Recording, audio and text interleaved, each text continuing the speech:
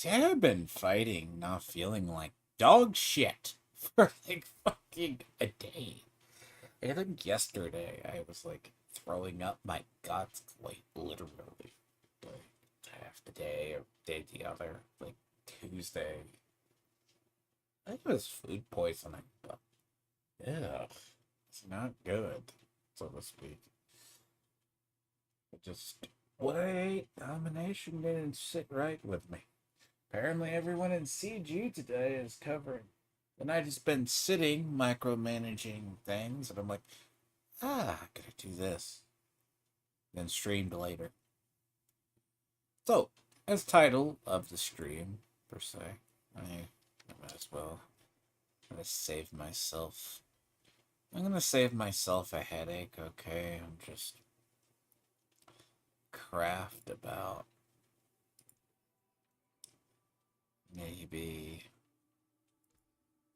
30 of these, maybe 50. Save myself a fucking headache. Alright. I use this all the time, so just do it. Yeah.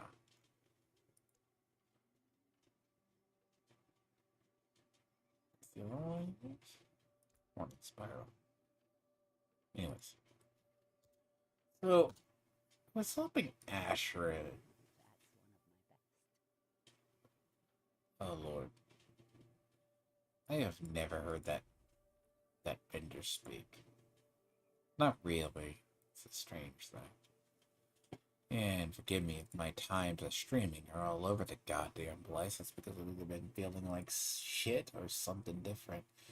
Looks like everyone roughly is covering, like, so somebody who was running, I guess, Death Raider, right?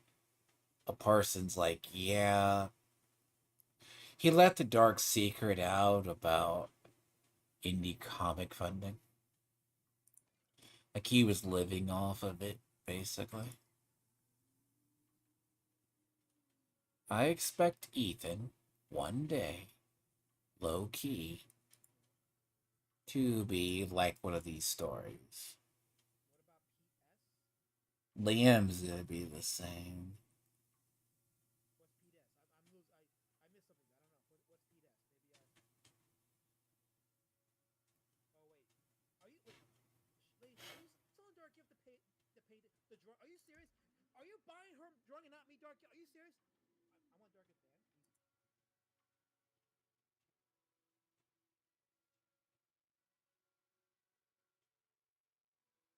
See, it's like what as I said, it doesn't take like you gotta understand, right? In writing, and this is something I'd hold against modern writers, because I was in a discussion with a friend roughly about what's the state of modern writing. War and Peace in 1800s was written over 8 years, right? You got people who are in comics game. It does not take 4 to 5 years for a comic. All right, simple. Only people in comics game. It doesn't take war. Like the thing about it is, and if you know how long War and Peace is, sure. Anyway, time to showcase because there was a predicament I noticed in building. A lot of people. It's probably I should do these guide. I really probably need to get into the guide business of streaming. Everyone does it, but everyone goes, "Oh, this is a build. This is why this works." But no one ever shows the best way to modernly farm. I tried to show this to somebody, but well, there's a method. Okay, the method I use is the advanced method of this. Now, excuse the meta mess that I normally play, sometimes loosely based on a meta. That is just the nature of life. Your first build in the season should always be a meta build, because that's how you get to heal.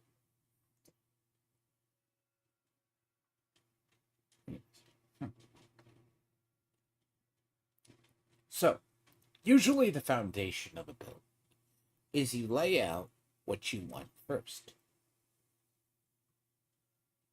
That's the key. Now, you can fundamentally take a build. Now, I build in tier 4 and I work backwards. I get my main build, and once it's in tier 4, I know the stats I need. You know, if that makes sense. I know the stats that I need. If that makes sense. You know. Because whereas Ashred was playing, he's playing his Necros very different. Like, he wants to be the minion master, but like, the thing about it is, the Army of the Dead build is different than what I run. So, that's the big difference. So one of the core features you have to realize you have is you need to make sure your armor is on par, followed. See, damage is important. Like, it's fine to live in tier 4 and take longer to kill.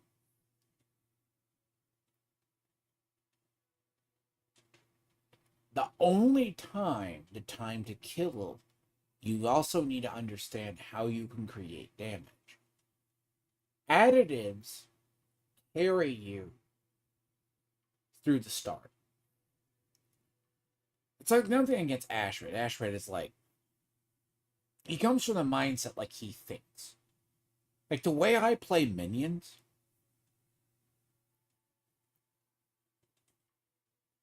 this game, like, it's been a while. Like, I'm used to everything leaving puddles of shit everywhere.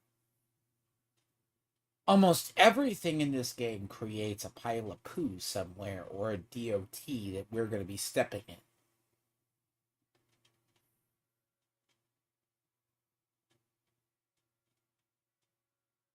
Unfortunately, one or two things happens. You either die or you stand in it. The answer I have is to group them up and kill them in multiple ways. So, the Summon Build's Foundations is going to be a great way to show people. Because it's going to be an off... Look, you can play an off-meta build, don't get me wrong. I just had a vile bout of stomach acid today. Like,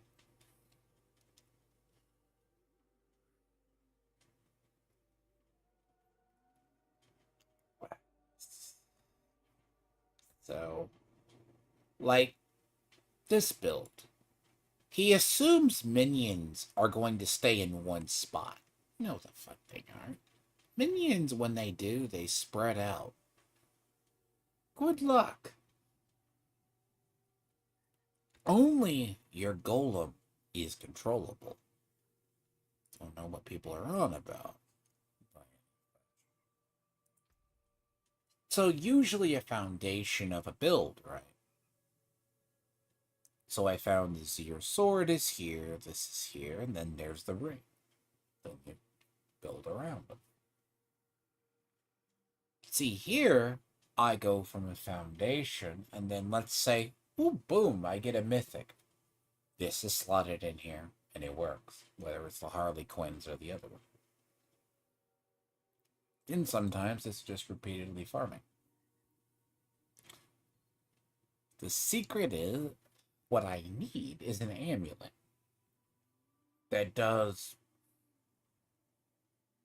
It needs to have intelligence, be able to roll intelligence, hellbent commander, and flat damage.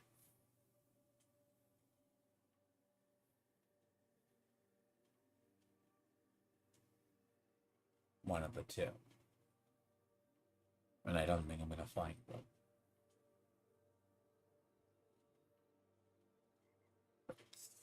What I need. Like, I could probably ask someone in the chat and see if they have it, but that's such a specific amulet that the GA has to be either intelligence or total damage. Which, we're talking an astronomical chance of life for that build. But I highly about.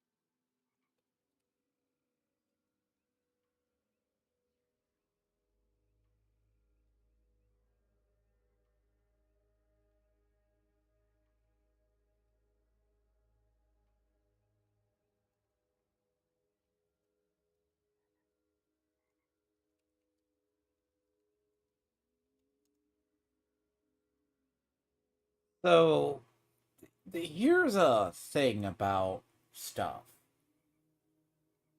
What I'm looking for, the other one would be. I need an amulet with intelligence. This is like searching for a needle in a haystack. Intelligence, percent damage, and either I have to have the ability to roll Hellbent Commander. Now, that type stuff, it's like the millionth of a thing. Preferably with intelligence.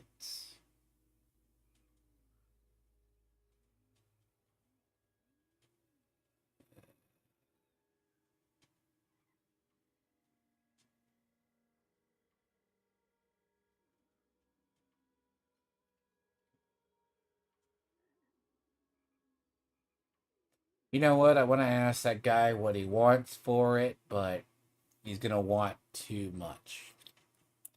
Hold on.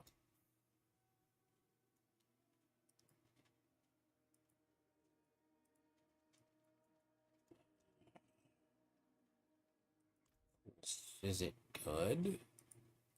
Hold on. 22, 22. It's 80%.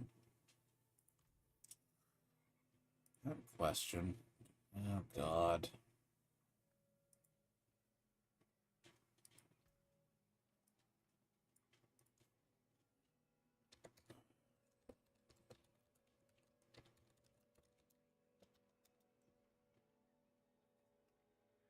I'm scared to ask how much he wants them all.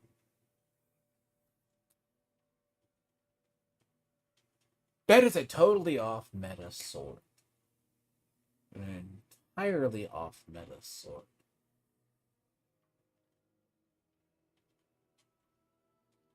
That's what I want. That would be perfect, by the way. Because that sword is what I need. But the question is how much is he wanting?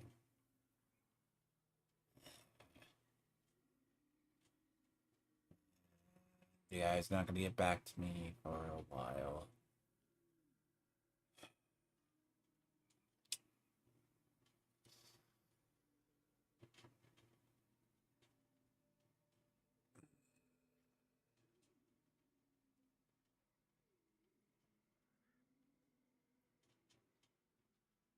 You know, because I've been trying to find a good ring of mandolin.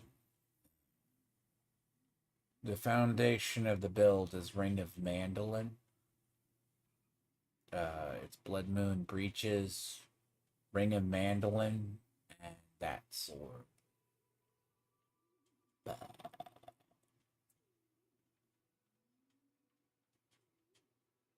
I don't think I can get one. I have scoured the marketplace because the problem is they're either too damned expensive. I mean, in reality, they still want 15 billion for like a piece of shit. So I don't.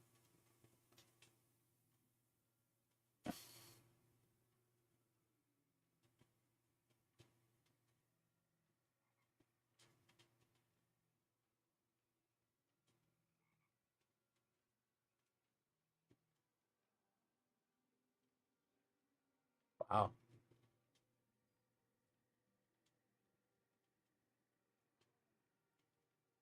Hmm.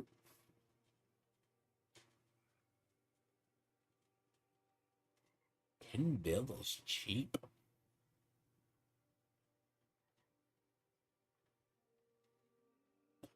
Fun part about off meta builds, you can pick up shit on the cheap. But the good thing this season is billions are easy to come by. Yep.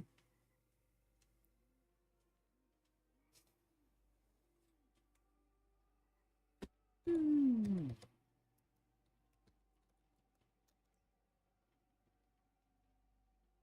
I was expecting him to say like 100.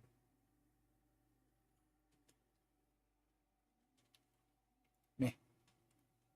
Huh. It's a lot better.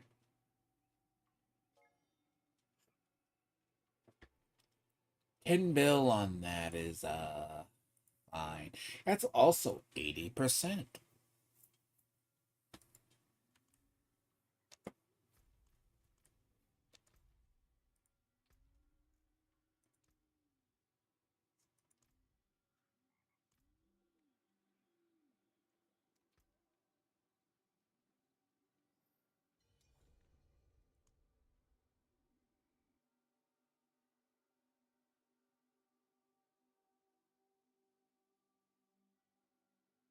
I have a build in mind, and I'm going to do it.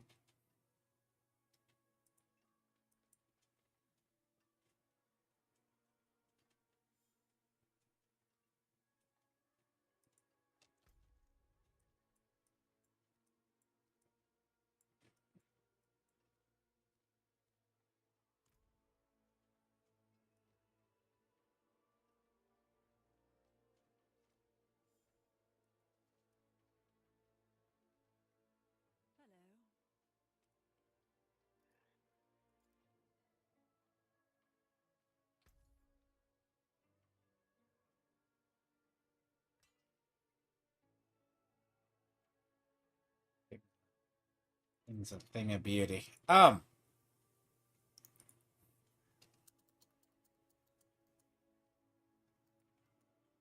It's one of those ones.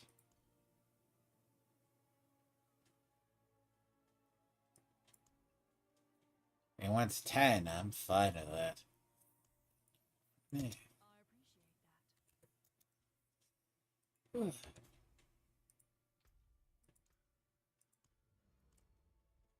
Oh, that is a fucking hell of a find, by the way.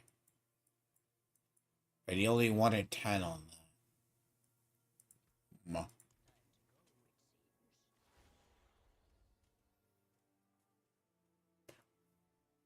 Meh, 10 million.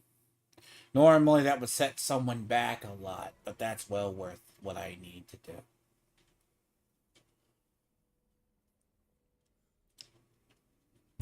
There we go.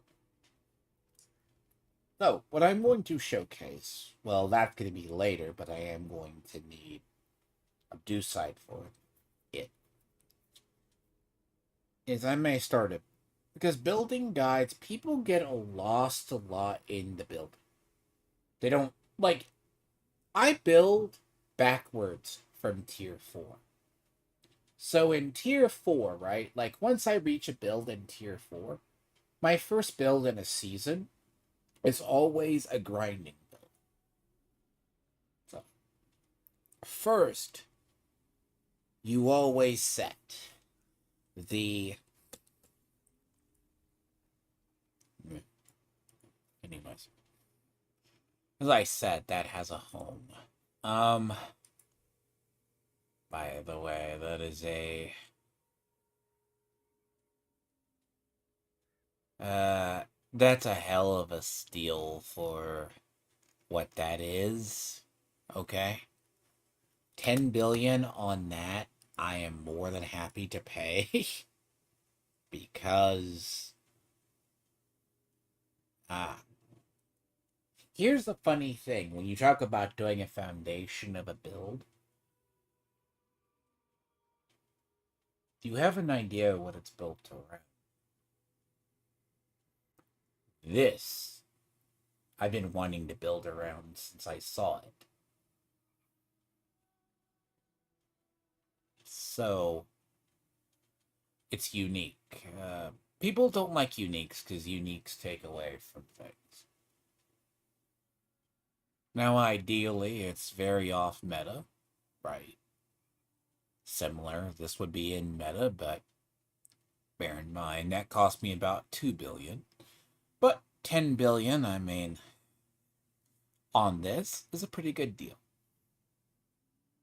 A little overpriced, but perfect. So, here's what we talk about. Use this. Let's assume. Let's play the exercise. And this. Foundation. Right. Got the foundation. I offered this to Ashred, but he didn't want it. Weird. Okay. I know of... So, you're using this, this, and this. Now, in reality, you have to build around them. I already got the build. I just gotta go get the oducite for it. Oducite farming is... I call it the bane of existence when it comes to doing a build, but it's usually the foundation. So if you ever start out, right, because a lot of people, he's like, well, I can only play in tier 2 and do it. You start mid-maxing. See, ideally, I'm fine where I'm at. Ish. I'm not one of those people. Like, I could do pit push, and I will try to get to 70 or 80 this season. God rest my soul and how much I hate it. And I should just do it in my spare time. But, give or take. It's one of those really hard ones to figure out, so...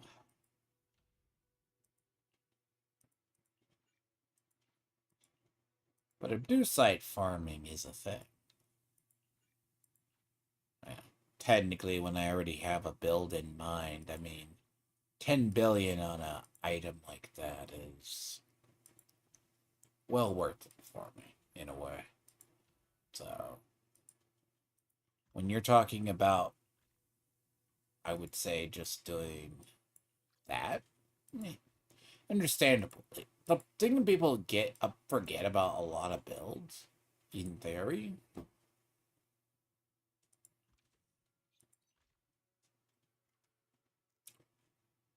is the what? So a lot of the builds, you have to figure out what the foundation of a build is. So if you're quote unquote foundation, that's what you have to start with. Alright, so that's the key. The key is in the foundation. Now, I will take a build that is roughly meta, but I will also...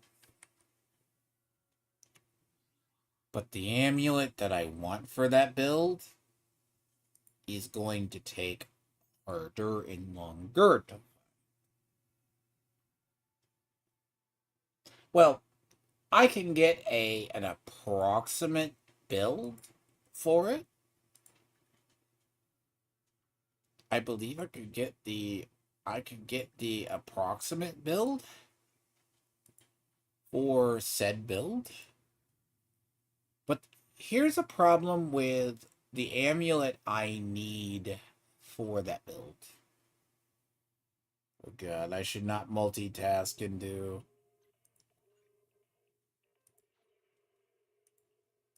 I should not multitask and do. Diablo 4 in this is asking for something to seize up.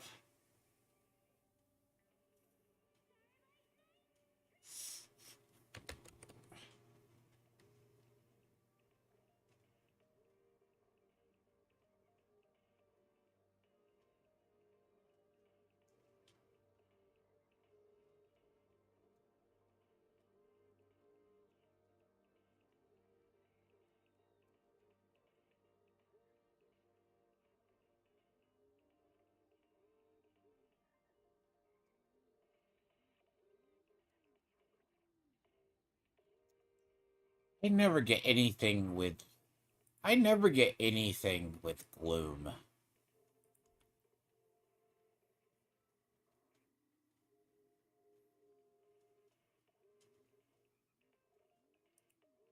Amulets, I haven't really gotten good amulets this season, in fact.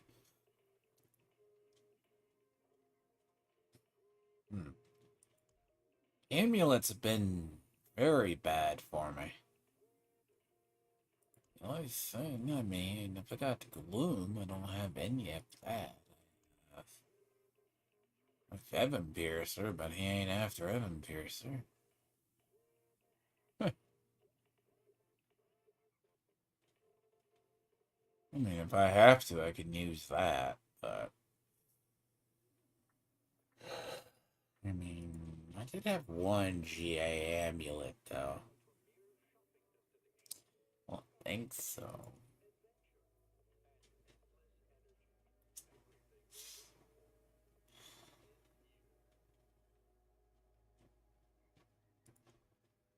I never see gloom naturally rolled on an amulet. But he's not doing that, so...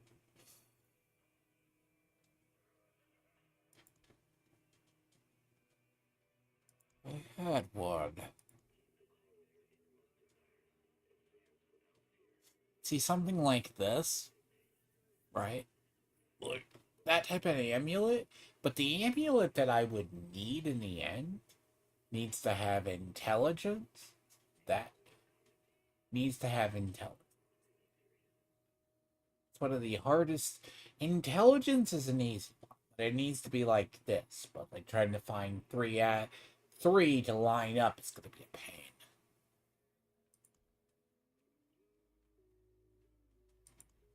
I don't have any. No, I just got CHCs. I've just been getting CHC all day. Ugh.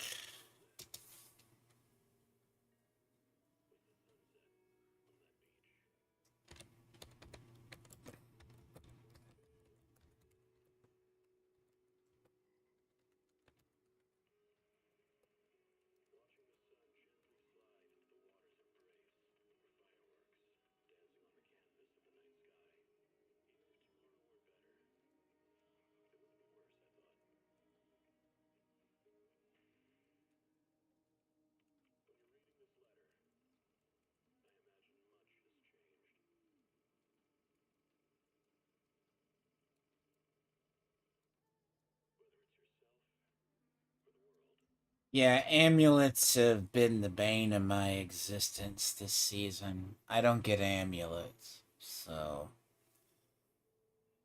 If I get an amulet, the likelihood it's not going to be... It's going to be CHC.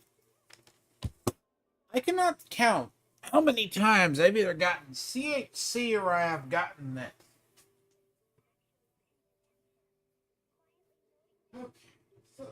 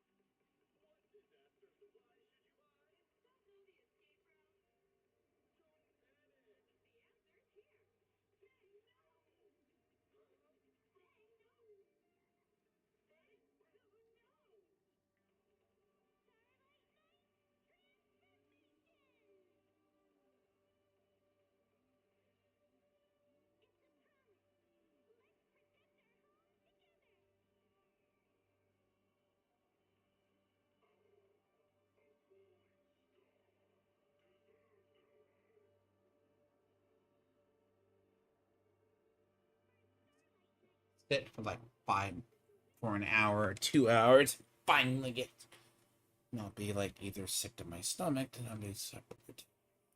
As I said, amulets have been my bane this season, alright? I don't get amulets. I get, for every one good amulet I get like 50 or 60 bad ones. I'm getting more focuses this season than I am amulets, and that's scary. That's just my RNG this season. So, 6 one, half a dozen the other.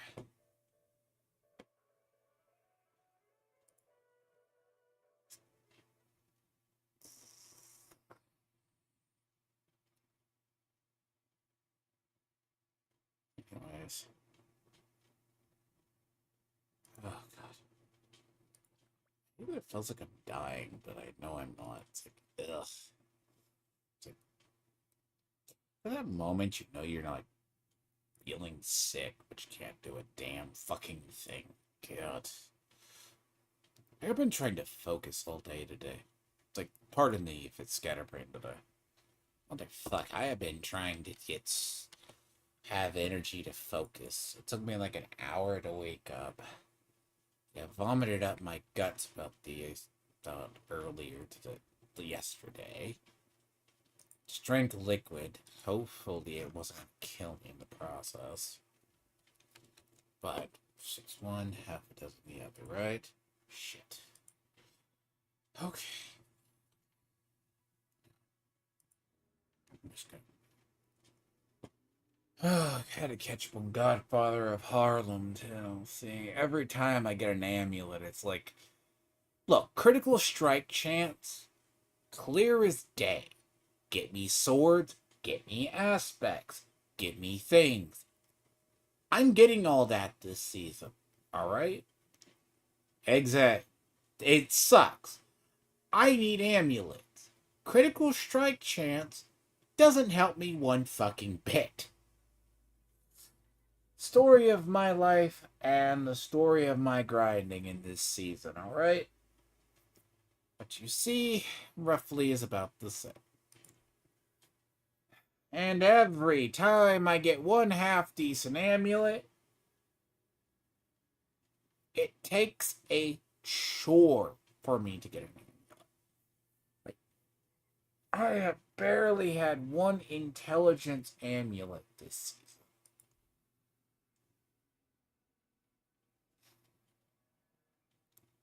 I don't get it. See, like builds when I talk that are fun, right? Like go to like a bleed build or something like this is attached to. Like double centipede. Fun build. Doesn't kill in world tier 4. Right.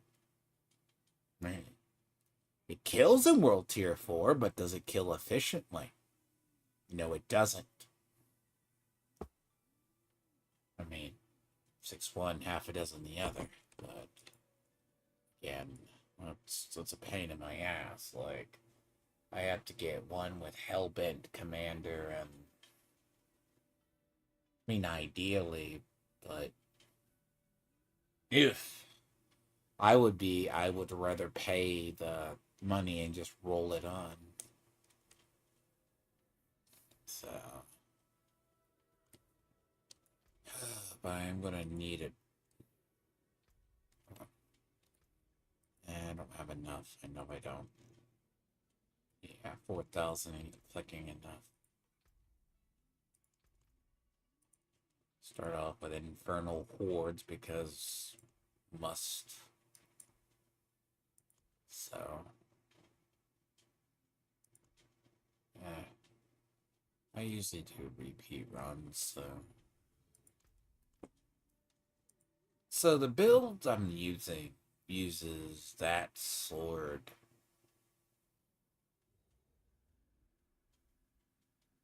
There's a fucking... Bro.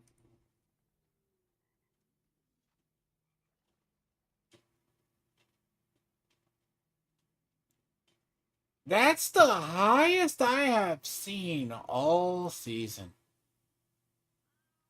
290. Where the fuck have you been? 295 is the highest I have seen all season. Wow. He's the highest I've seen. Actually, technically, I've seen like a 280, but like 295 is. He's the first 290 I've seen all season. He's the first 290 I have seen. I haven't seen a single soul with that. Oh. Oh god, I may have to turn it down. Oh god. Sound is gonna murder people. You do not want. It's loud. My own ears. Let me see. Lord mercy. Stream-wise, you look. This game is still loud, even by my standards.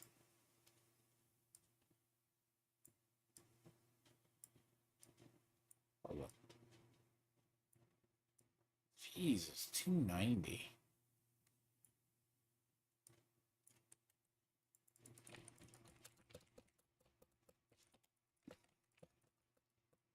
Yeah. When I say this game gets to the point, it sounds like 1,000 nukes going off in an ear. I don't want to even ask. Yeah, the question is, do we get fucked over?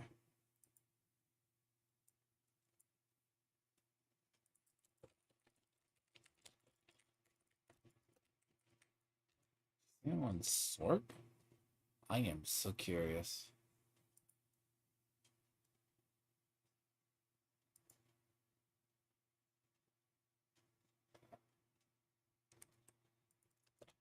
Yeah, Rogue.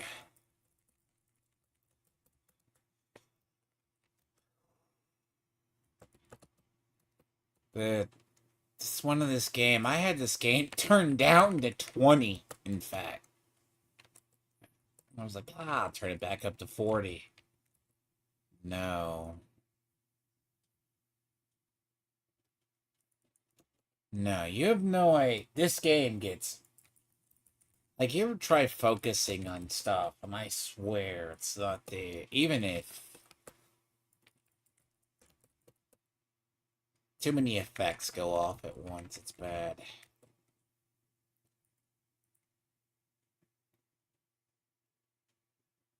God.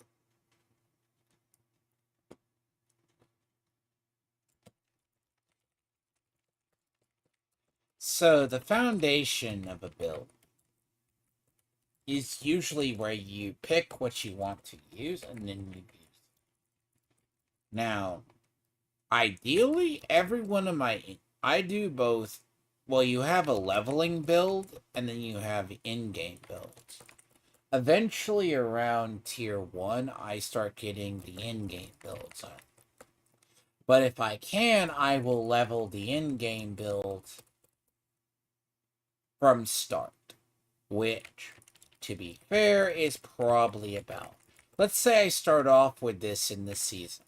This gets me through to World Tier 2 or World Tier 3. Like, this is an easy build to get the foundations of when you get into it. Now, Doombringer just comes along later. Nope, nope.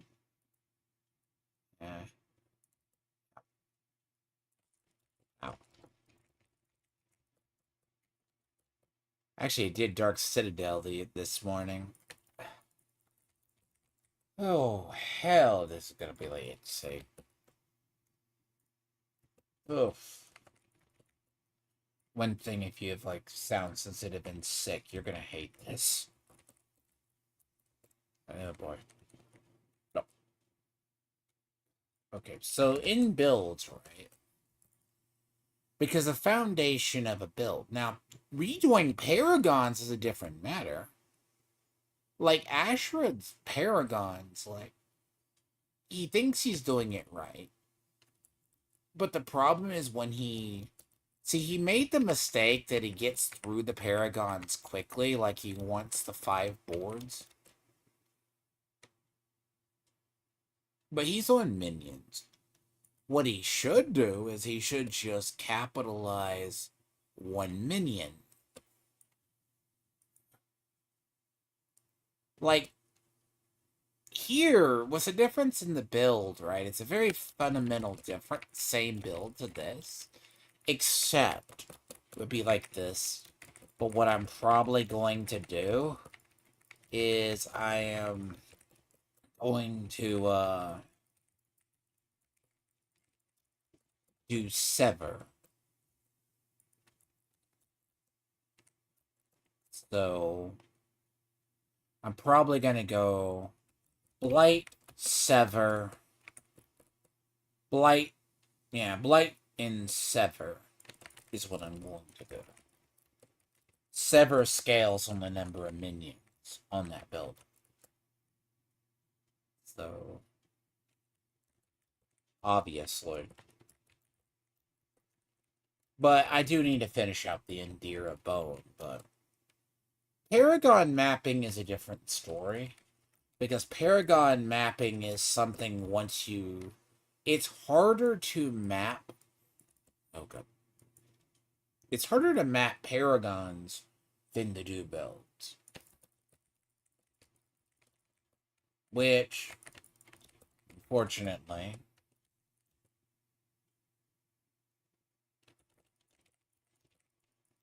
So mapping Paragons is a different map. Mapping Paragons drives me insane more than anything else. Paragons themselves are...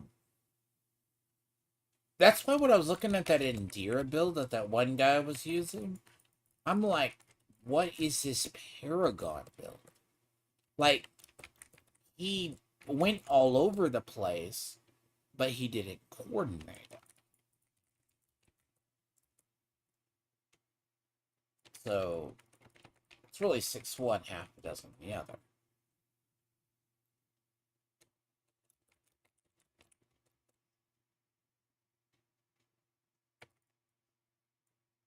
Burning. Pretty straightforward. But he's also like, in turn, is Paragon the end-all be-all? No. I mean, realistically, in Tier 4, about a 230 or a 240, like, honestly, like, 250 Paragon is approximately really good for Tier 4. Even a 230. Like, once you're at, like, 230 to 240, you're about ideal. About... And usually, traditionally, that's about where. So, about 240... So, about 250 is about usually where I shoot for. And I'm fine living there for a while. I mean, anything past that, your builds... I would say that, but then again, Barbarian eats almost every... I know. I'm aware. Lord. See, he doesn't... See, he didn't like... he runs a necromancer like, oh, this happens. Nah. If I had a complaint about every time someone pulled ads from me, yeah, you would... This is not the way you play this game.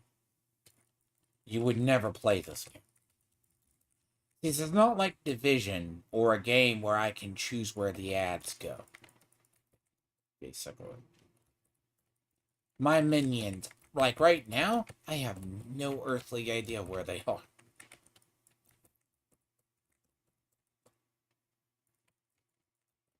I'm just saying.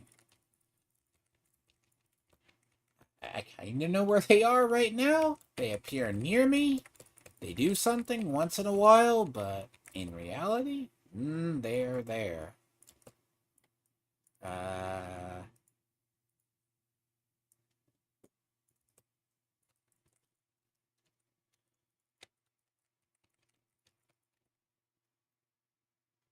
Oh, that's a really bad tiding.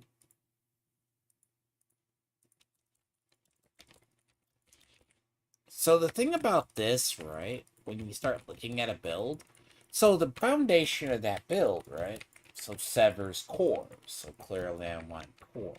Because I kind of worked it out with him, but I offered that build to him. He didn't want it. Ashred just didn't want it. Like, he's trying to do his own thing. But hell, I'll take it over and I'll do it myself. But it goes around that Zir sword. Now, the thing around the Zir sword... Oh, God, I gotta change that ornament. No, that ornament has to change. It fucked up my,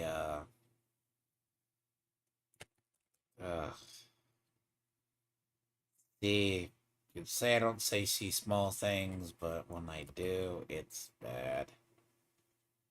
You suck. You you are horrible. God, why does it have to be soul spires?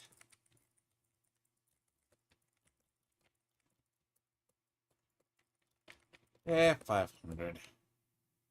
Not the best.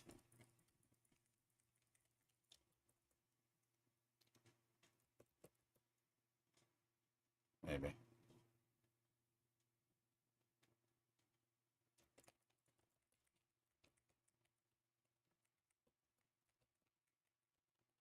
But as I said, an amulet with Hellbent Commander would probably be the topping finite on top of the whole cake. But for that build. I've been theory crafting that all season. I've just been waiting on a chance to get it done. Normally, it would have been done if I hadn't been scraping to survive all season. So, scraping to survive meaning just getting through to the point where I can actually just do whatever I need.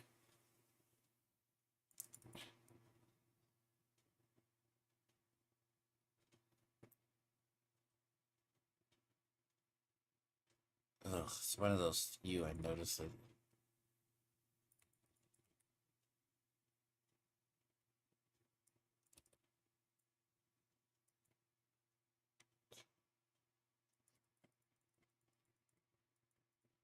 As long as they do, I know what they're doing.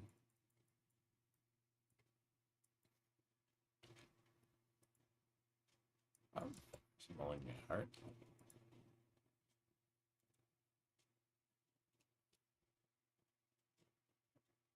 That's Death Trap Rogue. Clearly. How do you see anything in this mess?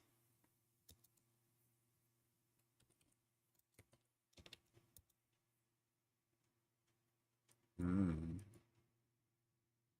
What the actual fuck is wrong with fucking people? I ask how somebody gets to 295. You want to know how? That person's a bot. Or they've been running on macros for a while. Boy.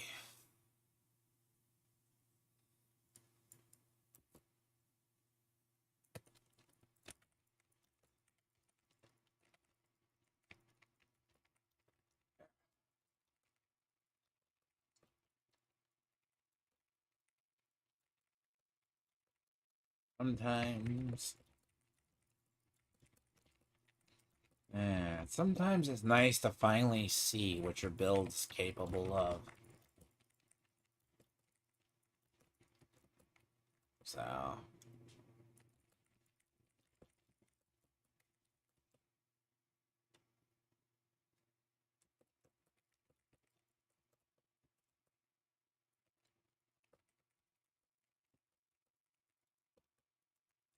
See, the ever-present grind for oducite. Now, if you want to get into the whole perfection build and spend about tens of billions, maybe just trying to actually get your build to actually be roll correctly, that's a different story. Build guides are good as a start. Like, there's no build guide for this particular build. This is just something I have perfected, fine-tuned over how many seasons. God, that is a horrible... This is a sign of bad choices. Like, this build I actually have built since Season 1. So... this has been the build I've been running with for so long.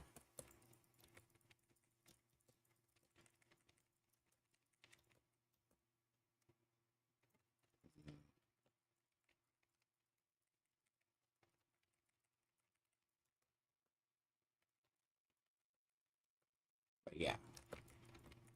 Kind of overshadowed by the certain ones, but...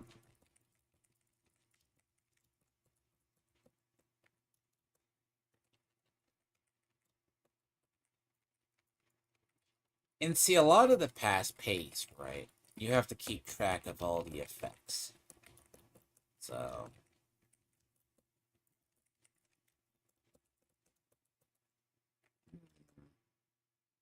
overshadowed by the...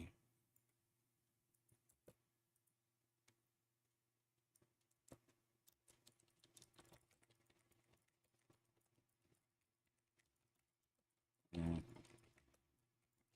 As long as they don't make bad choices, I really don't care.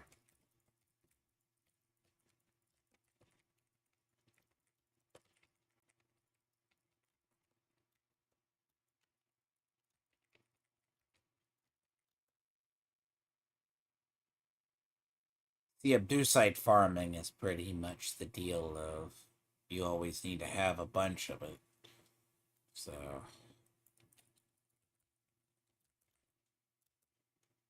see, this build I do have at the same time. I have the... but I also have the blight and the minion bonus, too. Because, like, he's trying to figure out why his minions were dropping off. Like, what's funny is... even without glyphs, my minions would be higher.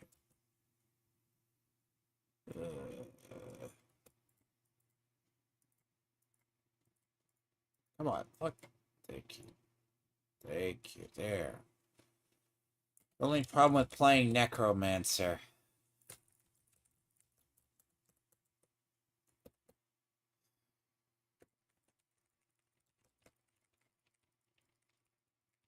So Blight and Sever will be on that build. That's what I think was going to be the idea here. The Sever has a multiplication bonus.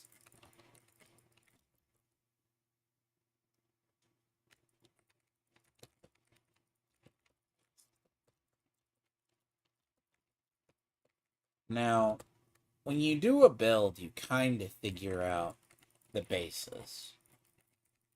I mean, Blight and Sever, Army of the Dead. There you go. A lot better thinking when I'm not been either ill or been dying halfway all day.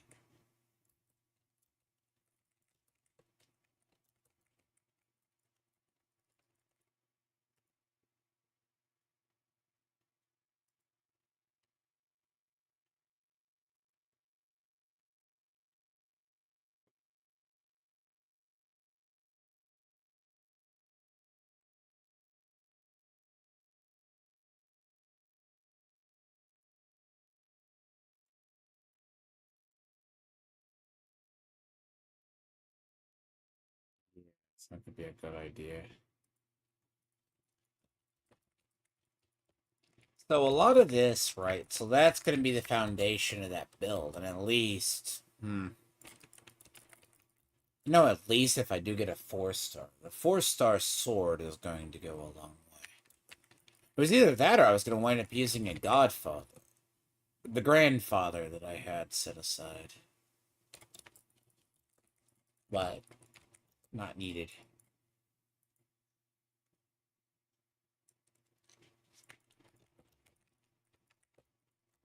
But, like, once your build is slotted into place, it doesn't really need it. Oh, okay. Yeah, it's pure mayhem. Honestly, this is just pure mayhem. But it's also he's using boots that were wrong. Ashrad's build is... He wants to do minions, but he doesn't think, like, your main body needs to kill too. That's the trick. But you cannot run around at high tiers without resistances or armors. That's going to get you killed.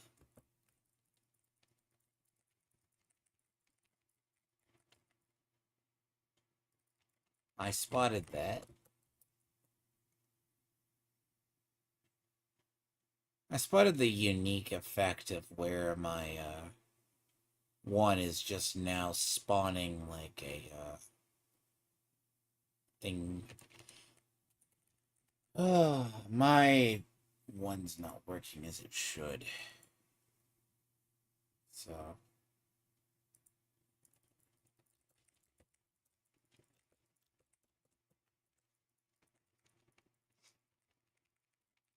obviously.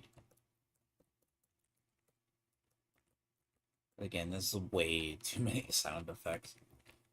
So, like, this build, I kind of, as I said, I developed it mainly on my own, and I've just...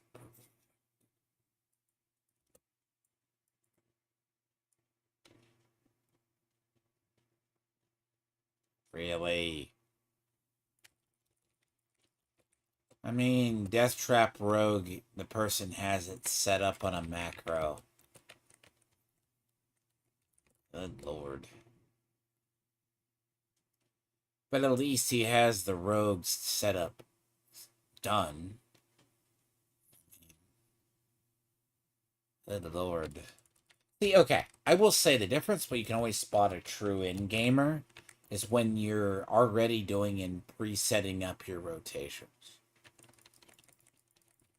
Now, I will say it's a little bit more annoying when you are straight just...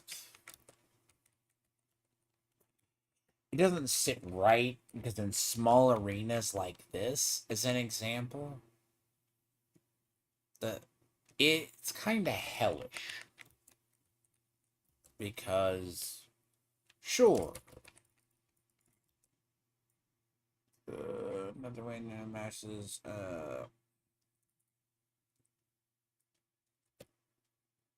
not good choices.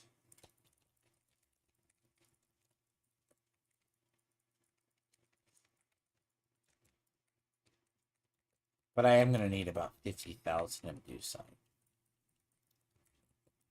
I mean, luckily... Okay, so... And usually when you're farming gear, like especially towards it, you're either farming gear and then you go to farm the oducite. Then you go to do paragons. Now, minimum, you have to get your paragons to 45. Well, at least 46. Like, no, 46, which makes them legendary. That's the thing. 46 is minimum for tier 4.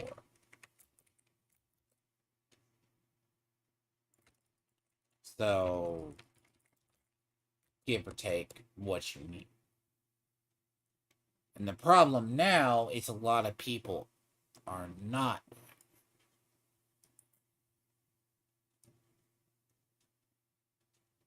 Yeah, I would care for 50% sooner than now. Not getting 50% early on is better.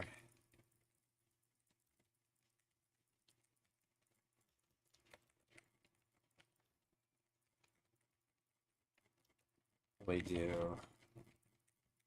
I do reap. Reap is probably going to be the main answer. Well, see, the question if I do decompose or I do reap. That would be the Reap auto executes, but that build's entirely separate.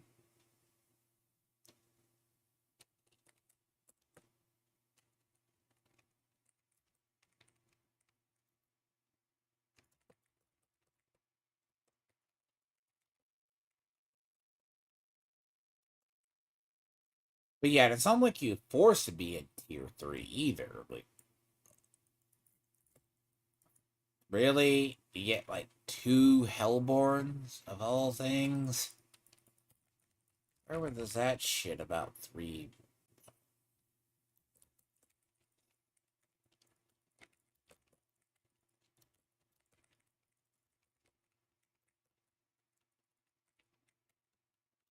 Yeah, sometimes runs are cursed.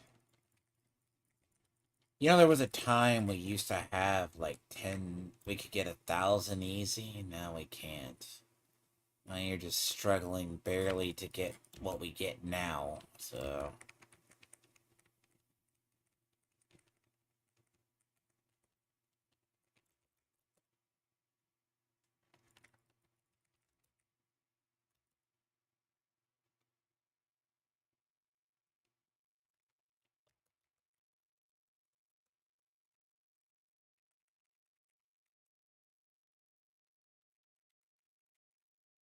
Really. Are you still alive, you shit? Thank you. Go.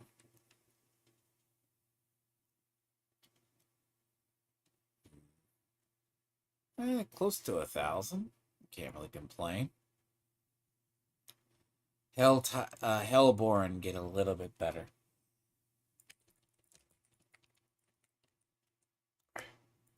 See, at the end of the day, this is just Horde Smash Generator. Like, I've heard people say, Horde Smash Generator. They know it is Horde Smash Generator. But they don't realize what it takes to do it.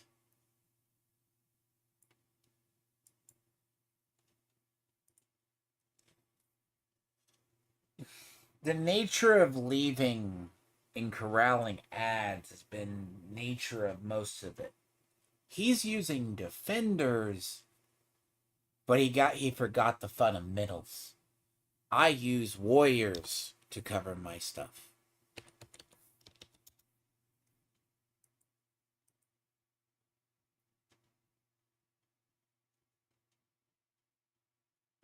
Really?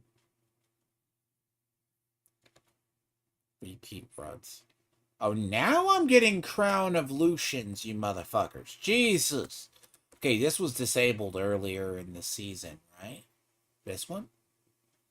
Now I'm getting these. Wait. Of everything, I'm finally getting. I never got one early on. I got one that was sacred, but not one that was this. Ugh.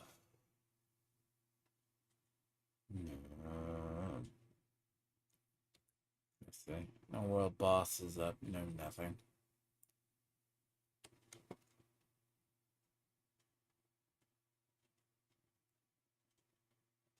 It's actually a good helmet, but it was nerfed, disabled for the longest time. Each time you use a skill, you gain 7% in the multiplier because it wasn't working.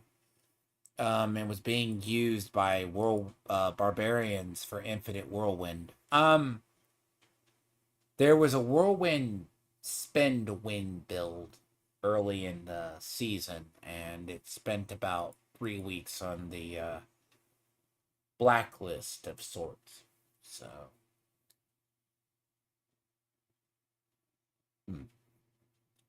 clearly.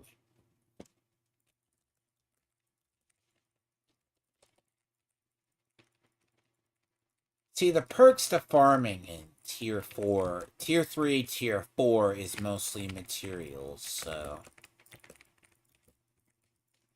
It's much more the sacreds and the rules, so.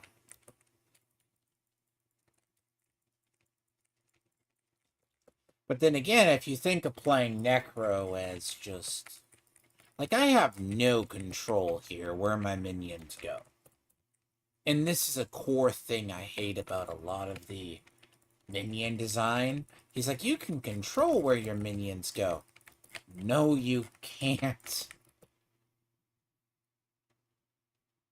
It's impossible. Like, I don't know where my minions are. Like, my minions... Like, my Reapers will haul off one direction, and then maybe come back to me.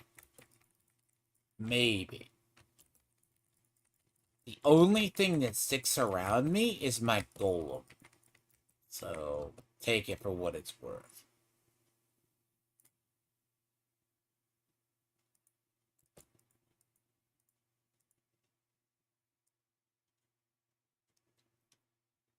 See, that's the fundamental difference.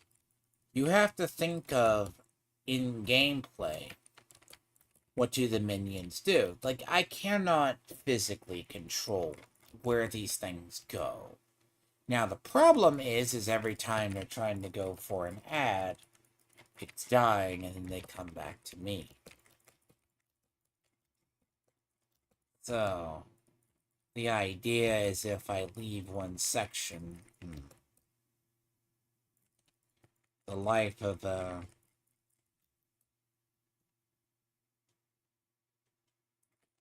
majority, this is pure chaos. So, but you can't, but I'm not going to complain and say, oh, you're pulling my ads in one direction. I don't need that.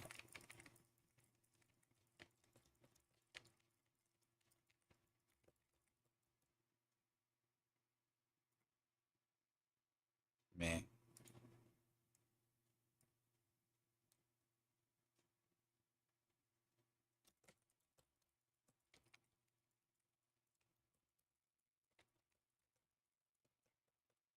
See, the good thing about Blight, though, Blight has a 20% multiplier. So multipliers multiply damage. Additives just add to it. I use a lot of additives that have high multipliers. Additives into high multipliers equals occasionally corpses falling out of the sky. 6 one, half a dozen the other. It's the same reason Death Trap Rogue works.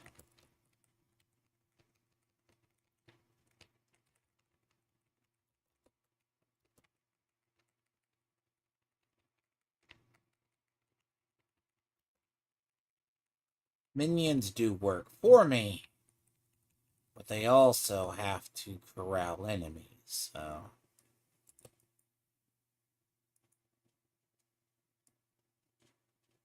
In this scenario, whoever kills first.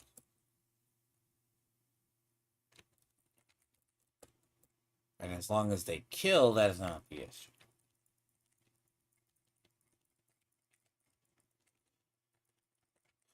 But the inherent runs...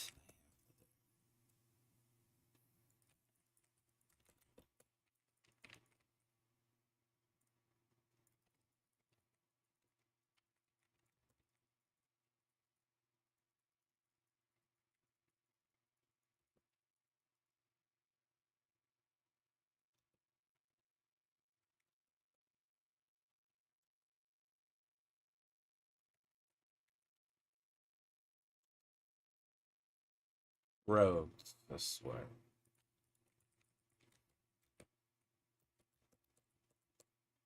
Look, rogues... The only reason I would never play a rogue ever is... Okay. What's funny is in Grim Dawn, I'm playing a rogue. They're fucking horrible. Really. All bad. It's funny I'm playing a rogue necromancer in Grim Dawn. But I would never play a rogue, admittedly, in most games. Because rogues by nature, basically are just rogues. They're, like, it's the same way.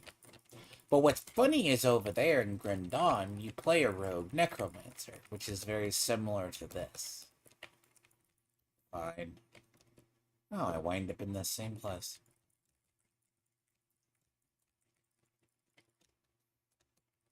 Over here, they function... Over here, they function like orcs or wizards with just minions.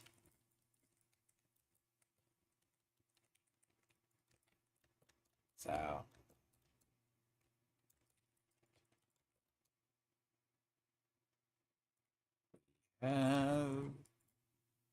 go.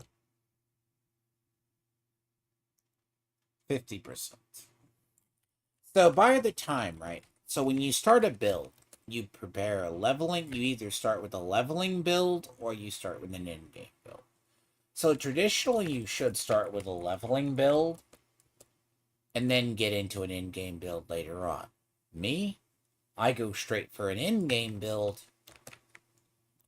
which is easier to transition into stuff later on. But this is my methodology. My methodology is I do not spend time in low tiers. Now, ultimately, my goal is to live in tier 3 and tier 4, preferably tier 4. Now, I say this, it's not for everybody.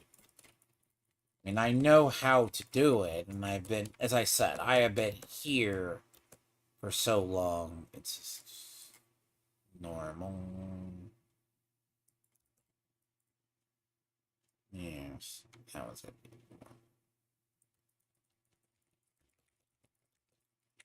18 masses.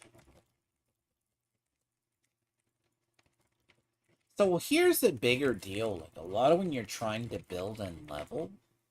So building and leveling functions.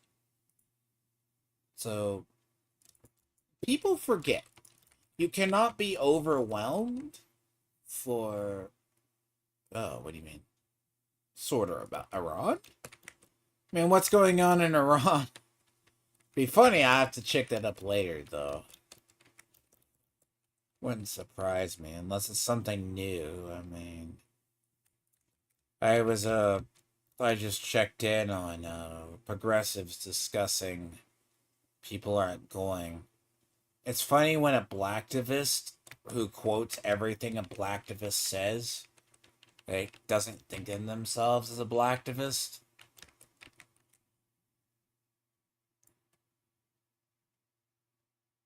What the fuck?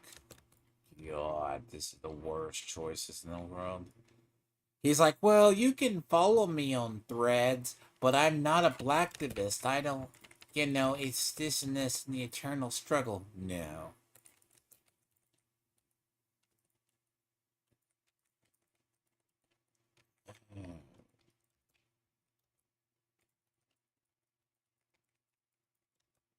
Really? You mean one of their facilities? Okay.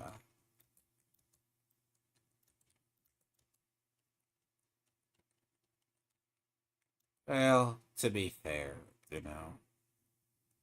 What okay. Can I be honest about how Iran's been developing its nukes for, like, however long? Like, okay. This is how I know this. So, a lot of these Iranian nuclear facilities that they've been doing. So, in the Bush years, in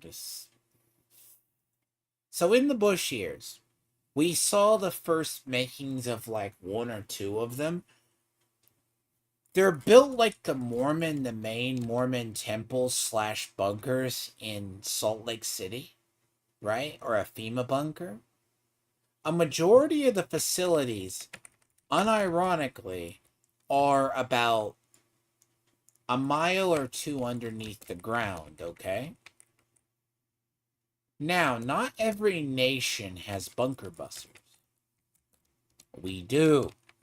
There's a reason, by the way, we've moved Cheyenne Mountain, we made SATCOM and moved ours around.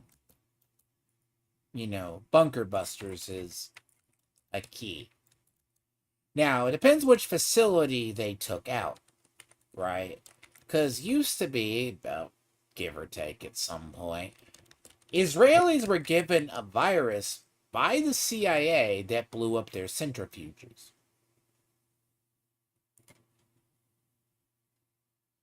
That a dumb Iranian scientist plugged it into a USB and blew it up. Which, that happened a couple of years back, but they couldn't sneak into a facility that was about... But at one point, they had about 6 of these facilities that we knew of.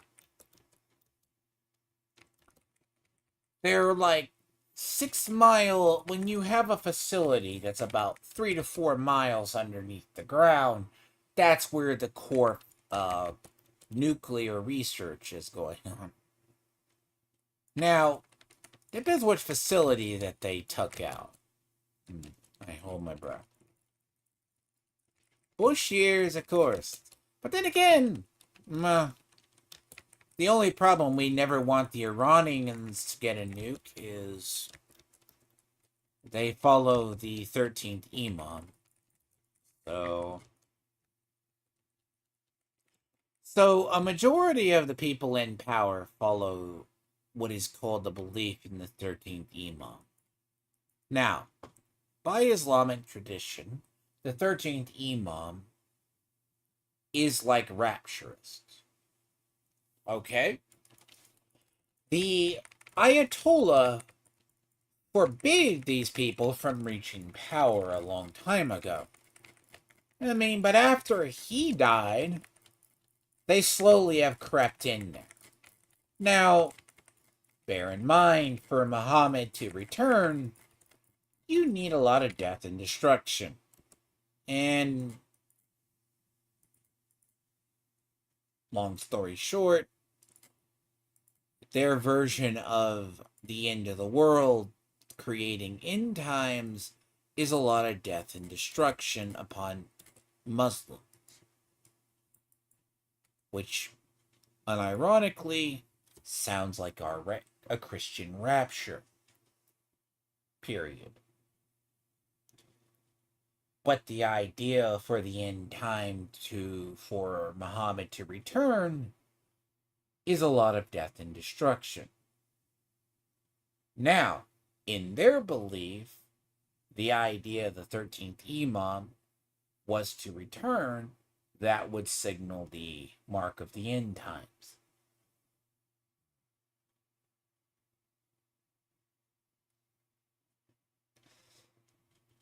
Yeah, there's a lot of stuff they don't say about Iran.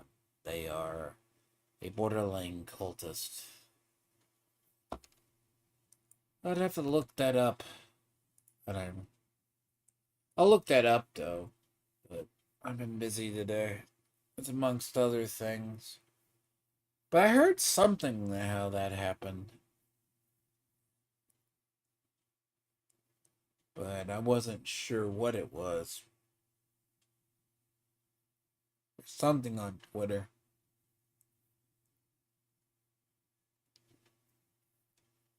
But then again, Israel, delivering a bunker buster is not the easiest in the world. Meh.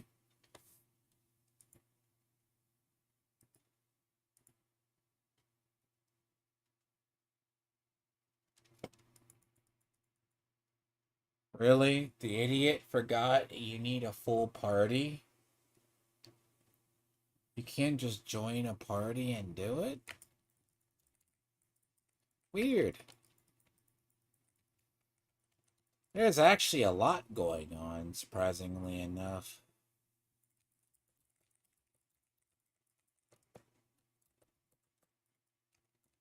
Well, yeah, an hour ago? Yeah, no, I heard a rumbling about... Supposedly, if you go off, Israel was going to, if it happened an hour ago, yeah. They've been talking about airstriking. They've been trying to get our approval to. Israel said, I think when Netanyahu came to the U.S., was talking about airstriking one of the nuclear facilities, by the way. But they were asking our permission. They run it by us before they run it by anybody else. So they also probably had to ask Trump for a bomb. So, and we gave it to them.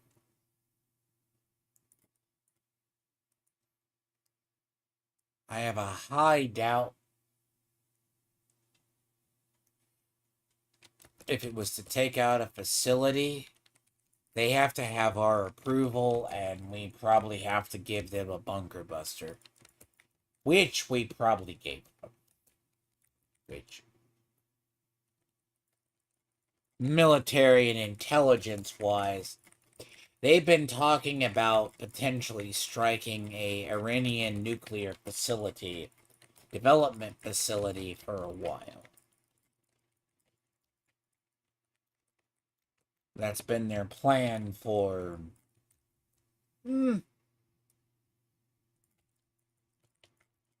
because partly Israel has been you can infamously go to the Netanyahu speech before the UN where he showed the graph of how close Iran was to a bomb.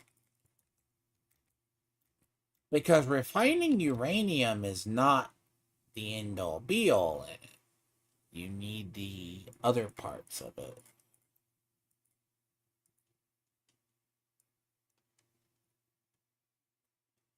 That's what you need. They were. So if you go off the theories of what our CIA and everyone knew from the North Koreans exporting nuclear stuff to them, they were in the last fourth of the bomb development. They don't have the they don't have the they were the material away. They could refine uranium for nuclear power, yes, but they couldn't refine the uranium enough to make it weaponized uranium.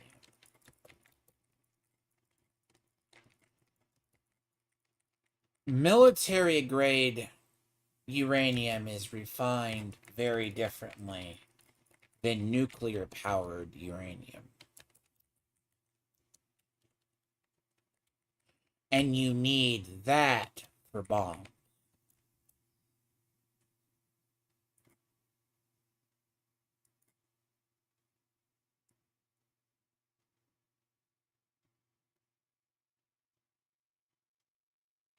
How do I know this? Because I've kept track of it.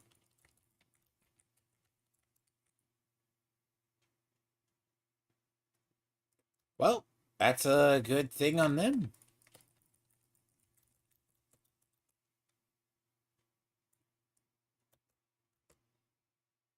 What do you mean, planes? Where the planes? Well, yeah, like, clear. I mean, okay. Do not misunderstand. The Israelis are. Look, Israel knows they're, like, basically in the middle of. How do you put this? They fought off the six. Okay, back when Israel was founded, and by like the 60s, they fought. Was that 50s? The 6 Day War, right? They literally fought off five other nations at the time. All right. They thought the Islamic nations thought they would wipe them out. We were talking the Saudis, the Egyptians, I think. Let's say it's like Iranians and like neighbors. They're like, yeah, we're gonna pincer Israel and knock them out. With basically the akin to early leftovers from stuff they retrofitted from the 50s. They took out a semi-modern Islamic military. All right? These are people about a couple of years ago. Like, that, for the love of God, they gave beepers to the Palestinian heads and Hamas's stuff and blew up pagers. They realized they were using pagers, and they knew how to blow them up. Of course, that was Mossad, give or take. Mossad is basically the CIA on steroids.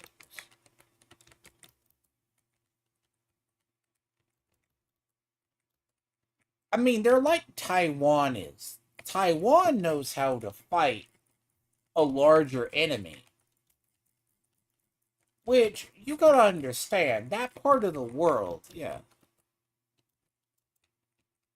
Yeah, you know what I'm talking about, sorta, yes. Yeah, they tried it. They're like, we're gonna subdue Israel. We're gonna take back the whole... No, no. Those fuckers had at least half their military wiped.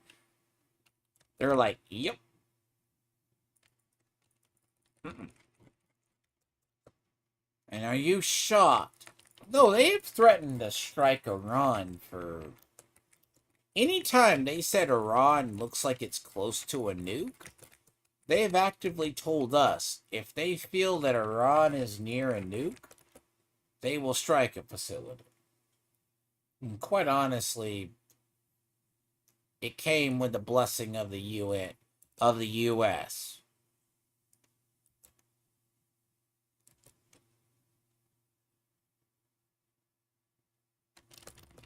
Yep. That's what people don't forget. People in Israel, if you've ever talked to them, they have mandatory service over there.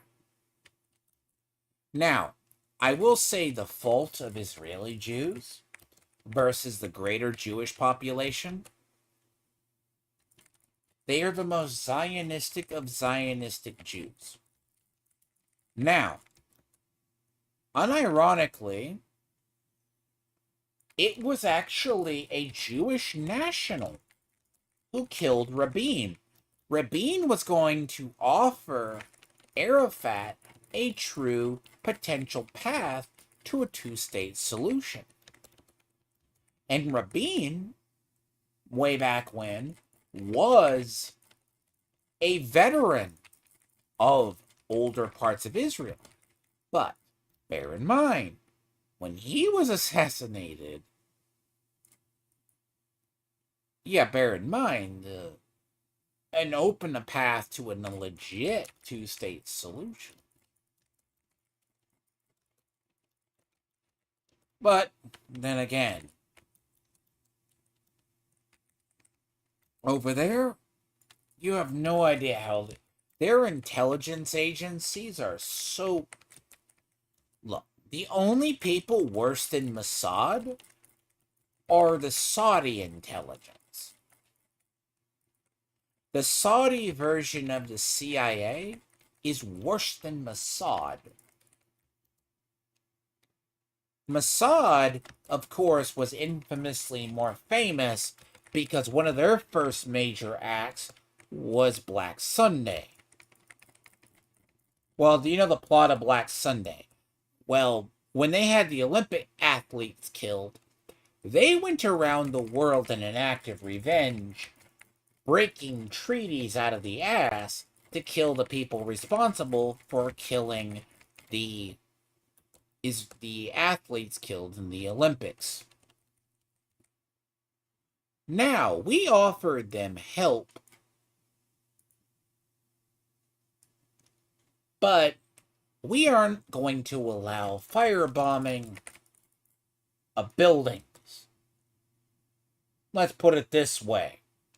In their act of revenge, they openly just blew up buildings, blew up apartments, killed civilians to kill the one man. Now, Saudi intelligence during the War on Terror is an example. They'll give us the intelligence, but if we don't get to them before the Saudi intelligence agencies do, you think CIA black sites are bad?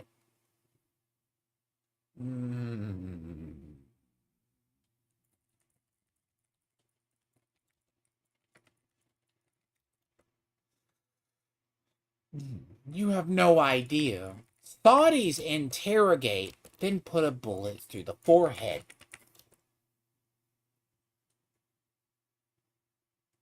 And you don't find the bodies.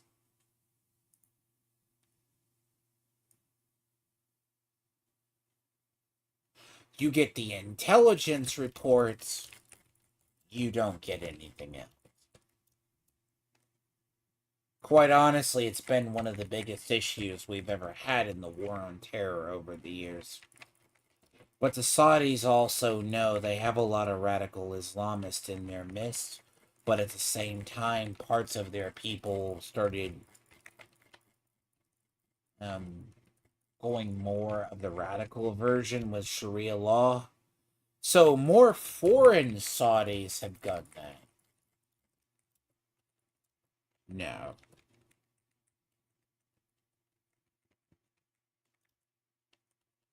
See, Sorter, you know what I'm talking about with the Saudis. When the Saudis go after terrorists, those terrorist cells get found out, they haul them off to a black site, interrogate them, then they put a bullet through their forehead. Our intelligence agencies have been, like, irritated about that for years. And we're lucky if we get any intelligence out of it. They don't play with their terrorists. They make sure their terrorists are. But what's more funny about the Middle East, right? The Middle East is more stable than Europe right now. Because what's funny is they cooperate with us now.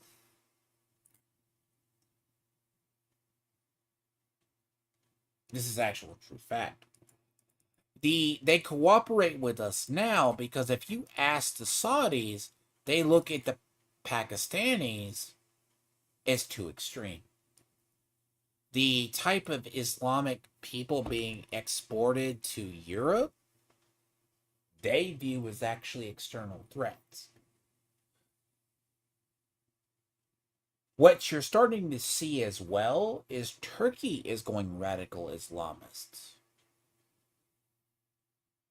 By the way.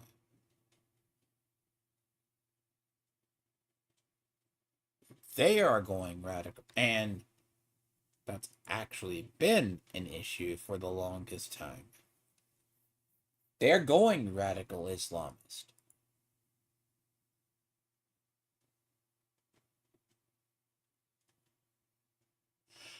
Yes, they do. And see, sort of, you're in Europe, so you're seeing what I'm seeing. They don't like it. They look at the Palestinians as an actual bad actor. Not, they don't look at Palestinians, but, like, they look at Pakistan as a destabilizer. They look at radical Islam that's coming out of Europe as bad. But they will condone, like the Taliban.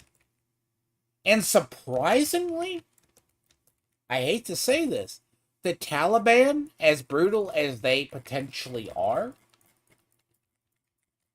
calmer for Islam. They are calm.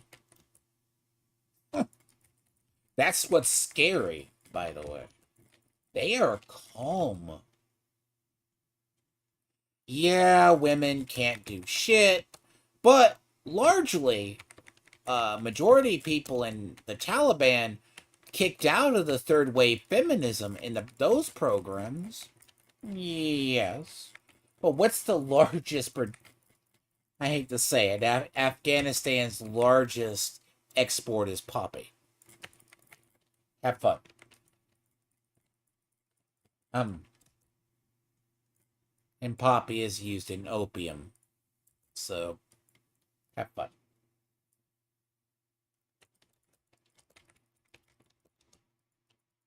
Well, to be fair, there was a large-scale purge, but let's be clear here. The Taliban, surprisingly, are very peaceful for what they are. And peaceful to them is... oh, there's stories. See, I'm writing sorta. They were largely very stable and very peaceful. But see, Sorter, I kind of want to have you on to... do you know about the cycle of Islamic terrorists and Islamic extremism? Like, Muslims decry... there's a whole cycle that is never talked about until Muslims become dominant. Once Muslims become dominant, that's when you start to see... see, okay, parts of the US, you see it, like France, etc. They are happy until...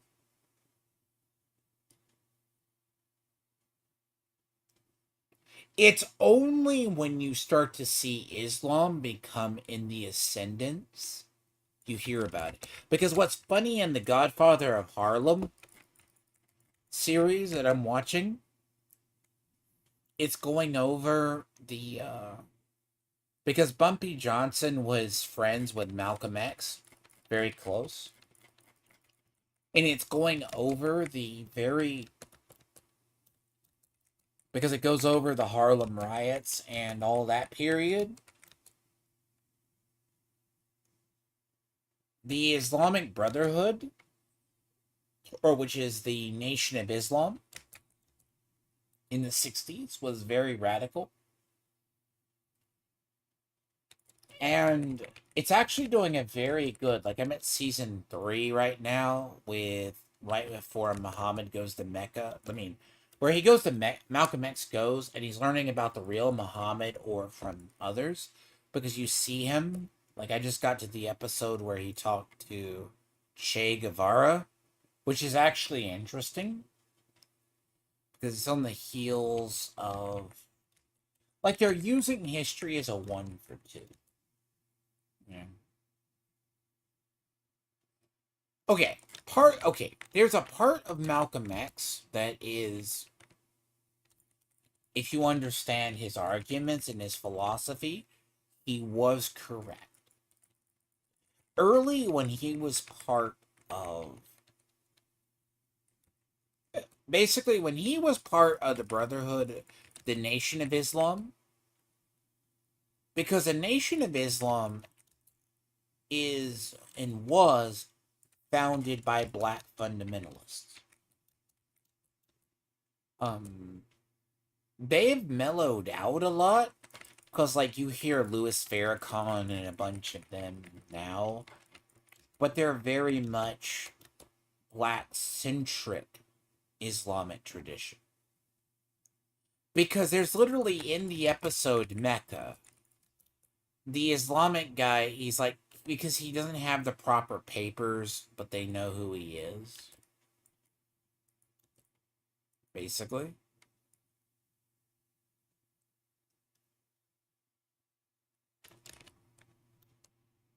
Yes, exactly, right. They are very much the case of the culture of black suppression in the US mixed with the fundamentalist teachings, because a lot of the Nation of Islam to this day still recruits out of prisons. Because they asked him, What's funny is, and I know the show, like the beauty of the show, sorter. And go and watch it. I'll send you the link to the show, and if you can get it, that it goes over the very much the case. It's like the actual talking about the foundations of Islam, which the Nation of Islam was. And in the 60s, the first part of the show, it's very much that case right before he discovers. So the guy who went in Saudi Arabia, he's making the pilgrimage to Mecca, which is the most holy of holy things for a Muslim in their lifetime, if they can do it. But there's a lot of rules and traditions for it. You, to get in there, you gotta have it, you gotta have your papers, you know, that type of thing. He talks about walking side by side because there's a part in there, like with Elijah Muhammad, who was the person. He was accused of potentially having relations outside of marriage and children out of wedlock. There's a scandal. And it's based on an actual scandal that he had. Now, Malcolm X, and he's still a very much a believer in the Nation of Islam, goes through the Quran and finds verses to justify it. They, in turn, use that to turn their knives on him, which he actually did do. And this happens a lot in the Islamic tradition, believe it or not. They find a way to justify their reasons. And they can, because the Quran was made that way. But they in turn turned on him. He maintained a radical edge right up until about 64 or that period, where he was assassinated because they felt he was turning on it. Because the Nation of Islam always wanted peace. But once that started to rise, that's what the beauty of that show is. Kick out the Chingate's daughter section of crap of that show and focus on the actual parts, you will actually see the ideology. What do you mean? See, you're great, so you don't get it. A large majority of it, they have it. But you forget one of the leading bastions of one of the leading bastions in Islam is, unironically, one of the strongest faiths in Christianity or Judaism comes from the Ethiopians, by the way. The Ethiopians, which are said to have potentially a... Okay, supposedly, if you go off the myth of the Ethiopians that they have, that's where the Queen of Sheba is originally from. Solomon gave her an Ark of the Covenant, and that's when they said they actually have one of the Arks of the Covenant. Which there is like 5 that we know of. 5 or 6. So, unironically, that section is one of the purest Jewish sects which have a Jewish bloodline in it, as well as your Jewish or Christian thing, which is weird. You never would know. That's at least the rumor. And what's weird is they have the reason why, and no one can explain, is why they actually have one of the purest Jewish traditions. Yeah. Well, you mean the regions? Yeah. I mean, but you also got to realize that region was a. That region has an interesting history. Because right now they're like on the part in the show where Malcolm X is touring Africa and he's learning about the African history. It's not that the fact that the Egyptians never had to deal with black pharaohs. It was the fact of there was actually the region below Egypt, unironically, proved to be a giant pain in the ass to the Romans. Because they knew how to fight them. They pulled off something that the British couldn't, the Celts couldn't pull off. Now, unironically, they proved to be a pain in the ass. Now, if the Romans ever wanted to reach down and crush them, they could. They just felt it was too costly. But they gave the Romans a run for their money.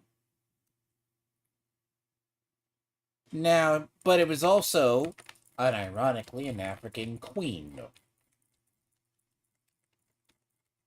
And that tradition has therefore stuck ever since. They were pains in the ass to Egypt as well as the Romans.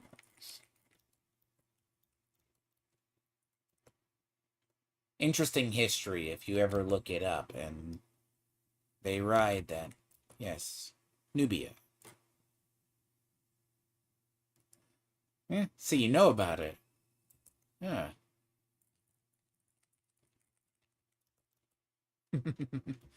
Yep. Later just used as soldiers for everybody else. People forget, though. Yeah.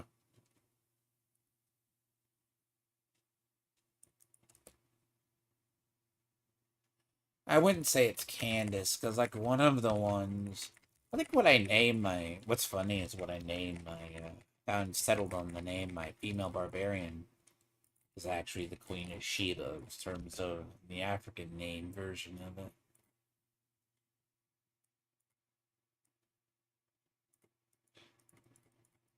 And this doesn't come from Afrocentrism, basically. Nubia is the... But then again, you take that region of the world has always... It's kind of like Alexander the Great couldn't... Afghanistan, colloquially, is known as the graveyard of empires. In fact, because it earns that name due to its also ancient history. Because it played a part. See, Alexander the Great got as far as India. He reached Afghanistan.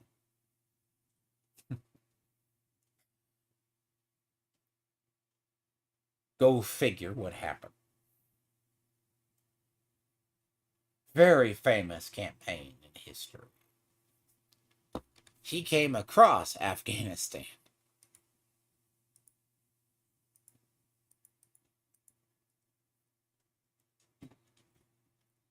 You can imagine. Now, he did unironically run into resistance trying to conquer the Indians, but he came across them. And Alexander the Great then abandoned his conquest of there to move towards the Indians. He left Afghanistan alone because he determined that those valleys and that battlefield was a piece of shit that he wanted no part of. Too many ambush spots. Too much, too hard to control the population, so to speak. way too hard to just control the area. What does that sound like? Both the Russians and the Soviets and US both found that out. We both knew Afghanistan was a losing cause. It is very hostile to invaders. Always has been. Weird how ancient history never changes from the modern era.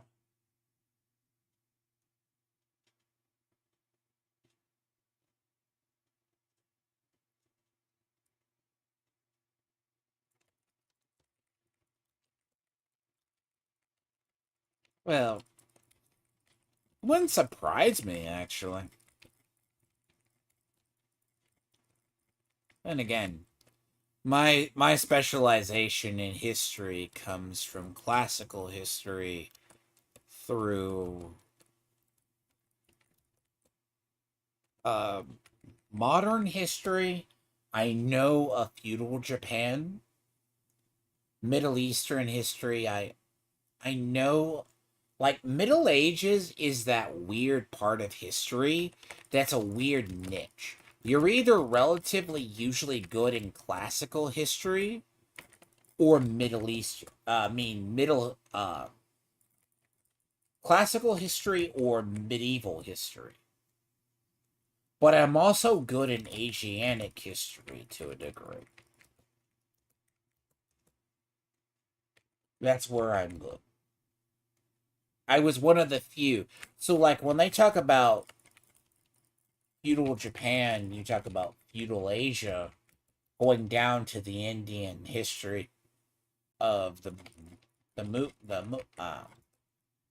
Mughal Empire, I believe it's called. Like them, I know about that period. Like them, I know about the Mongols as well as them.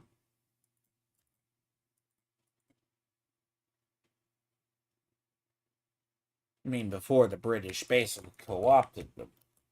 You're talking an empire that rivaled the Ottomans in terms of strength. Yeah. They literally controlled India for close to a good section. A large majority of the temples you ever see built in India to this day were built by them. And you could arguably say most modern day India still goes back to them.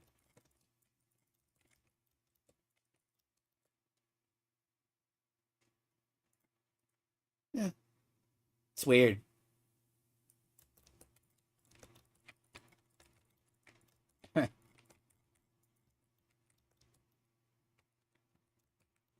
See, when you look at a lot of history, nothing changes. You know, there's never enough fucking oducite, I swear.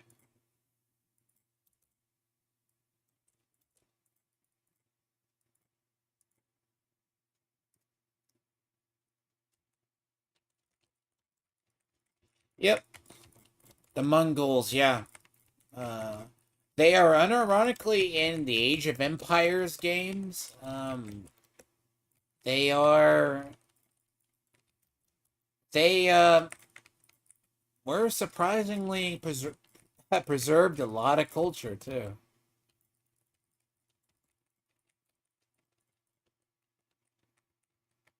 Well, it's like the weird part, right? Like, if you've ever looked at parts of Asia, the Asiatic history is one of the most interesting. That, and also one of my other specializations in history, was Central and South America, which is you would call it Mesoamerican history. Mesoamerican history also follows close to when you get into the Incans and the Mayans and their predecessors. Because remember, most people forget, Aztecs did not start Toltecnia. They stumbled upon it, half built. And pretty much to this day, we cannot find mother cities. We've been trying to find the mother cities in Central and South America for probably decades. We know roughly where they started. What, in Mongols?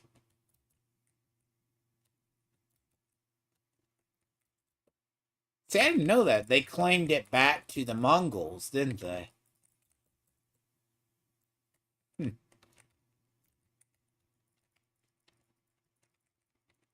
Really? That must be a really interesting bloodline, considering the modern day Indians. I wouldn't say that the Indians have the weirdest bloodlines. You would never think, because the most distinctions of Indians, unironically, are the fact they're not really Asian.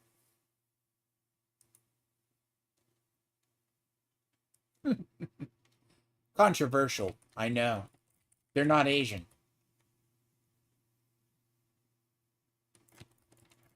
That part of the world, unironically, is not Asia.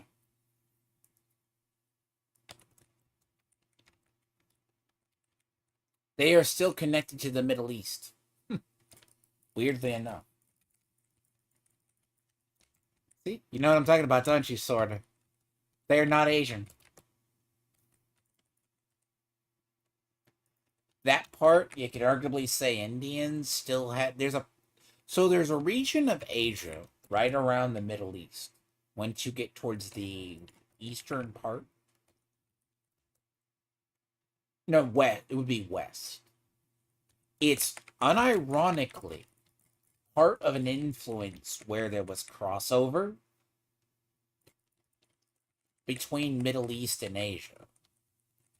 Like you have the Euro-Asia area, you have a Middle East Asian section. Which, bear in mind, India falls under. And even I think the phenotypes pretty much prove it too. If you go into phenotype studies, you can pretty much find it. Yeah. That period, it's like India and Pakistan, like India and Pakistan's region. I wouldn't say it's phenotype, or I think it's phenotype study of biology region term. I think it's a term. I could be wrong. They are basically, if you do their genetics, you go back, you can find it. What's funny is they have found. Now, no one can explain them. Explain to me why so the idea that the Chinese sell the world, supposedly there's Chinese DNA in tribes. There was a tribe in Africa that claimed that they took in like descendants or their descendants of the guy. So they said the Chinese sell the world. No one believed the claims for years, but they found Chinese DNA in a tribe in Africa. Supposedly one of the ships shipwrecked there. But this is part of the same Grand Navy that supposedly discovered parts of the western United States, at least the coastline. They sailed all the way to Africa. They brought back elephants to the imperial court. Yeah. Yeah, Greeks did it as well, prior to everything.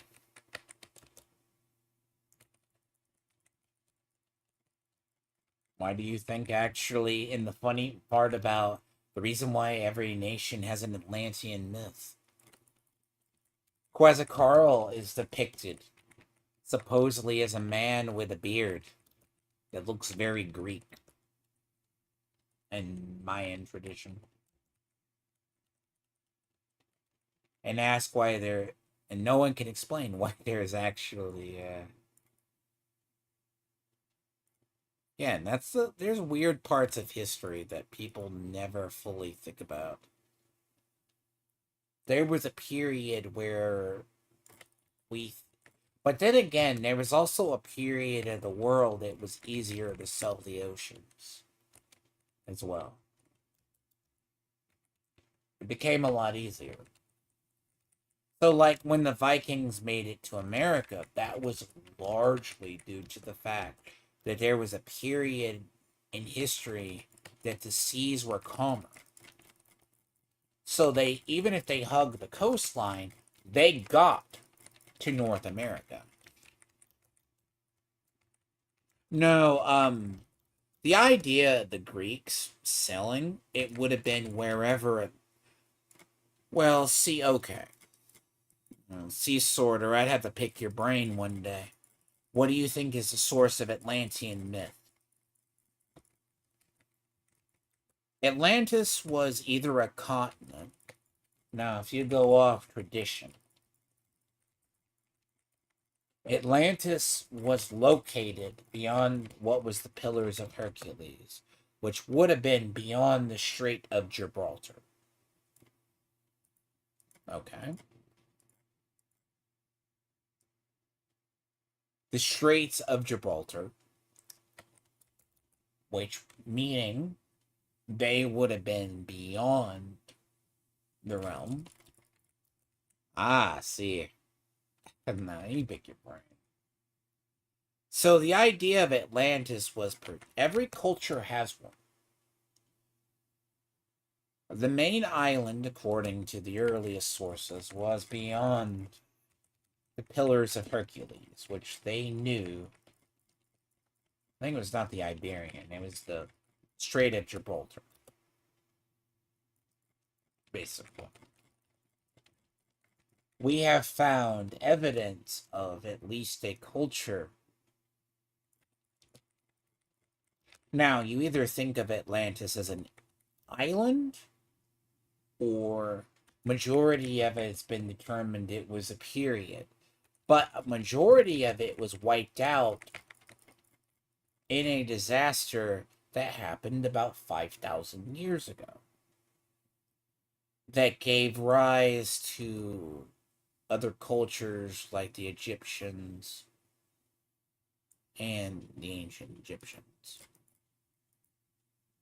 You can see sections of it around Bermuda.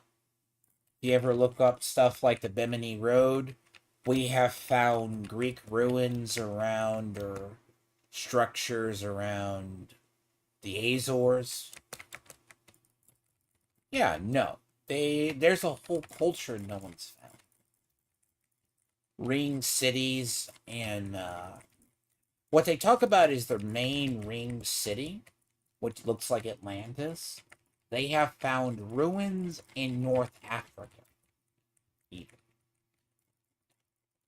So, give or take.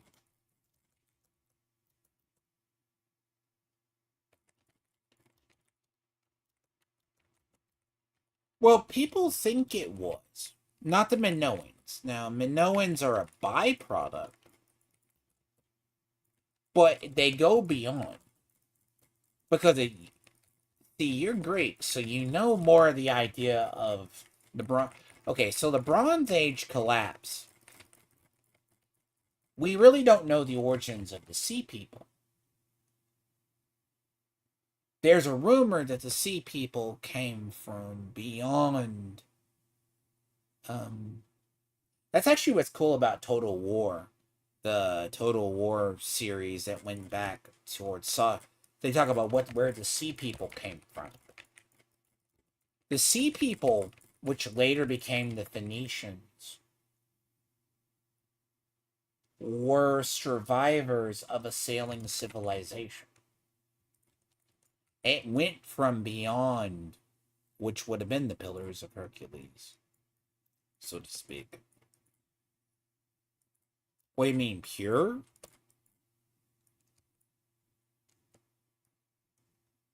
Well, you know of it, but the Bronze Age collapse was. But they were attributed. Well, technically, the Bronze Age collapse, though, is where it starts.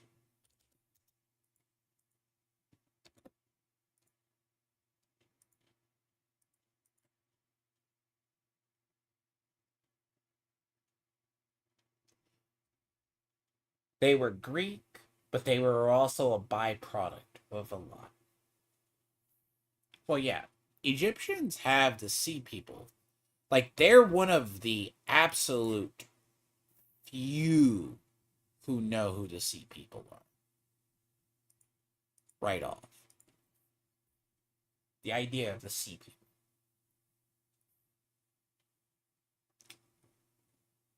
Yes, Greek. But they were a military force ish. Or a remnant of it. Ugh. Fucking gross. No gear comes from that. But to be fair, there wasn't enough to open a chest, though.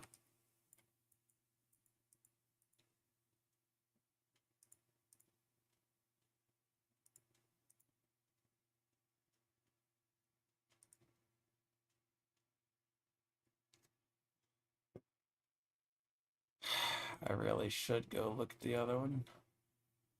I need to get. Did I not level those? Hold on. I did it. Okay.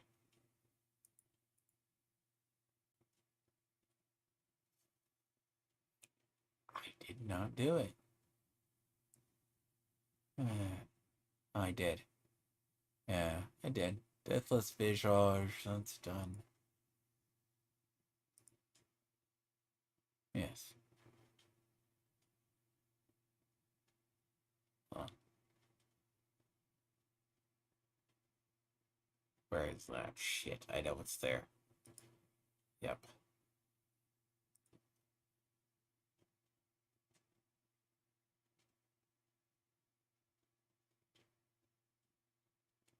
Yeah, Philistines, Phoenicians.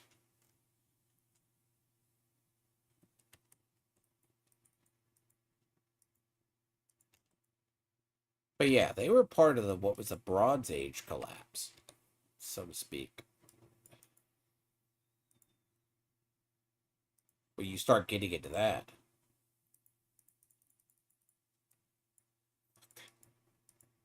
Take care.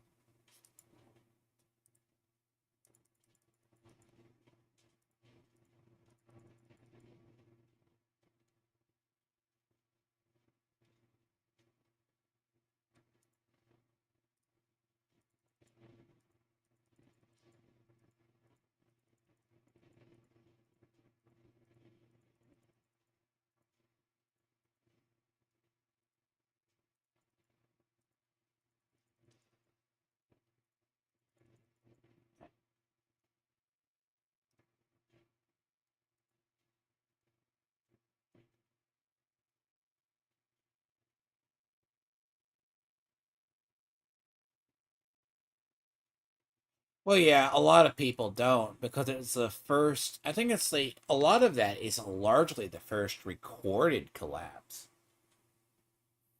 Because the Bronze Age civilization was a collapse of.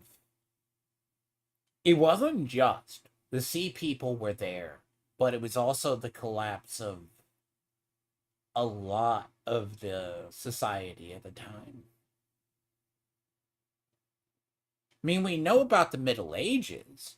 I mean, part of the reason you have the Middle Ages was, but it was brought on largely by an ecological collapse, which is very funny. It ties into something that could easily happen this century.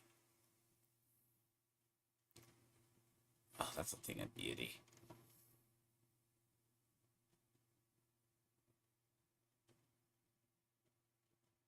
Oh, that is so beautiful, though. Like this. Let's show the foundations of that build. But that build, I already have it spec'd out. But yeah, do you want to know how you spend a bunch of oducite? You remember how I had about 36? Yeah, now I'm down to 19. Joy. Okay, really.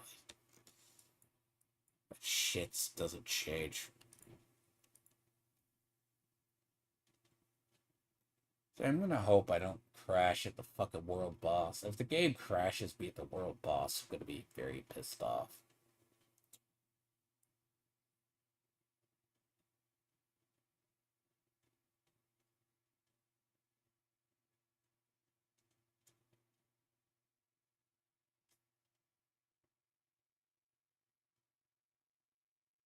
What the fuck? Oh, there's bullshittery. Oh, there's bullshittery going on here.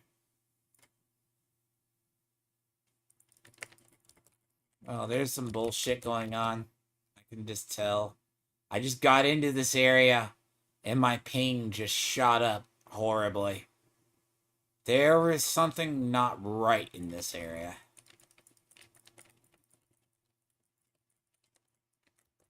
My latency just skyrocketed.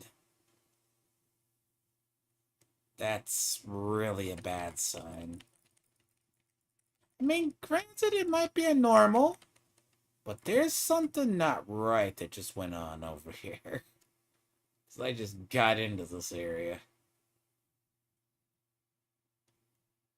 Yeah, that fluctuation is a dangerous sign.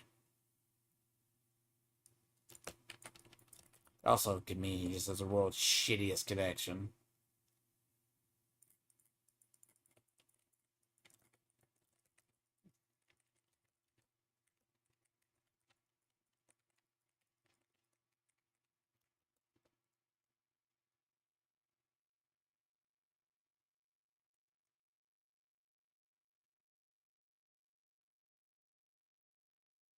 Well, people actually think it was a.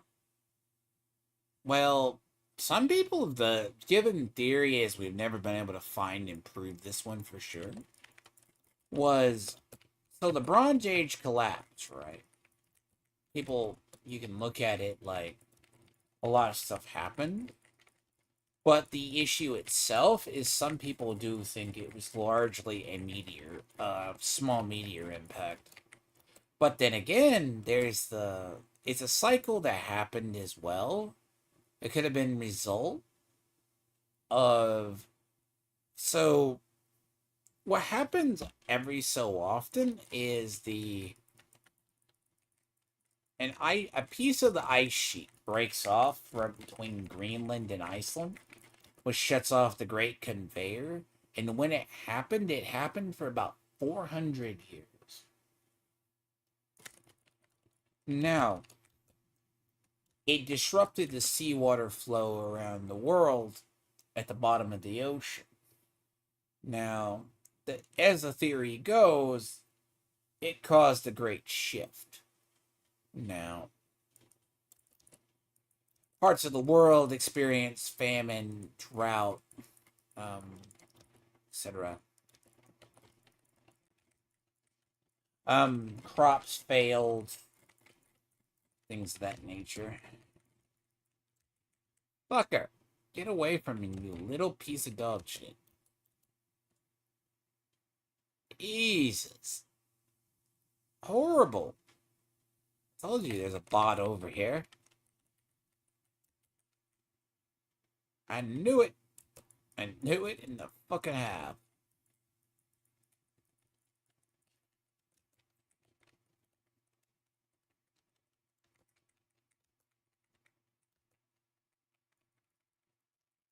Play this game far too much to know these things.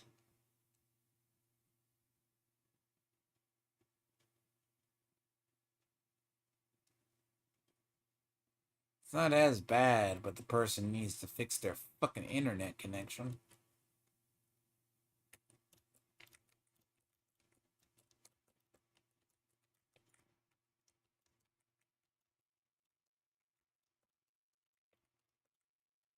See, some people think it was actually an asteroid impact or a comet impact, but we've never been able to find the crater. But to be fair, the only way we found the crater that wiped out the dinosaurs was roughly about due to it was off the coast of the Yucatan. And it's big enough that it leaves a lasting impact. Oh, fuck right off.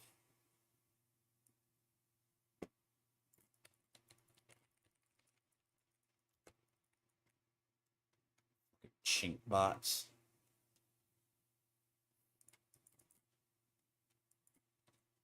Jesus. Region lock China. Okay. Region lock fucking China. Ching ching ching ching chong. This is a ching chong bot, dude. I fucking guarantee you that's a ching chong bot. Fucking hell. Bet money that's a ching chong bot.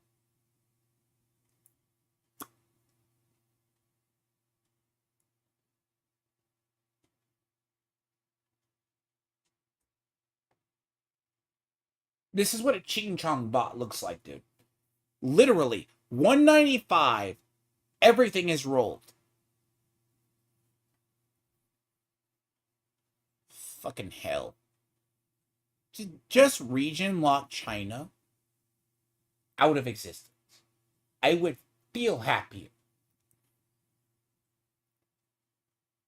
That's a ching chong bot. I can 100% tell you.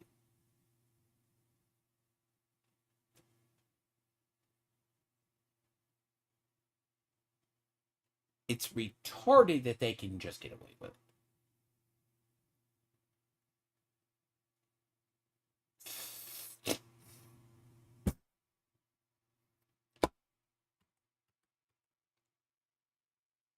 Oh, and another sign of ching chong bots are usually, traditionally, in this game, they run the most abusive builds known to man, whether it's quick snap, quick firing builds, and that's how they fall. And the first thing you'll see is they will teleport outside of the area. They don't stick around long. Because all it is a bunch of a fucking algorithm hooked up to a thing that they do that. And it makes me think my computer is dying. And I need to call my ISP just to check my internet connection every time.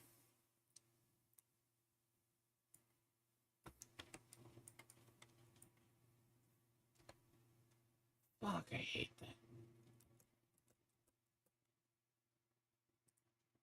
I literally pay for my internet. But then again, bear in mind, same thing. Dude, and you know the funniest part about the bot farms? All to shit down the bot farms, all they would have to fucking do is have them. If I can... The authenticator error that I get... Just bite my tongue and have to say this because... Again,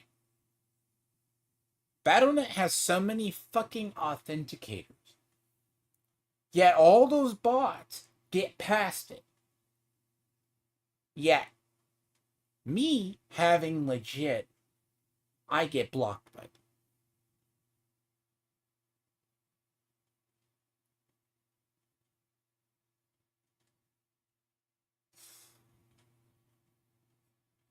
And that's the nature of Tier 4. Look. The given theory is Blizzard knows, ultimately. Blizzard knows about all the bots, though. They really do. If they say they don't know about it, they're lying through their own ass. They lie their asses off every fucking time. I think it's like, it's similar to, really, I think the gold farmers at Blizzard have a similar relationship that basically Steam has with, they have the same relationship that they have with CSGO casinos. And that is a whole rabbit hole.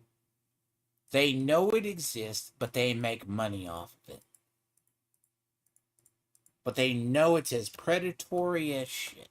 I think one point I saw actually once Asmongold actually exposed, like, quite literally went around.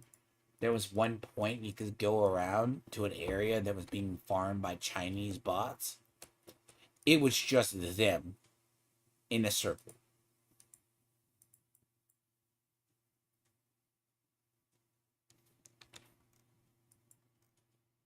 Like, it's scary how much of, like, an authenticator I have to go through. And when, God forbid, one of those authentications fails, I get disconnected.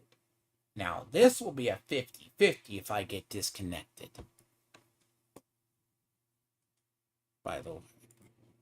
Fucking hell. Fuck. I already feel it.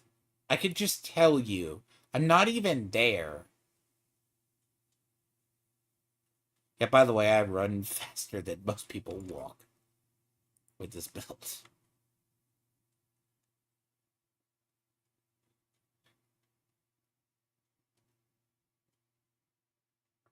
Dude, that ping alone. Literally, that ping alone shows. Either this is going to be spectacular, or it's going to crash.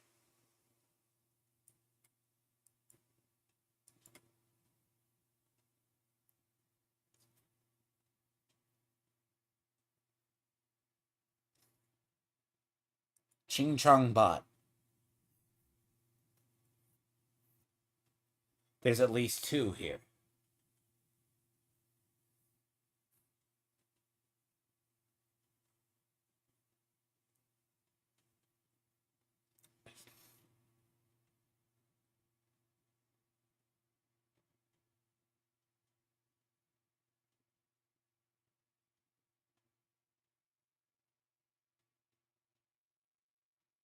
Can you spot the bots for me?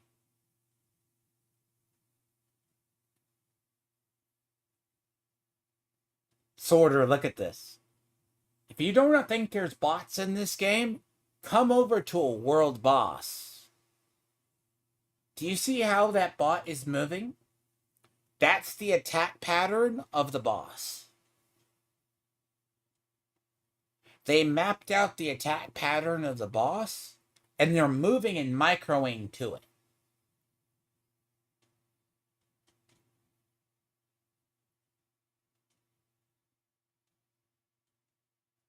Trust me. And if I lose my cash on this shit because somebody crashes my game, I'm going to be pissed. And these events are only every 3 hours.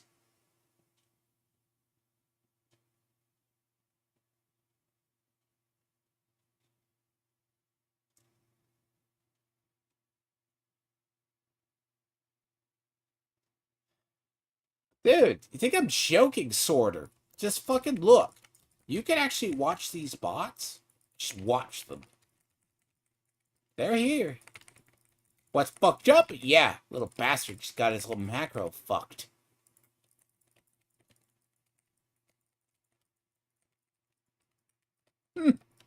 I have no pity for them.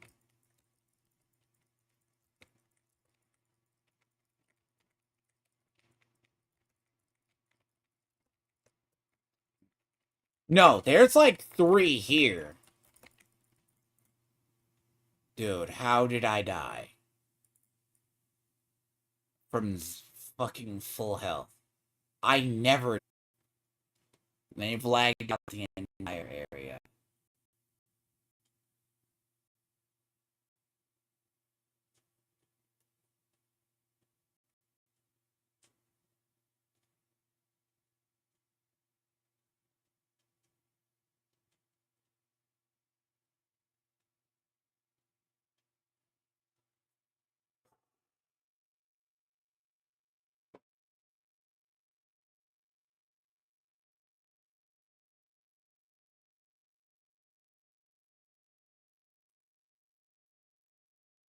fucking don't think there's no bots in this game. And if I miss out on my cash because of that, I'm going to be irritated. That cash is only every 3 hours. And if it weren't for the fucking event, they wouldn't be here.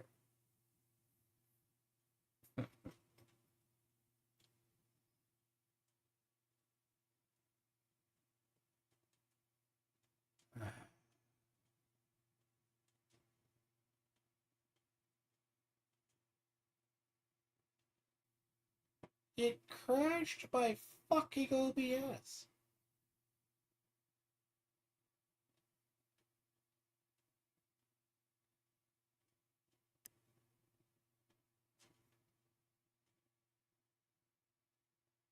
How?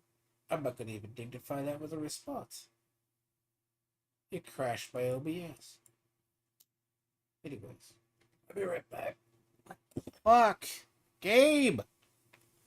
I did get my cash. It did happen. It's okay, I'll be right back. It's stupid.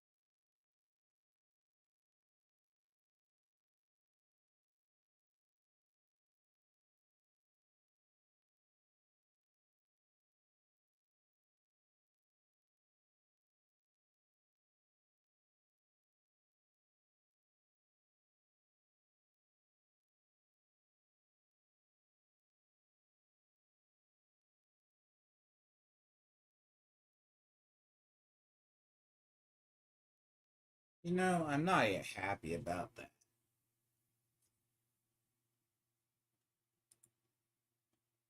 See, that makes me think something's horribly wrong with my computer. That rate. It's fucking stupid. See, I'm gonna be honest about that. That is a problem with it. So if you go near world bosses at least, and this started roughly a couple of patches ago, so it's like a pure frame rate, where that is so stupid. I'll probably go work on that other build, but I need to go make me something to drink or so. That's sad. That is frustrating.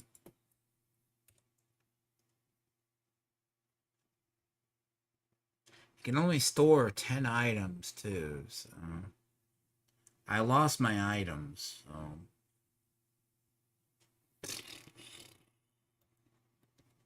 so you can only store, what is it, 10 items. That boss will have about 3 goblins spawn that drops items. So that's going to clutter my inventory. So I'm not going to have that in my inventory.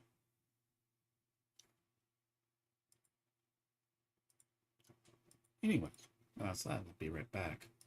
I'm going to go make coffee. Or not coffee, but hot chocolate or something. About 5 to 10. So. Fucking done. Done. Done. Done.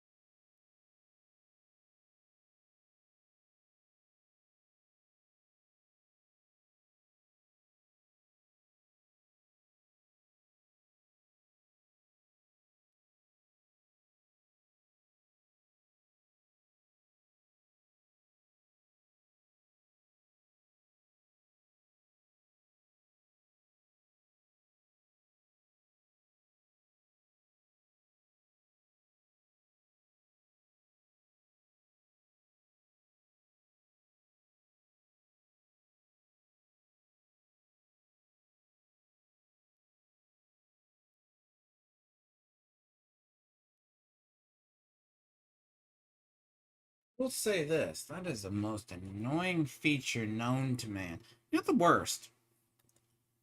Unironically, they know that shit happens. That's actually the worst.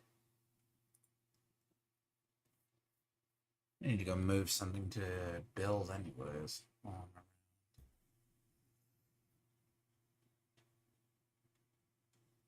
I finished that. Or did it get cold?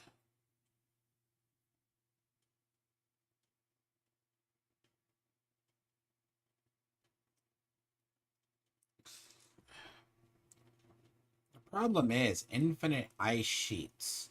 There's no cooldown on it. It's part of a thing they can do. See? This is that build about I was starting. That's the bone build. I have a start for it. I need to check a back file.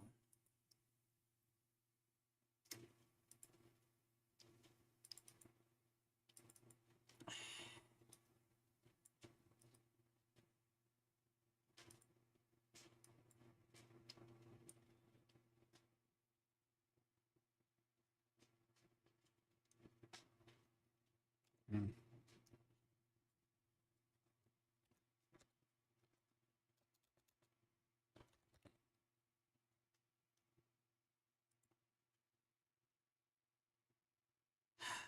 You know,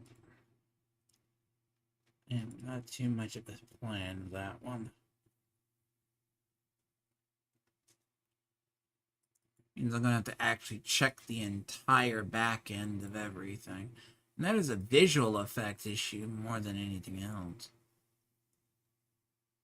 See, this is where that sword goes. Right here. See, I offered this to Ashred. Ashred didn't want it, so I'll go ahead and take advantage of it. I'll explain it here in a second.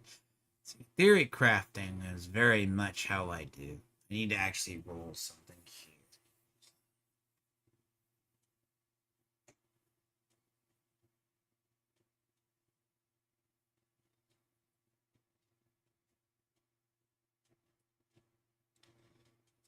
What's it?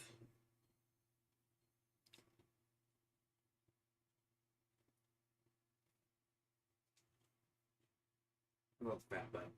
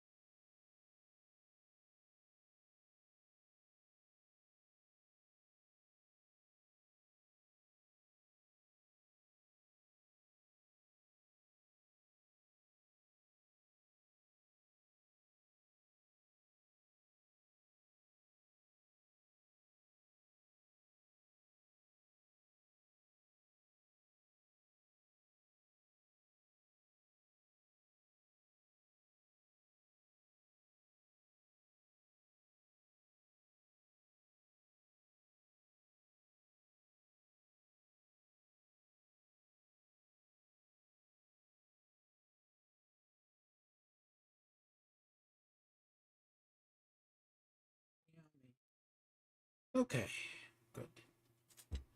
I'll explain this in a second. Ugh. Thank you, cat. You gonna move now? Yeah, you're being baggy.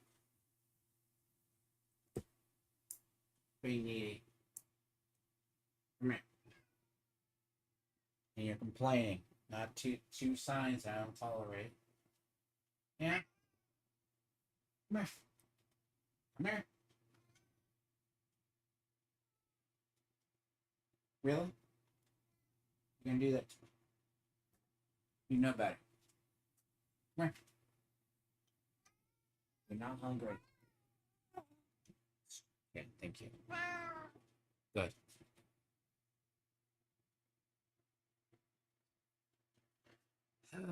What is he trying to do? Hold on.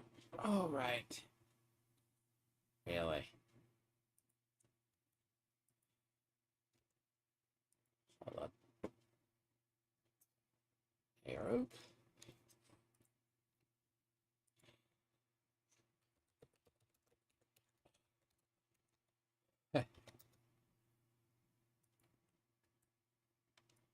Okay, hold on.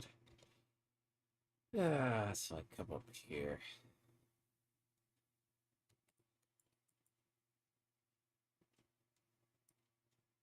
So this is the foundation I have for the build. The bone, the minion build. It's a good example of, like, you're gonna build from scratch. You just kind of know what you're doing. The theory crafted it this morning. I need... Okay, so... Yeah, it irritates me. I had to check. Literally have to go double check things just to make sure. Back into my system to make sure as well. My drivers aren't having a damn seizure, but oh, that's probably just BattleNet just being a pile of shit, but bear in mind. So, what's funny about this, see, I had the dream for this build, right? Is what I want is an amulet that has intelligence. It has intelligence. It has... okay. Dream is intelligence. So I was thinking about doing build. So, good example of this. So, this is the concept of how I start builds, alright? So, to get the idea. So, I do things this way. Where I'll take the concept and I'll take it to its fullest. So, hypothetically, let's say you had to build this build. You know in theory the 3 you're going to use. Right? The sword, the ring, the pants. What is 100% minions? Now, ideal is an amulet that has intelligence, damage, and Hellbent Commander. Now, by passives alone, without any skill points added, I'm already ahead. Now, what's funny is, do not let this fool you. This is at its base, but bear in mind, this chess piece also works here. This is without the other parts of it. Now, mastery, that with the core. Now, realistically, that needs intelligence rolled on it. So, give or take. Now, when you look at the skill tree, there are no skills really. Well, I guess I applied some skills. But in reality, this is stupid. I don't even want to. And he's like, and what's funny is Ashred, I told Ashred this is probably the build you should go after, in a way. With, Like, what's funny about it is, without any perks, it's probably already ridiculous. Now, capped off with the fact I just happened upon the sword when I logged in today, and someone's trying to get rid of it. Okay. 10 billion on this? Look. Fine. I'll take it for the experiment. But gaining money this season's not my hard part. Not the hardest part for me, I should say. So, I did find a helmet for this build, though. I did find it. What did I do with it? What page did it get shoved on is the question I need to ask. Ah. There we are. Here we are. Yeah. I just wish it was better. So, in reality, well, that's actually a really good helmet, by the way. By the way, it is.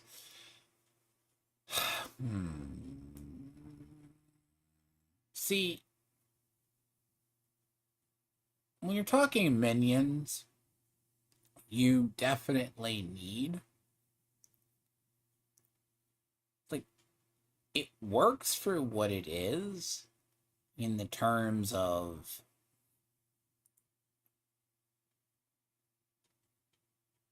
I need the one for minions on amulet, though. So, it's unavoidable.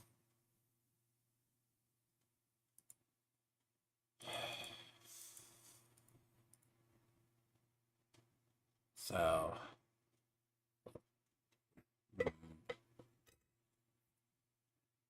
ugh.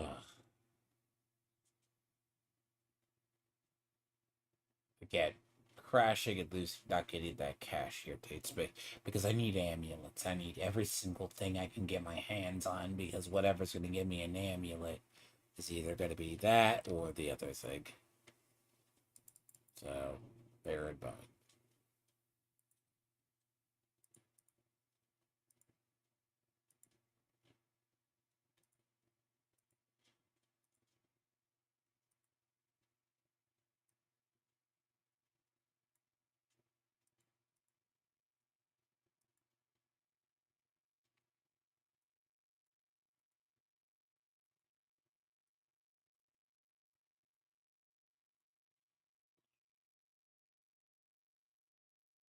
The worst part about that is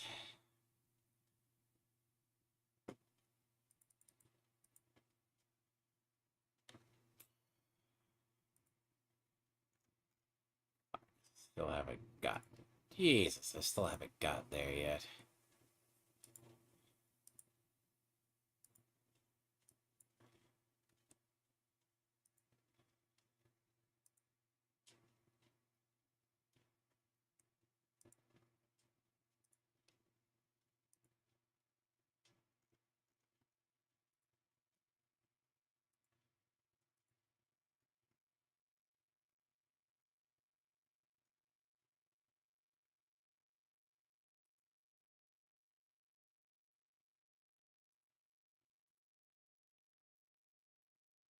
Yep, at the same time, I'm basically doing the other stuff, so.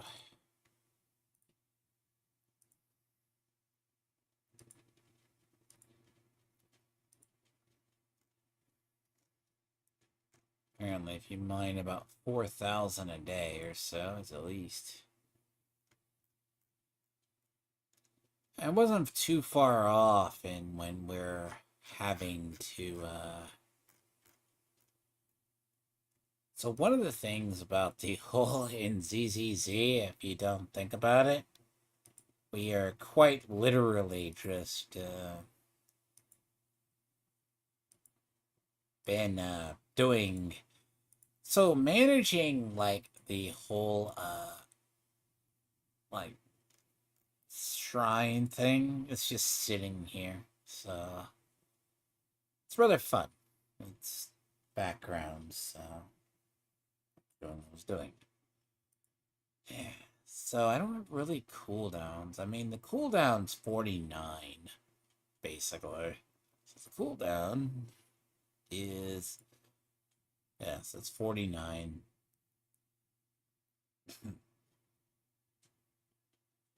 And I need a ring. But I also... So on the amulet, I have to have...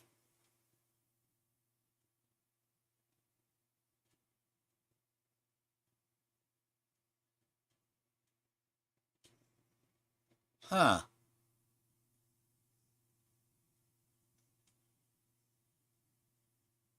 Spoke too soon. Sometimes I get lucky on RNG, and sometimes RNG plays the cruelest joke in the world upon me.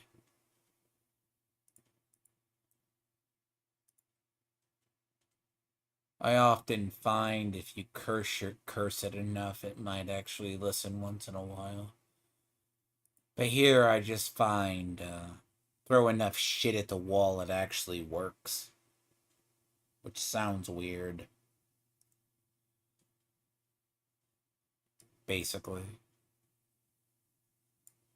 So he doesn't like... See, Ashford wasn't really sure, and I have to explain it. Like, when I'm doing minions, right, I don't really dick around with the whole...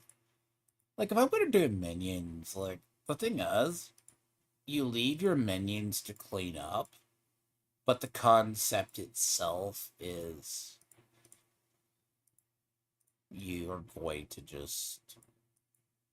not need... You need them. They'll do damage.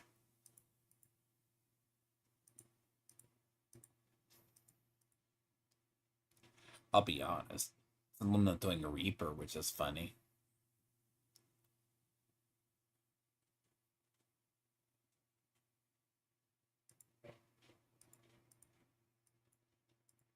A lot of it's just pure RNG, though, if you're just going down.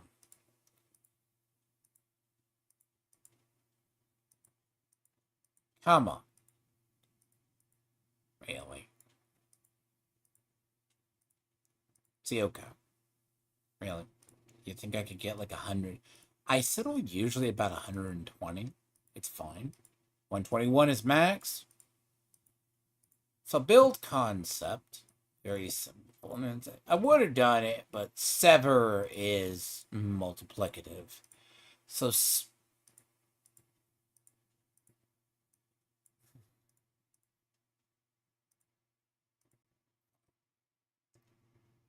I can exist.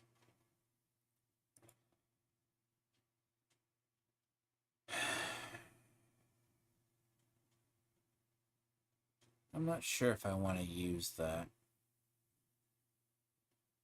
I'm halfway tempted to use this for some reason. But I have a feeling that's better on another build. I don't have a lot of cooldowns here. Technically. I don't have a lot of cooldowns. Well. By the way, that's an ideal role for anything with cooldowns. But it's in the worst place humanly possible. On the helmet. Like that right there is a good helmet. You know why?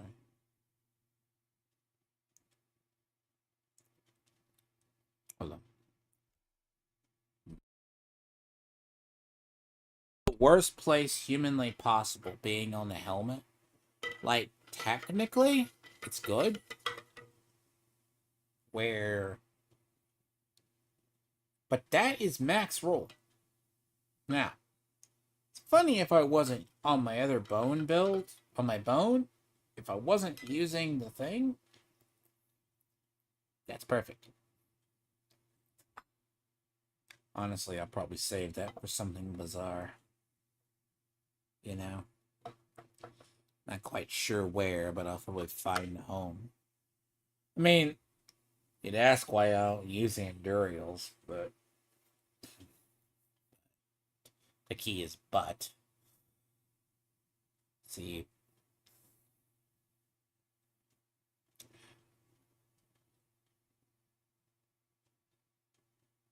I mean, by all rights, this helmet would be better.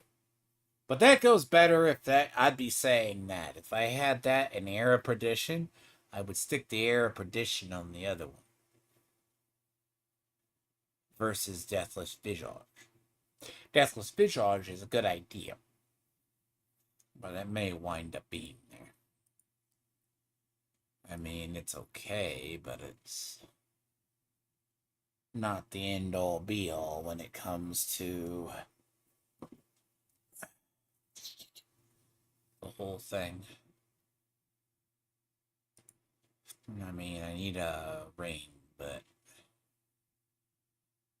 then again, I'm gonna have to roll, what's funny about this right here is the minions increased while alive for up to after 10 seconds.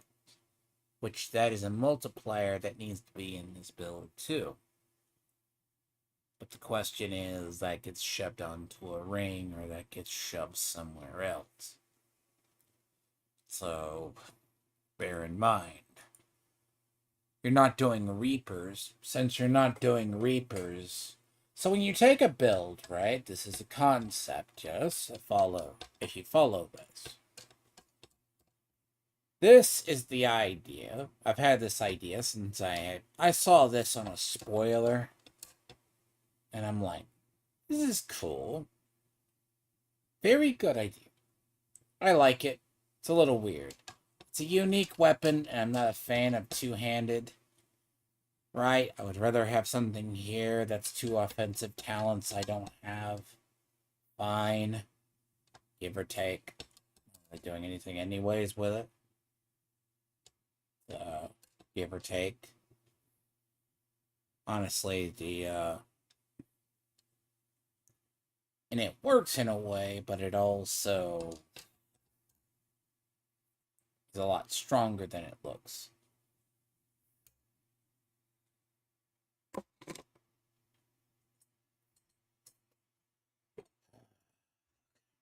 So when you're doing a build from the ground up, you have nothing planned.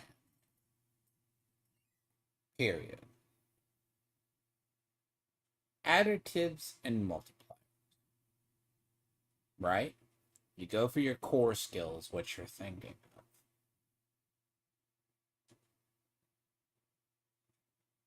Now, what winds up happening a lot is I actually... It's like, okay, nothing against it. Like, Asher was like saying, oh, you're thinking. I'm like, no. I'm just thinking he thought his build through, and I should mistake, and that's my fault. So a lot of this, right, just comes from a lot of experience of building builds in this game. So I already kind of know where I need to start. I go in thinking builds have no paragons attached to them. Then I build from there.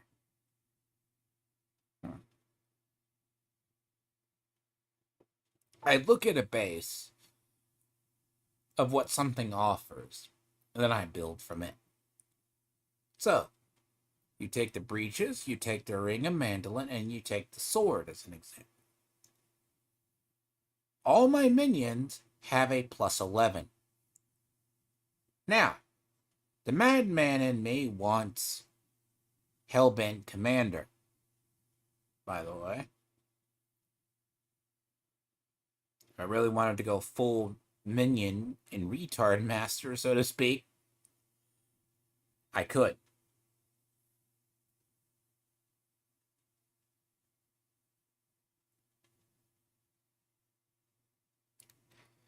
Here's the thing. 3 points max, right? Yes? Take those all to 14.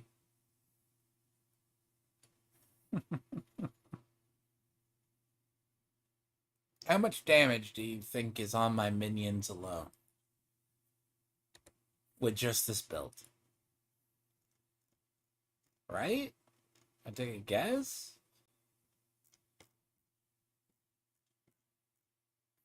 Let's see.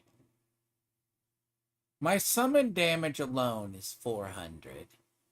All damage is 93. This is pretty much without anything attached.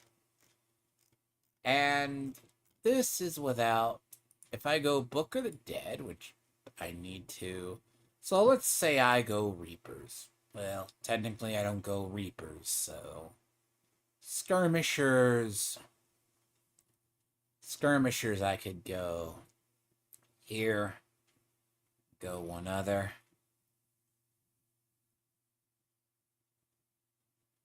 So I could go Defenders. Defenders is okay. See, that's the problem. He taunts. You know, not my thing. So Shadow Necros are pretty good. That's a multiplier. If you think Bone, you think the other one. So give or take.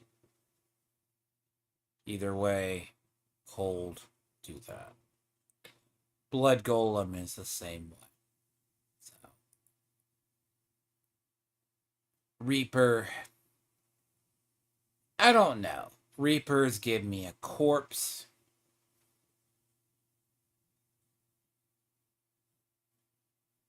I mean, they're good. Or I just go Skirmishers. I get my 4 Skirmishers. Or I get 1 additional. Which, give or take. Skirmishers aren't the worst in the world when it comes to actual. Minion builds are really fun ones, little things. The Army of the Dead build is actually really old. It just fell off.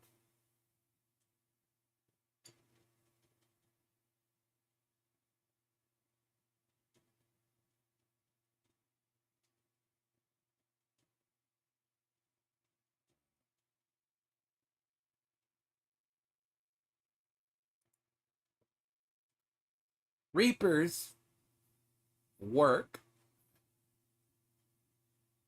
Actually, I forget how much. I mean, see, you get less Reapers, but if I have to, I go this way. Each time you critically strike.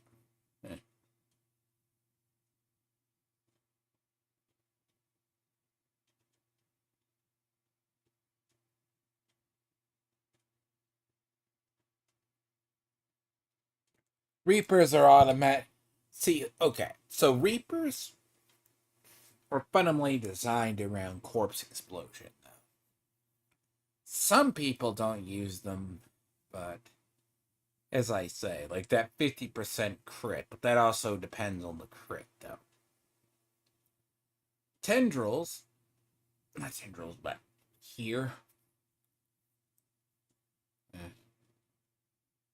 I mean, so like 30%. I mean, 7 seconds, one.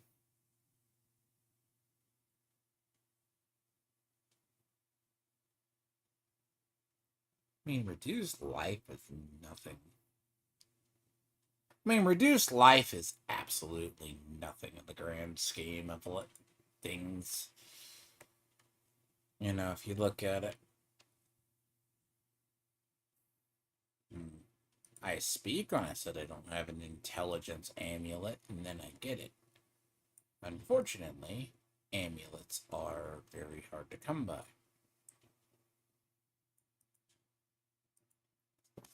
Apparently it gave me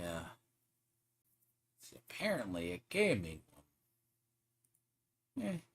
Gaming gods take pity upon me, one could suggest. Again, if you cuss out the RNG enough, it starts giving it to you. But usually my logic is go through enough loot. By far, you're bound to find one. It's the same kind of process I go through in Division. In Division, it's loot churn. Churn around enough loot, you're bound to find it. Okay? Same process works here. Unfortunately, it's probably the best. See, I want to do this, but this goes off Bone Storm, though. This is an Army of the Dead. Lidless Wall is Army of the Dead, not the... It's a different build entirely. But one could suggest... So let's say you're doing this build. Now, ideally, what do I want?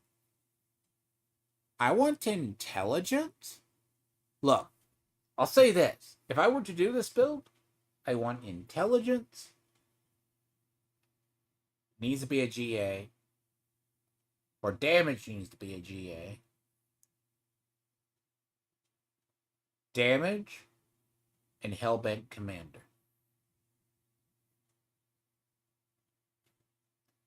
Hellbent Commander, right?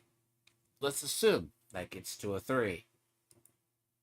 So in a minion build, if you know what your minion nodes are, right? Hellbent Commander goes to a 5. Okay? By its passive. So it will be an 8.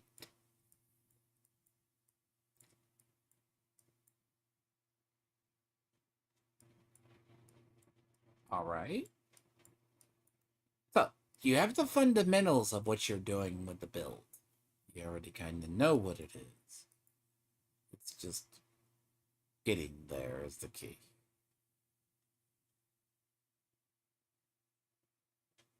Clearly,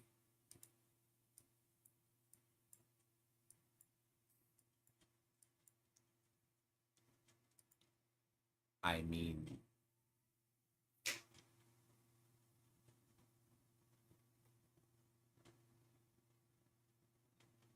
Oliver? Hello, buddy. What are you doing? You're prowling around, grazing. Stop it.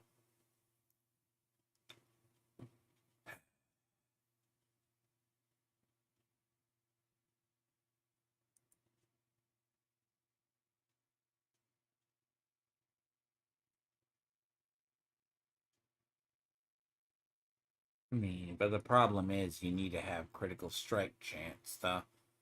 23% is a lot. So, granted, you can get that.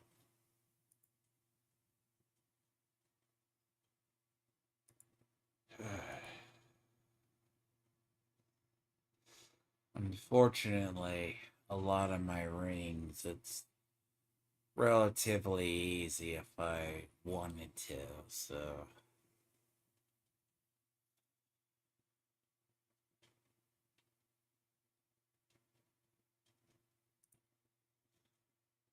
I do not like it. See, gems don't really transfer over, so...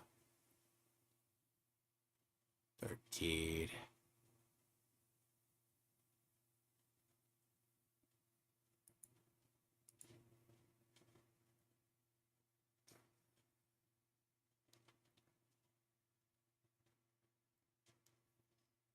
See, right now my inventory is starting to look...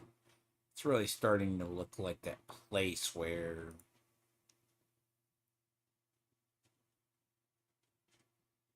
See, this is on my double centipede, right? It's a good idea in concept, but... You know. Not as good as one would think. So you start a build, you go from there, you find the ideal. Every build has an ideal stat, right? Hypothetically, let's play the game if thinking here.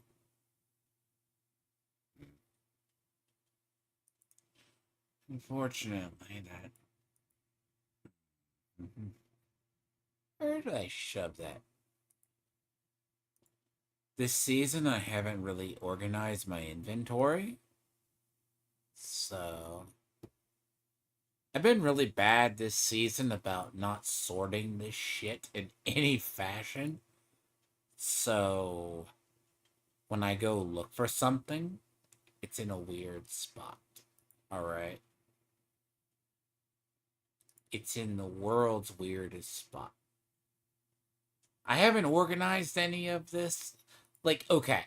My logic is this is where a page where all my necro uniques are. That's probably one of the few pages sorted. This is the other one that's 100% sorted. Alright? Outside of it, none of this shit's been sorted this season. Oh, I take it back. This was originally my summon material page. And this is runes. So I had like, oh, I'm gonna have 2 extra pages I could just shove shit on. Rog. Doesn't happen. Sits here and it looks funny. It looks weird, in fact. Like, the reason. Just there.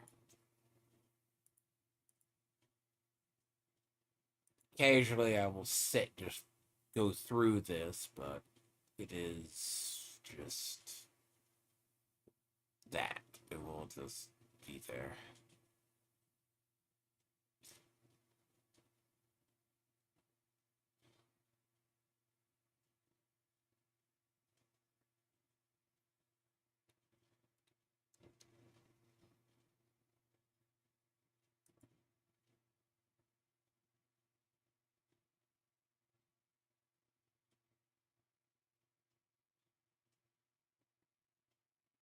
Technically, that's a count bound, so I would do that.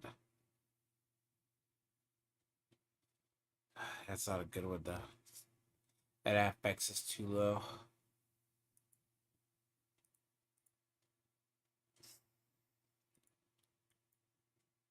You know, I threw it in here, but I didn't know where I...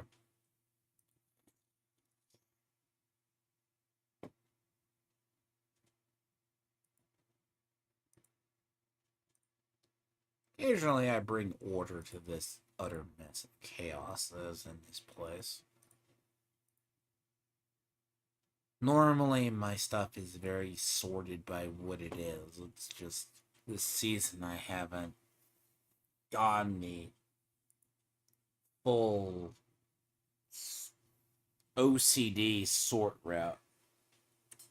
I haven't gone the full OCD sorting by page route. Honestly. I just haven't. And I probably should at some inherent point, but see, like, I want like this.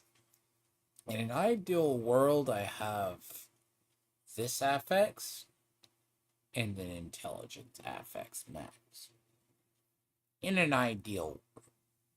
And roll Hellbent Commander right there. But I'm either going to get one or the other, so take a pick. So either take the pick or take a pick or leave it, you know.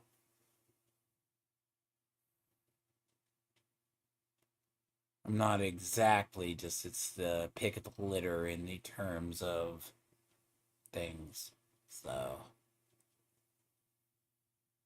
I mean, damage while fortified is a natural thing to begin with, so. I mean, I could go this, roll, say screw it, keep this, but I don't know. Probably just shove this here so I know. Keep my jewelry in 1 or 2 spots so I kind of know where everything is, but it's loosely organized enough where I know where everything I need is. One of the two. That's a byproduct of farming a lot.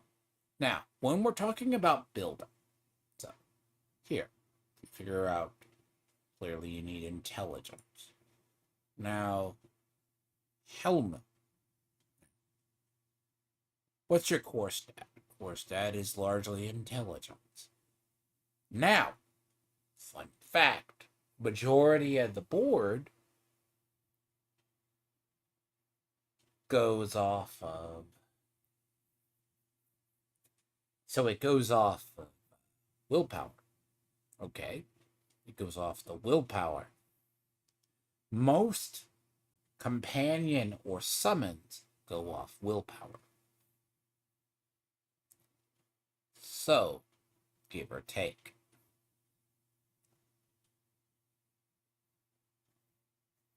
Me. But for sake, as I said,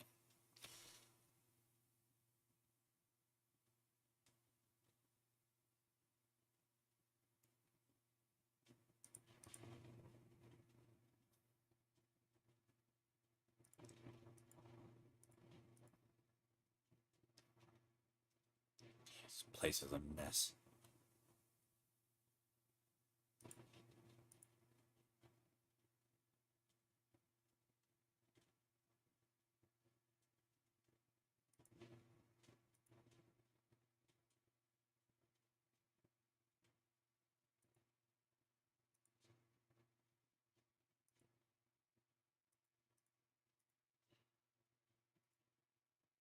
It truly, truly is. One fashion or another.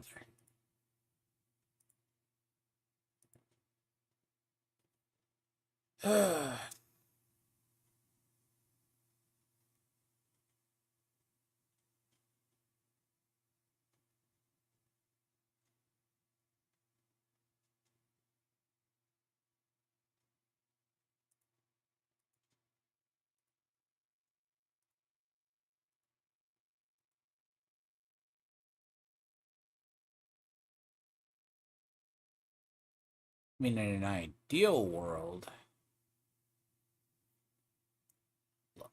particularly, I don't care about movement speed because evade cooldown with this setup is a lot better.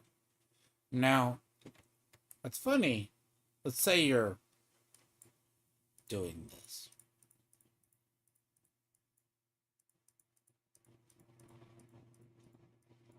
This is my generic.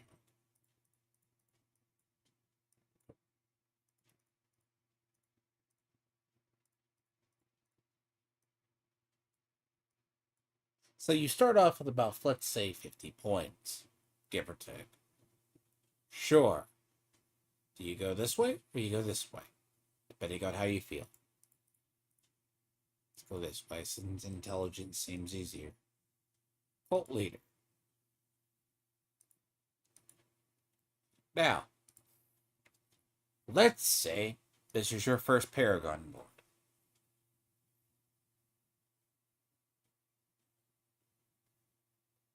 Now, after a lot of practice, majority of the time, I cuss this shit out 9 times out of 10. Staring at the math sheet for the 10th time, right? You take sometimes the quickest path. What is the quickest path? Right?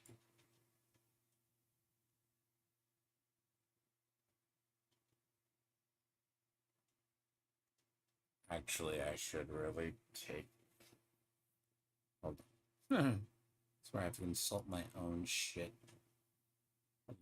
I really do.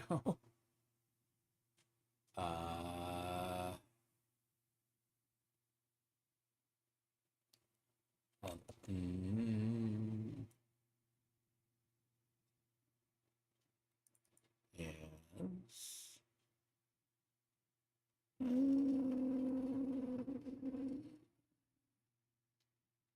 Please tell me I kept the motherfucker. Yes, it is. Thank fucking God.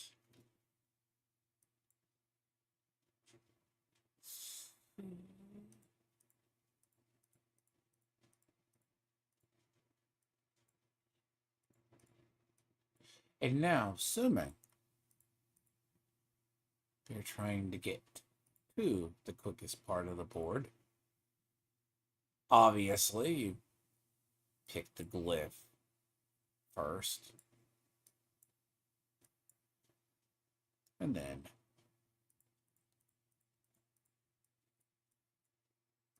obvious.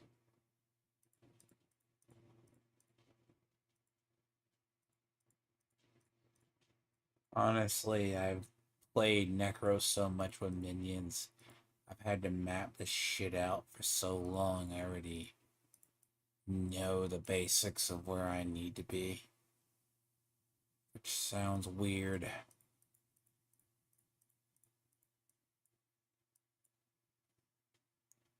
This board winds up using so many of your points. It's just your feels like it's in a way like just where half of your points go.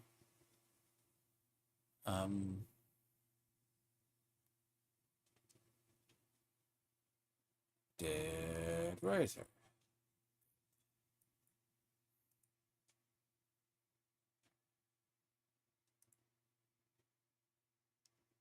Now, when you're good, does it that good right there? So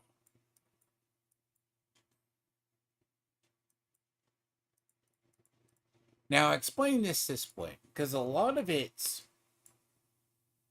now you can getting to 100 is relatively easy.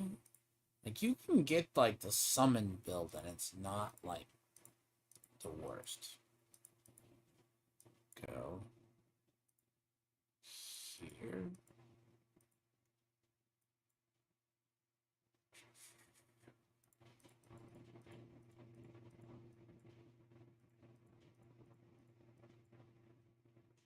See how much willpower I actually need.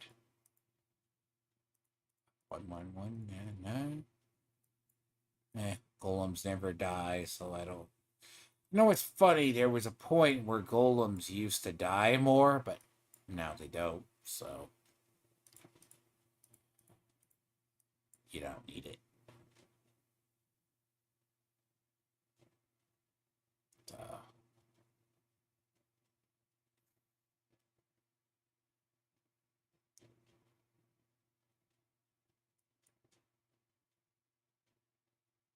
But I have pulled over here before. Golem's armor. I don't really have to. But if I want to pull it and my minions start dying, there's a magic node for over here. But bear in mind, not anything particular. So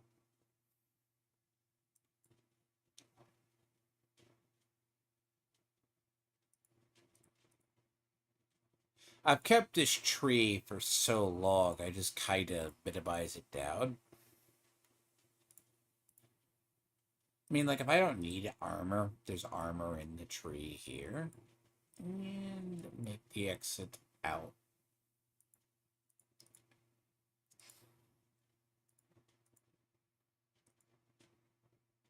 Here. Good. I mean, there's room for two more. One's going to definitely have to be frailty. Now, so, like, assume you're mapping. So, the idea, when I say this is not that. You know, like, glyphs, right? Each do something different, depending on what you're doing.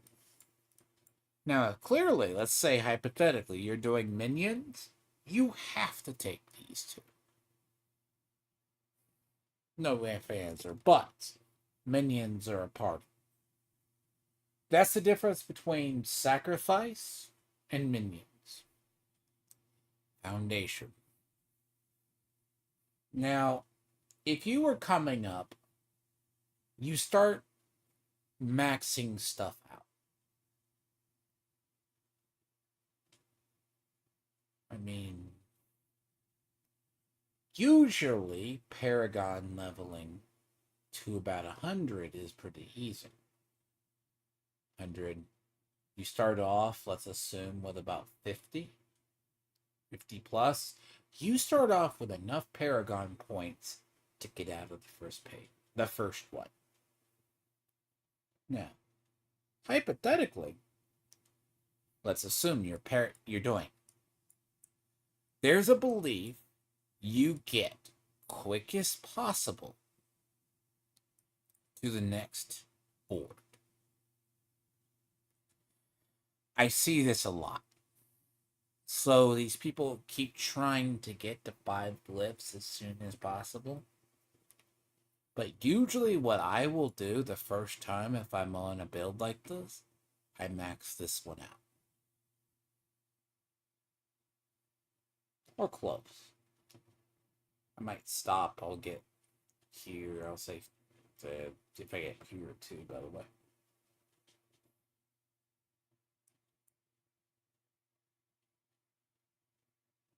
And Coldy. Now, here's where you sometimes see a divergence. So, the answer's pretty obvious. Wither. Now, Wither and Frailty. Because clearly I'm one shadow, so unfortunately it's the main one. That's one commonality trait amongst things. Go here. See, some people are too lazy to even rotate their damn bolt. That's how lazy fuckers are who build in this game. They don't rotate boards, or they do them. Now, some people don't like doing math, which, by all means, I understand. Partly, I understand why. Okay? I totally understand it. If you want to sit here, plot out points, some people do this, some people don't. I don't blame you if you don't. Paragon mapping makes me hate this game in a way.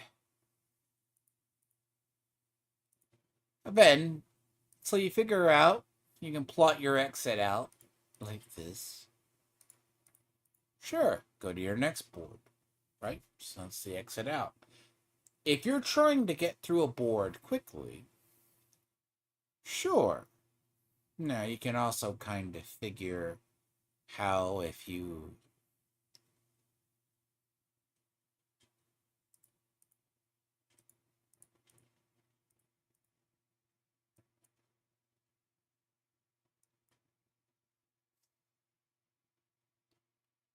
I need to check something.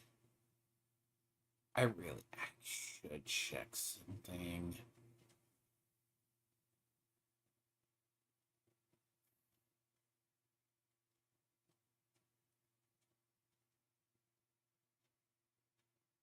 Did I change it?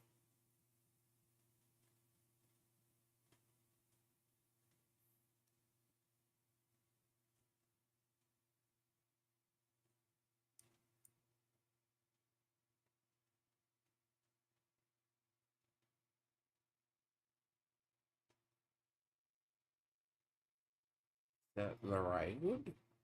Hold on. Oop. Make sure.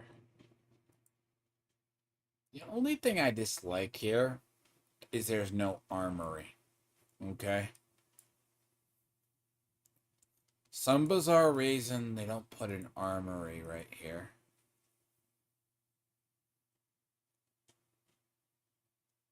We need to save this.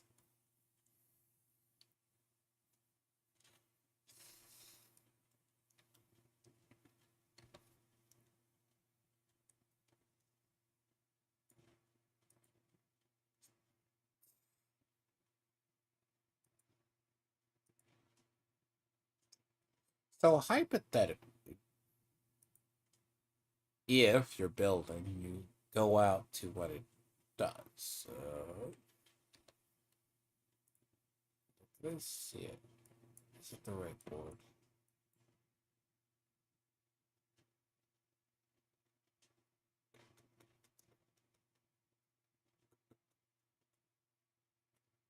Yes.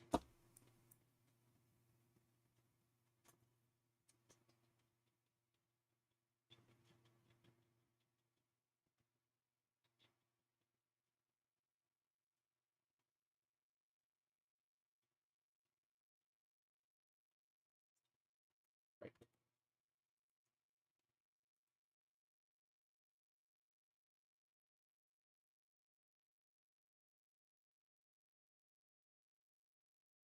I really, really, this would be the case. I'm gonna just copy this board. I really should just leave it.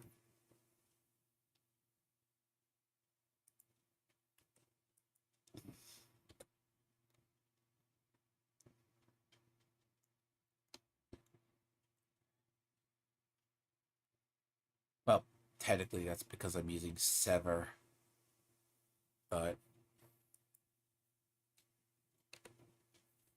yeah, I just had to check and make sure I was doing the right build.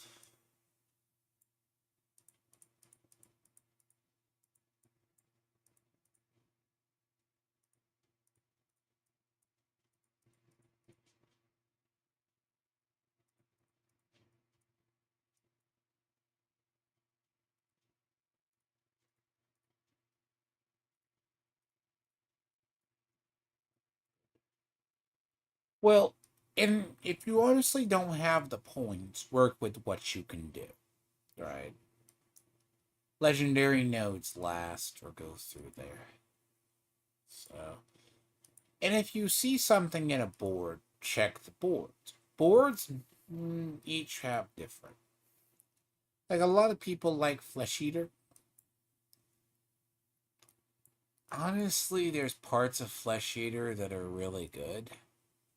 Like corpse attack, speed, here, damage to injured. A lot of people like this. Some people use Flesh Eaters for that. In a way, it's actually not a bad one. It's something I should consider using more often than I should. But it doesn't exactly do what I need it to do. I would make the exception with Flesh Eater. But Flesh Eater's bonus means you're consuming corpses. So, and I mean, let's assume this is DTE. This is damage in general. This is additive damage, I should say. This is life. Life is here. I mean, but there's more regen in this book. This is damage to injured enemies. Injured enemies is anything below 80%. Now, but you also have to think, it's also one of the worst boards to get out of. So, this is damage to elites. Damage to elites. Which is fine. But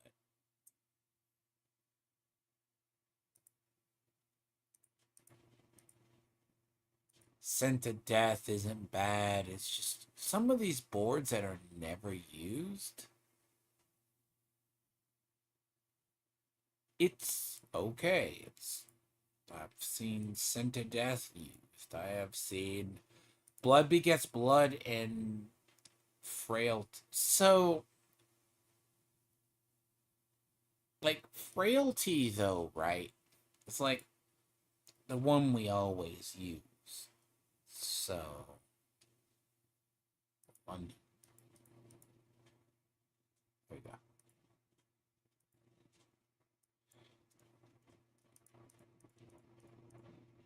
Like, if you are very.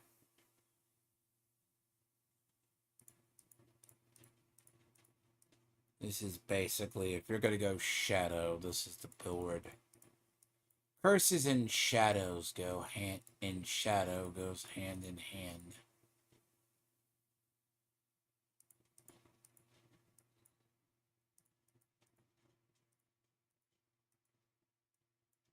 There's also armor nodes in this too, so bear in mind.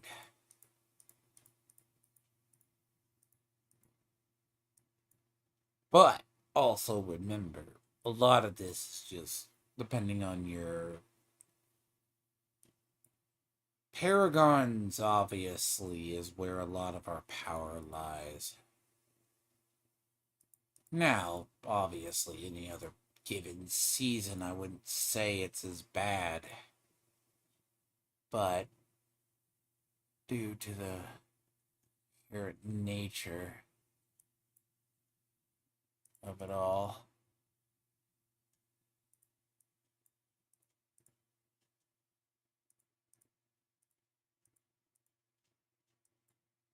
see, I have about 11 points. Crazy, yeah.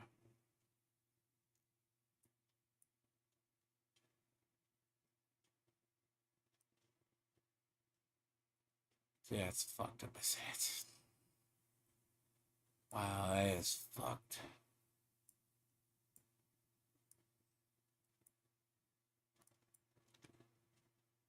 Wow, I have about 11 points. That's maze balls. Seriously. So what? Be about 250? So about what? 250 points, give or take? So when you're building, quickest. Some people go for the glyphs first. Glyphs.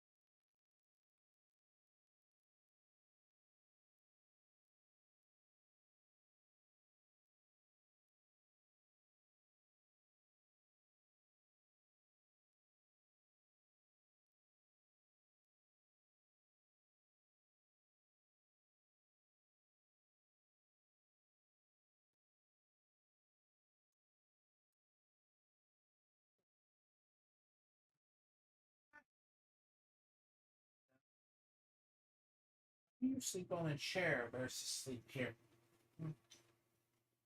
Yeah, yeah. And eventually you get slapped around by the cat because you're an ass. You know Oliver's gonna come over here, bother you. You know it's a lot more suitable for you to sleep next to me. Asshole. Why? Anyways. Fortunately.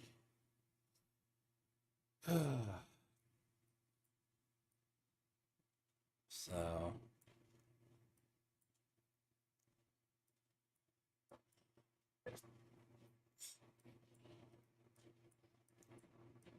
Now. A lot of this. I just have to make sure.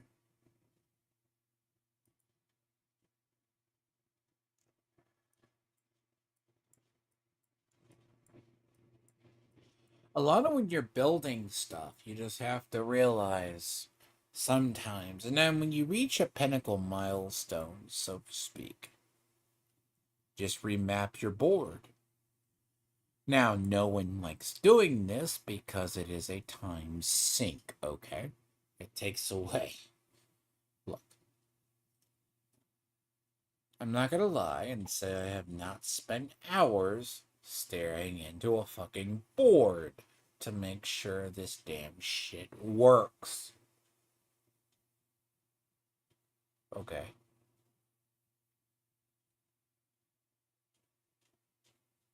Really.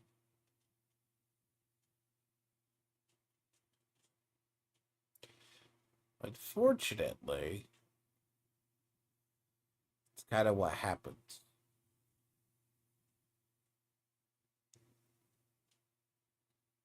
Cat with a utility paw, I swear.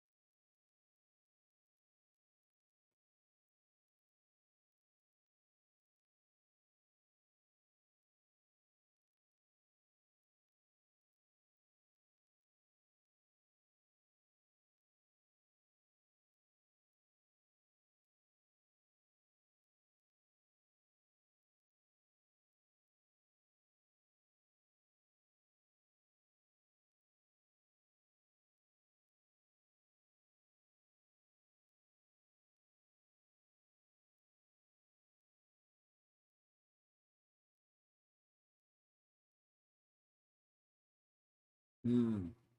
Fortunately. So I haven't really altered this build that much over the years. I've kind of changed it, but not that much.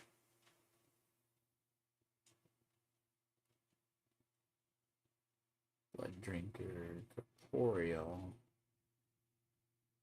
I might change one of them because I'm not doing the other. Corporeal, amplify. Corporeal and amplify, huh? So I'm not using blood drinker. Well, that's a fucking thing. Hmm. Blood drinker because I'm not using drops.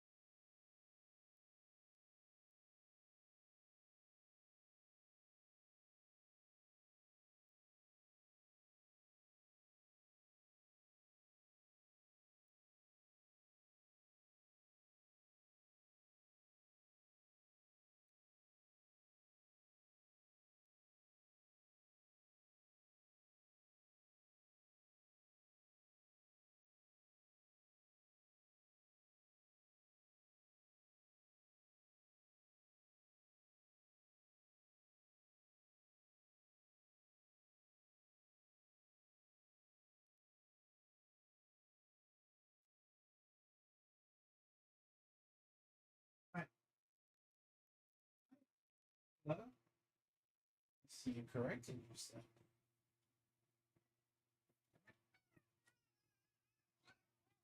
You complain a lot. Yep. Sleep. So I could keep Blood Drinker for the simple fact alone, it buffs my magic. See, Gravekeeper is good for, see, Amplify, right?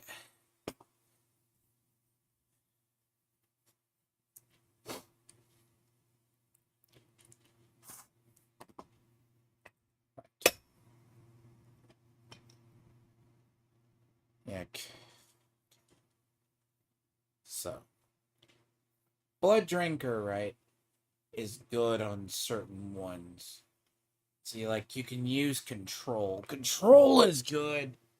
Certain nodes are good for reasons, but they aren't entirely.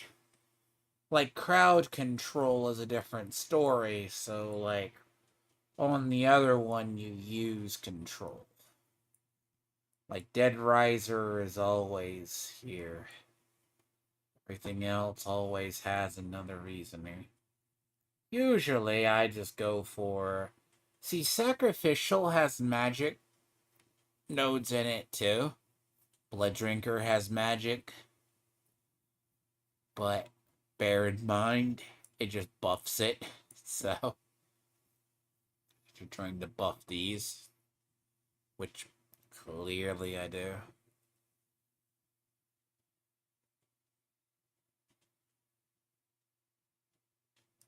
Let's just... Oh, I think I put Amplify there. Yeah, I put Amplify there, just for reasons. Like, you can use... Let me see. Gravekeeper. Sacrificial. Corporeal.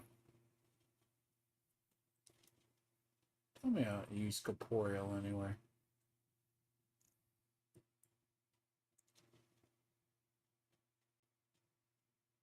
Ah, yes. In minions, you do use Corporeal.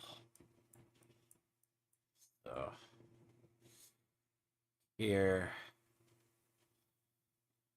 See, if I wanted to get cheeky, I could either use Blood Drinker or Sacrificial, but... Let's see. Summon damage is what I like. So, as I said, either Sacrificial. Gravekeeper's kind of there. That's Dexterity, so... Not sure. I'd have to probably remap it for... I'd probably have to remap it for... What are those?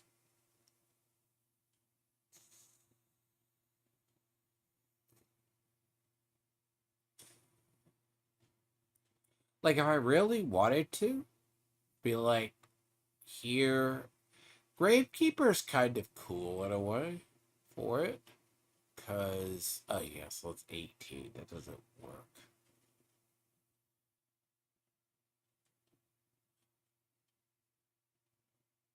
I mean, it turns like golds and it fucking every monstrosities, but that's just... Does that really matter?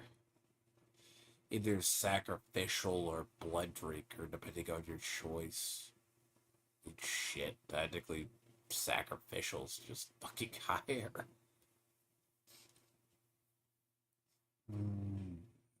Reduce damage up to 10. I mean, controls more, but like in glyphs, right? So you kind of see that's how it works. So a lot of this is just mapping out this stuff. It's like, okay, you take the points, and if you're trying to get through, sure, but you know well enough in minion. And once you reach enough points, you just remap the whole damn thing.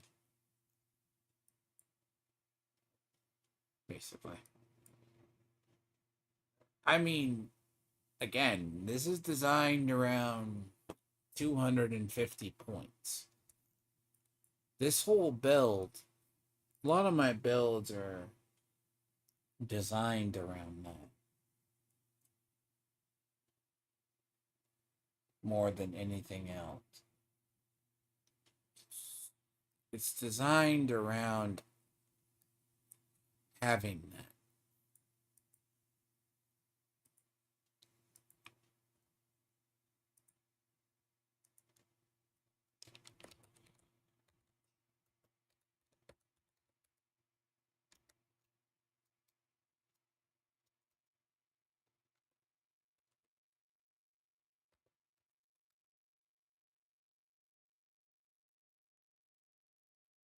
Basically, when I walk away, either that or something. So I can pretty much tell if I ever just some point.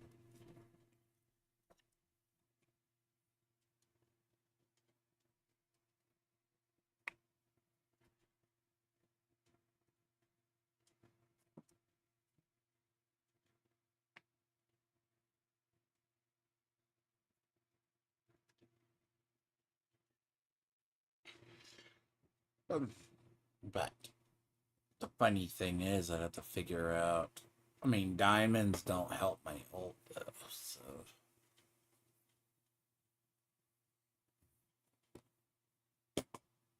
give or take. As I said, the ideal one would be Hellbent Commander in that amulet spot, but good luck.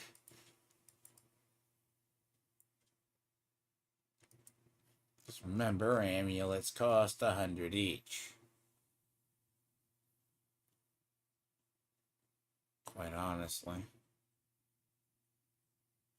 Now, in amulets, right?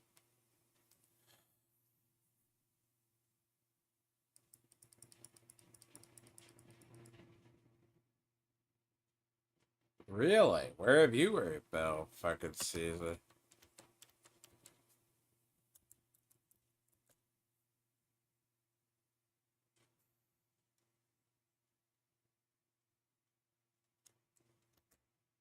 Tony?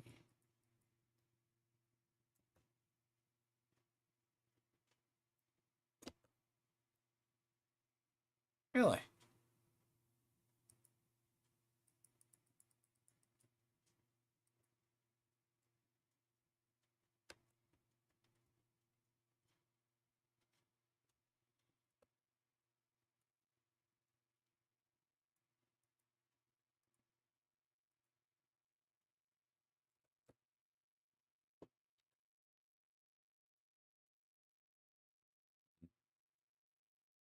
Always need to burn off obols regardless.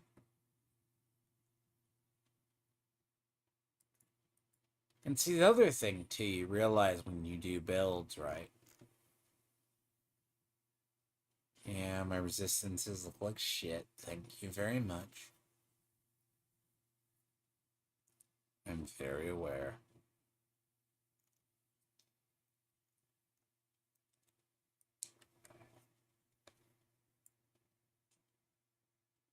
I mean, in an ideal world, as I say,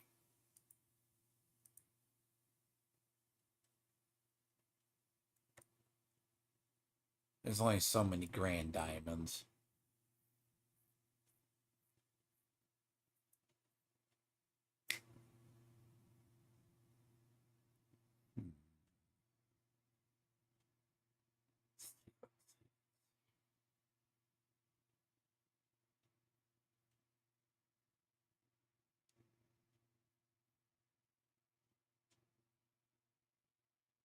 See, they count as minions, too.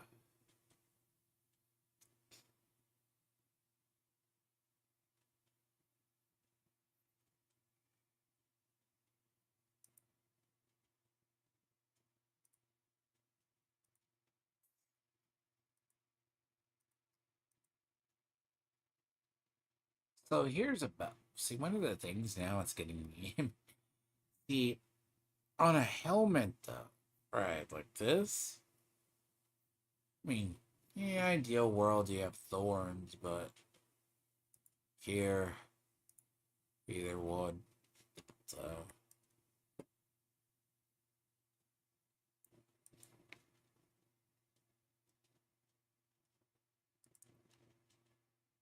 what's funny is I was looking for one of these damn things for my other character.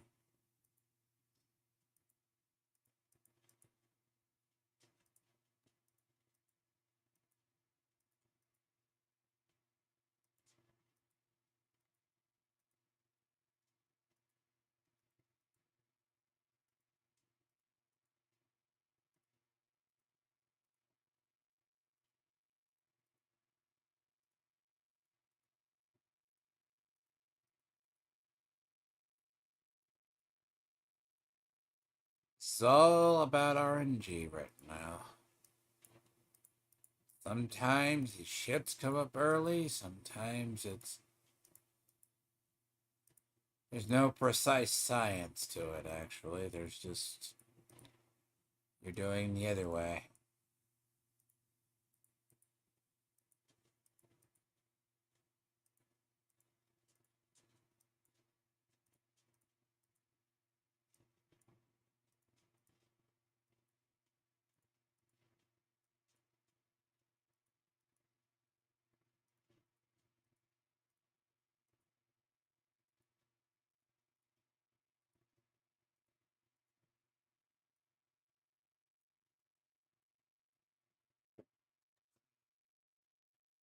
Been a while since I had normal ancestral and helmet, by the way.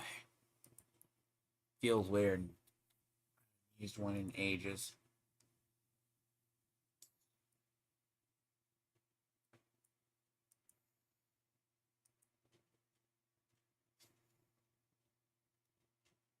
I mean,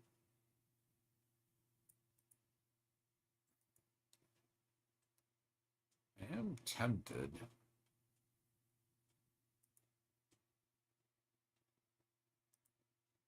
You know what?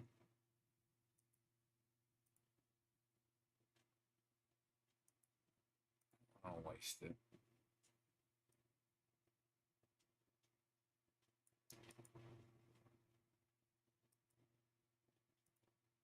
I wonder what you can give me first, though.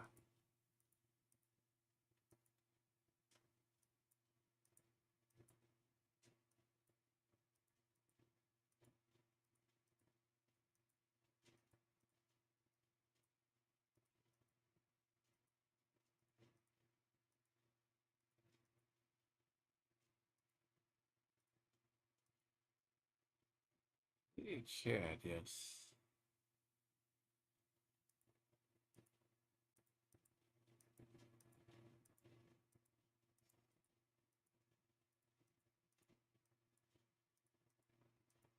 Sometimes you don't really want to know. Okay?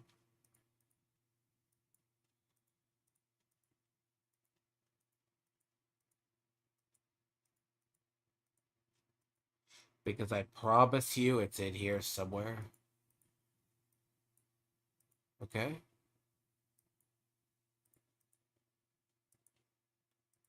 The question's where?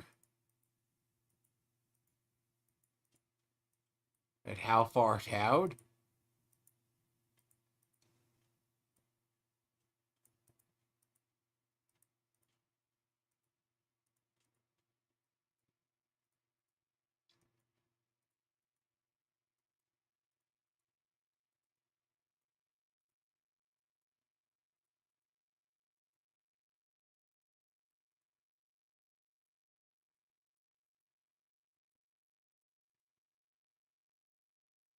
You son of a bitch.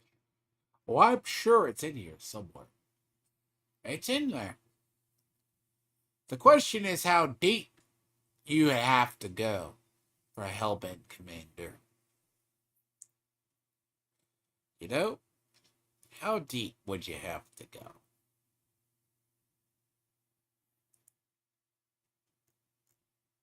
Just saying.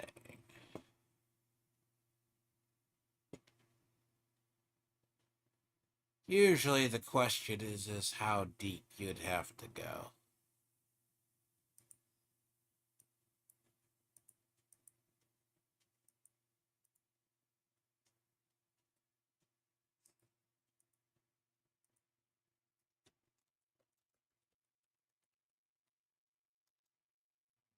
And the problem is, I don't think there would be. You'd be talking a straight.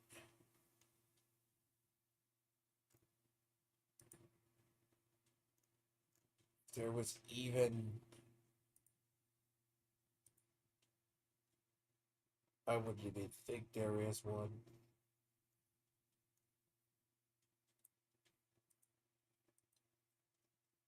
30. You can't even search for it. That's how bad it is. It's not even about the trait.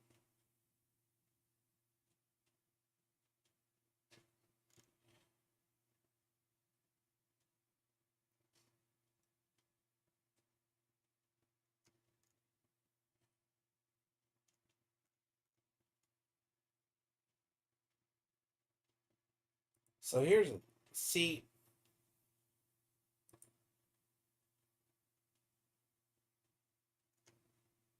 There's not even a way to search for it. But the problem is,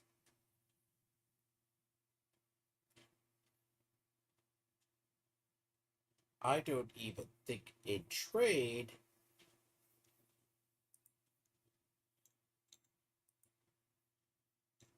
there's a way to do it.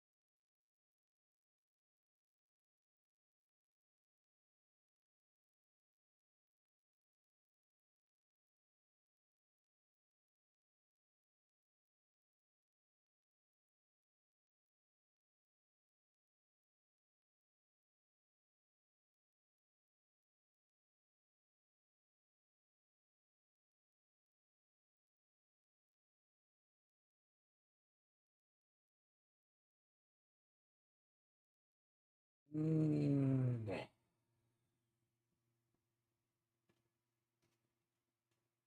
What's funny? Got offline 4 hours ago.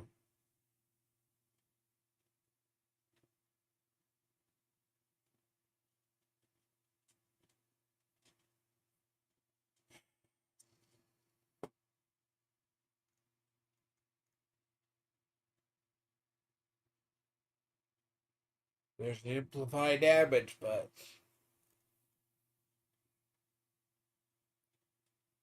he got off about. Yeah, he got off about. It isn't the best rolled, but it is a 3 Hellbent commander.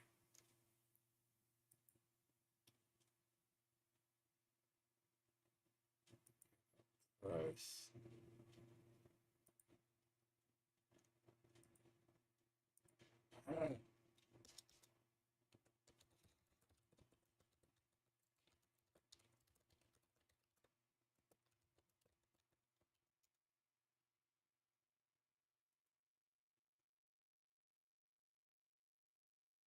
He has one.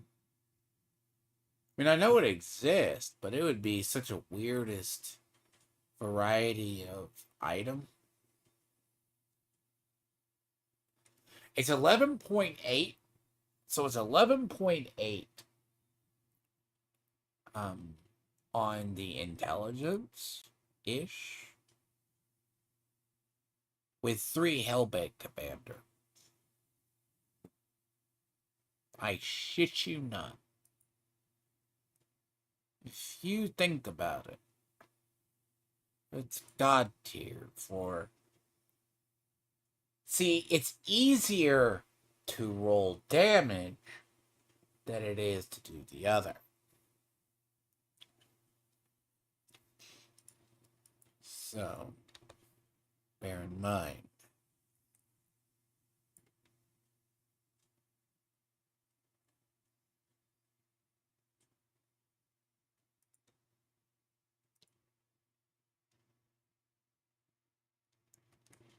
I mean, no.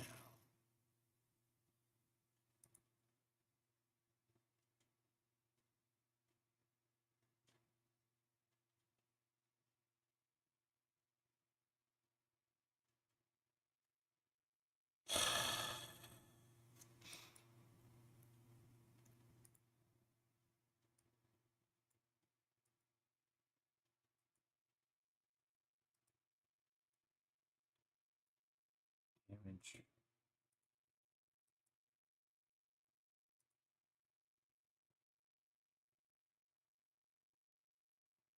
He...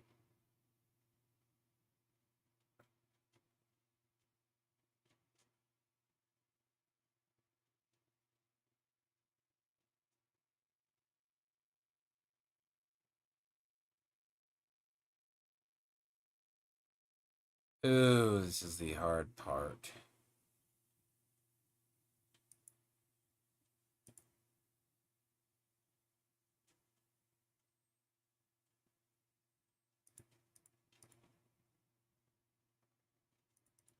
Stop it.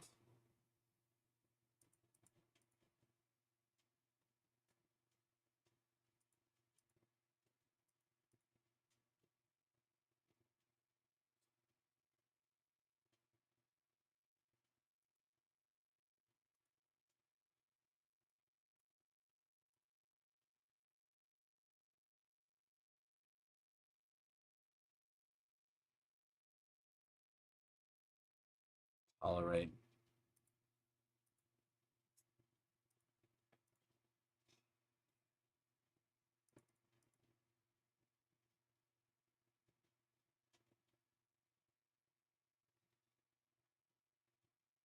There's not words for that. Of all 4 categories, right? You're gonna give me curse duration for the...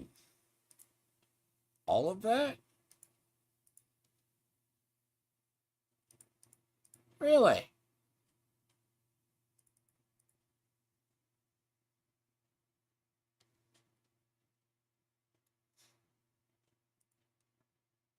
Well, fuck yourself. Of course. Yeah. That's fine. I live with that. It's just... Quite honestly, that's just... That is just... there's nothing you can do about it. I'm not gonna even tempt fate with it.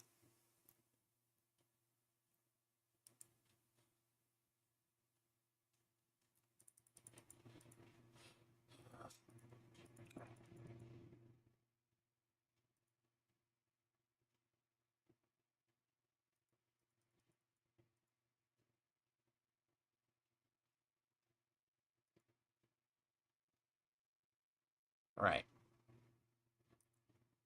Good.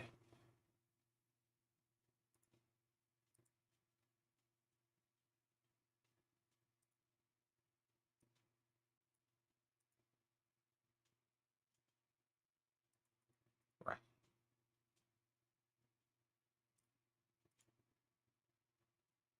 Uh,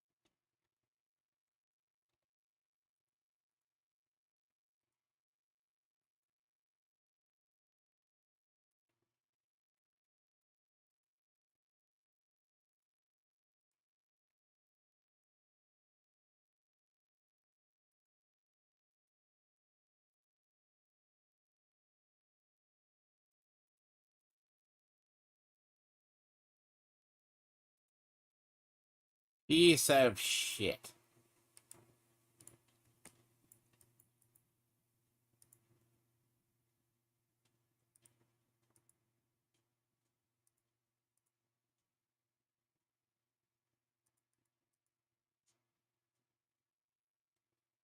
Bye.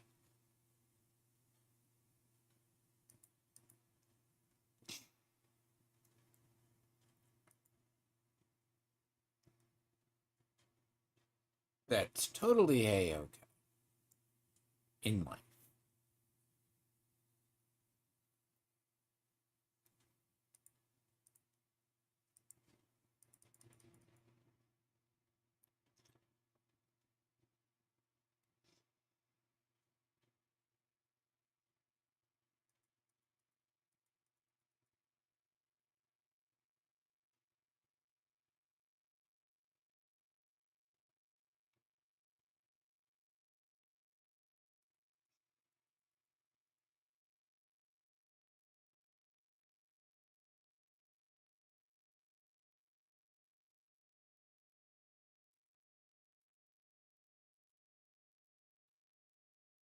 And here, right?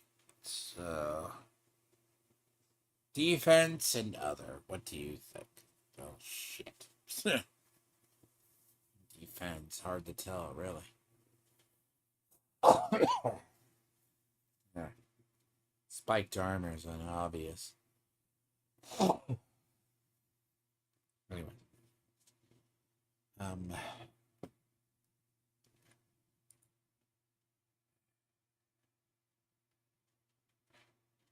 I mean, you could always go life, but that's just gonna happen regardless.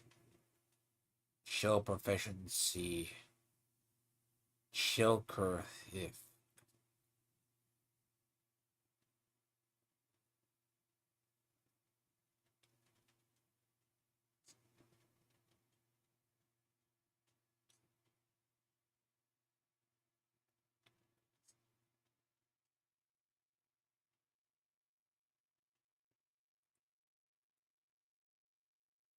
Worldly. Worldly fortune. Pain. I hate to say it, but sounds better. Curse size.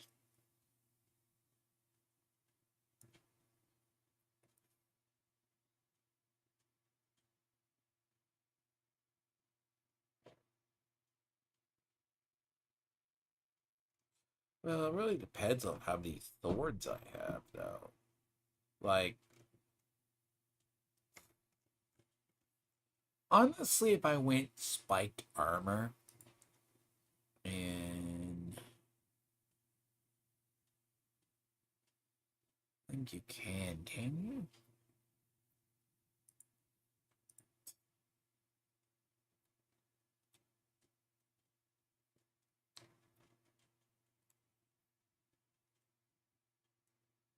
See, that doesn't work.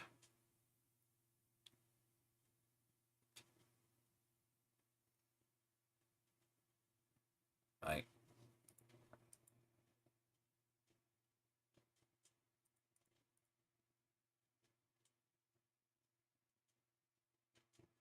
uh-huh. I go looking for it and it does that.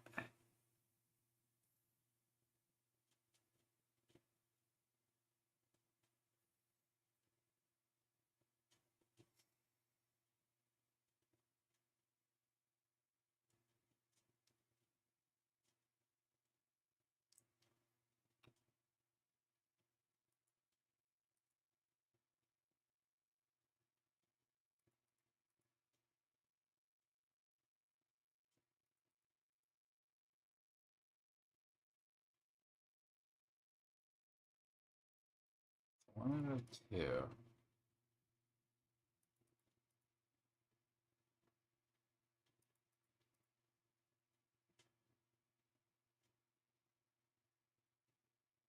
Correct.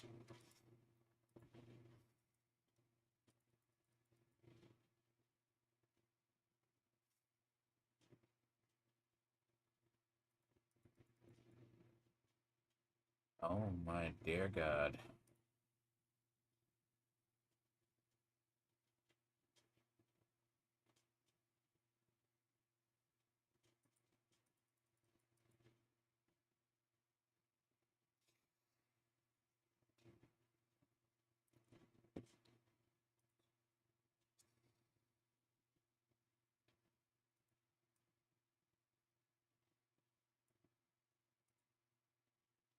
As I said, when you're building, and a lot of it's just building in the end game is finding the right amount, right? So here, so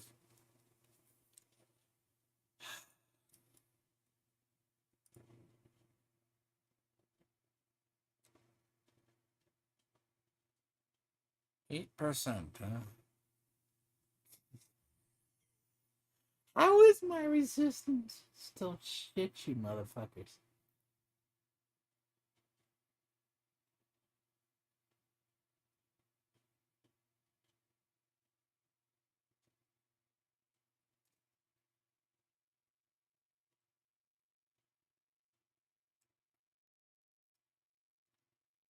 Those are 72. That's funny.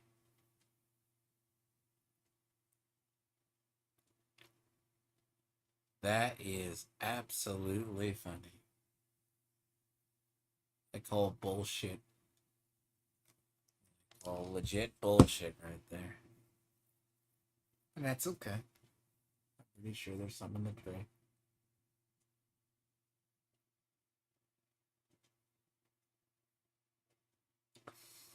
Yeah.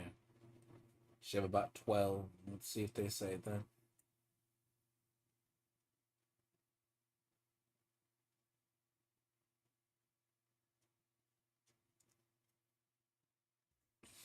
Get about 16.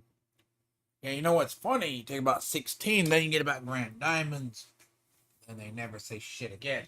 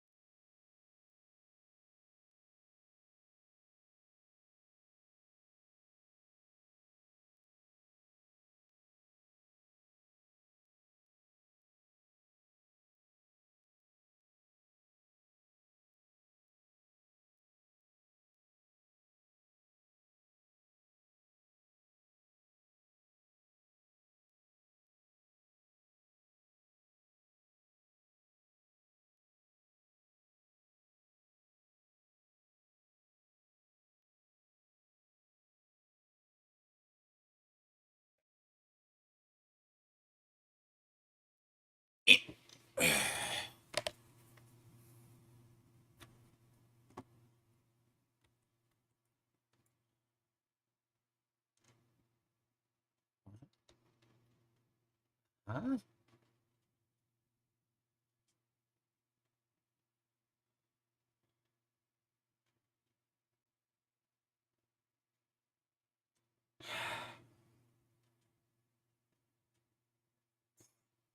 Now,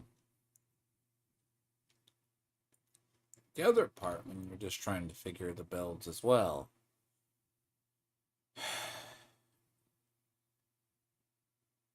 You know,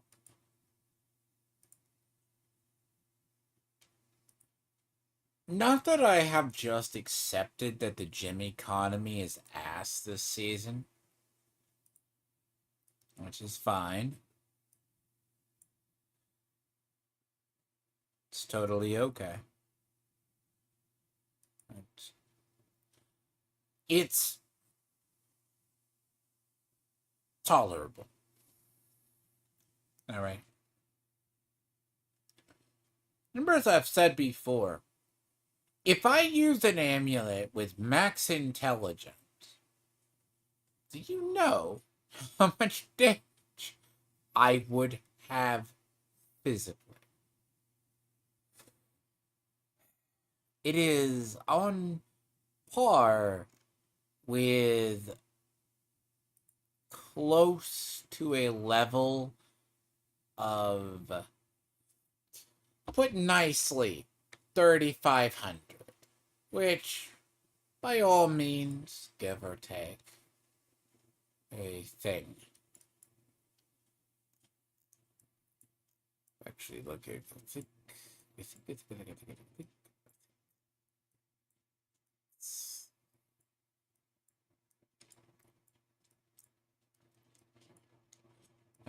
pull out all resist all.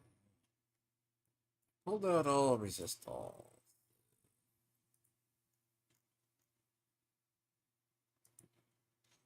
Yep, basically, you have to have diamonds. There's not a choice. I have pulled all resistance I can out of shit, so without diamonds, yeah, good luck.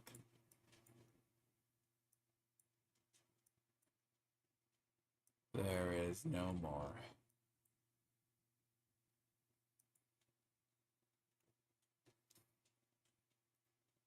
I mean, technically, if they were grand, that would be a different story, of course. If they were grand, so roughly 16. Yeah, that puts it right. So 16 at those two.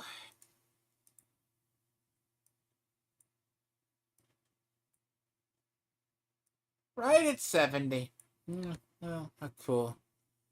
I'm directly at 70 right now. Any lower? Now, make sure all of my shit works. So what does I say? Go build, alright. Oh fuck, my willpower is ass. Oh god, my willpower is horrible. Woohoo, that is something.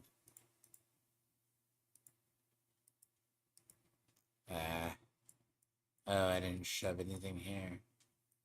I was gonna see. I'm missing one. Normal, sacrificial. Yes, I could just... I know it looks weird just to shove sacrificial in places, but hypothetically, there's a reason I do this, though. Strangely enough, sometimes get into it.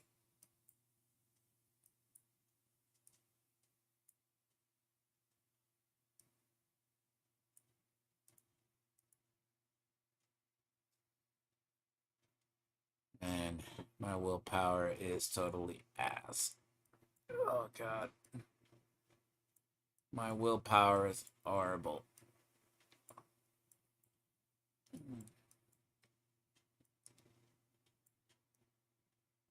But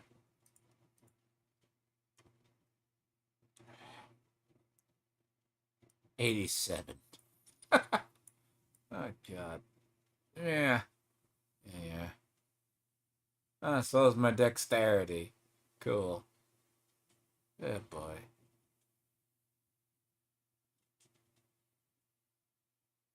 I guess. Strangely enough, right? Give or take.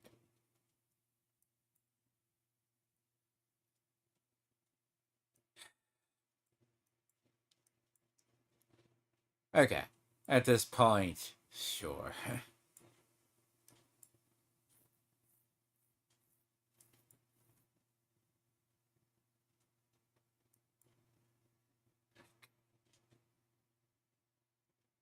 I mean, I could make it up in gems. Gems. Gems. Topaz intelligence. It would be sapphires. Sapphires. What? There's also emeralds.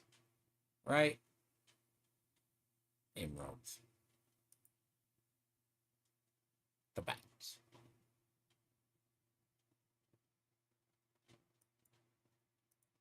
I mean,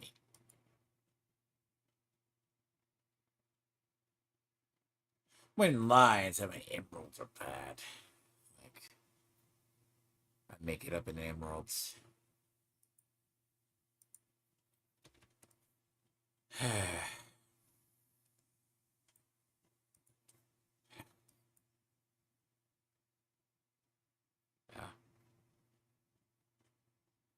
I mean, technically,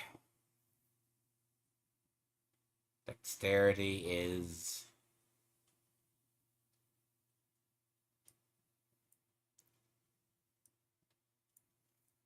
goes without saying. I mean, my willpower will be high enough. We're also talking about points, so assuming I'm using a gem, so yeah, that's kind of where it gets weird, depending on it. If I put those last two gems in, so yeah,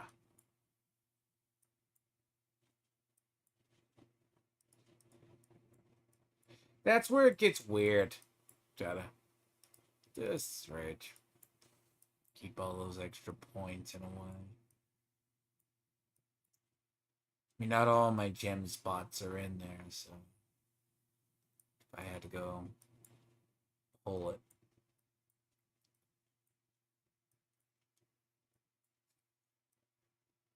Not like it's great in that regard.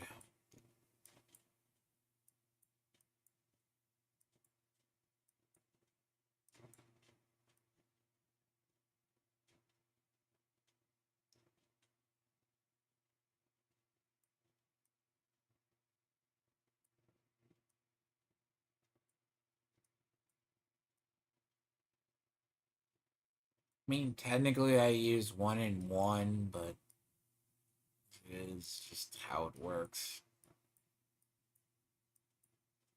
I mean, the thing about having the rares, or the magic ones, it buffs these normal.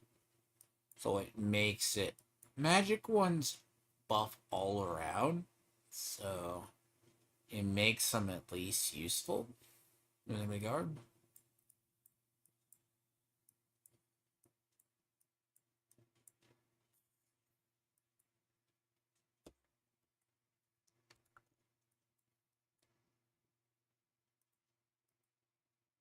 Hold on.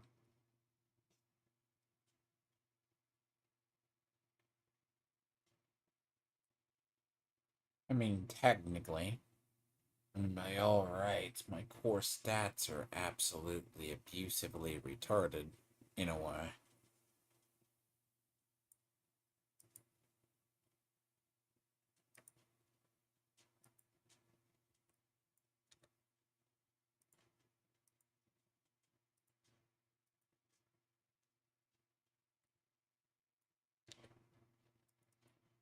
Hold on. All right. Now that I know where I'm at. All right.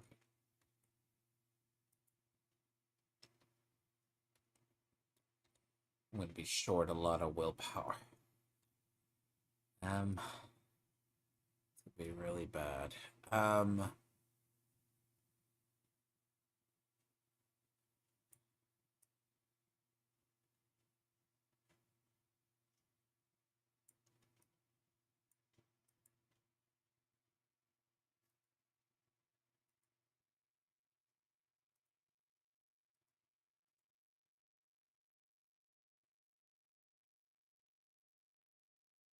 See, it's also figuring what rune word you'd want as well.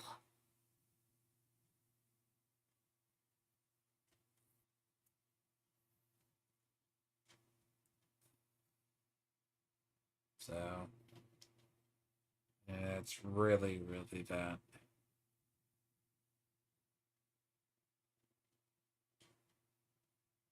Right?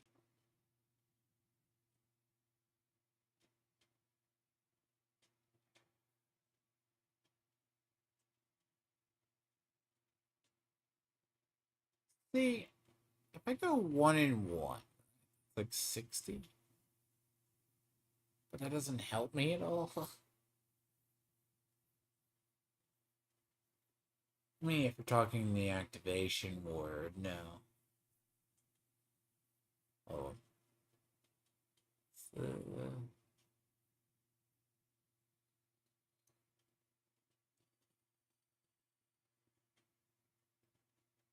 fuck.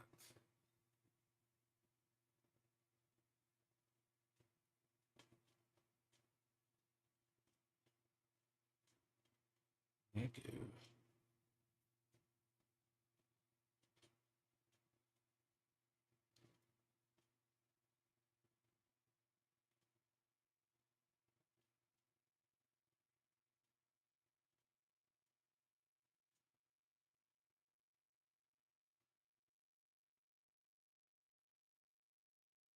It works up to 6.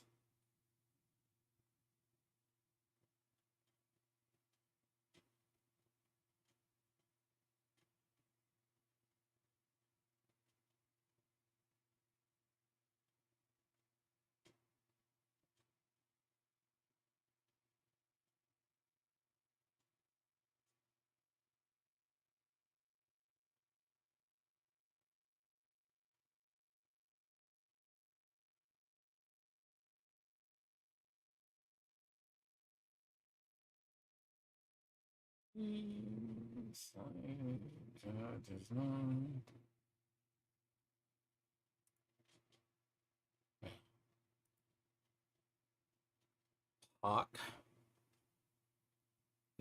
Hawk.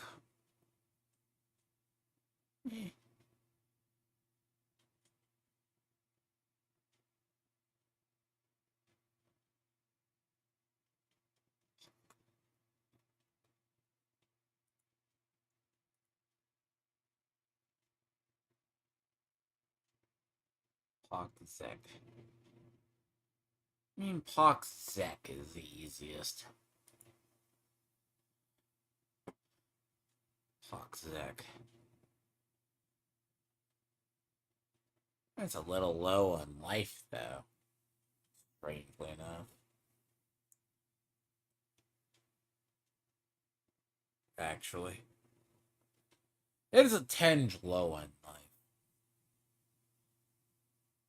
Traditionally, I'm not a big rune. I'm not really a big rune fan, but depends really on the weaponry. Quite honestly, I could take advantage of the vortex, but it just doesn't work.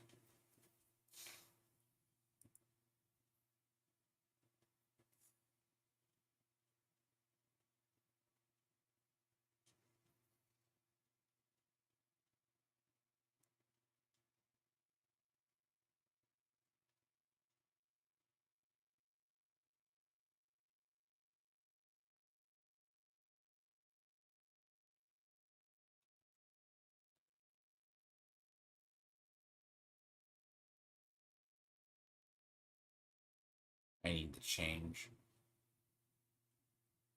But yeah, when you're trying to build it out, right? This is just fully building this out, right? Like, oh yeah, intel wise, dear Christ, God on a stick. I'm so curious the damage this will do. Like, but I get these bet, by the way. But I gotta get all of this shit bet. All of this gets bet. Intelligence is bet all over the fucking place. But damn, like, if when these get bet,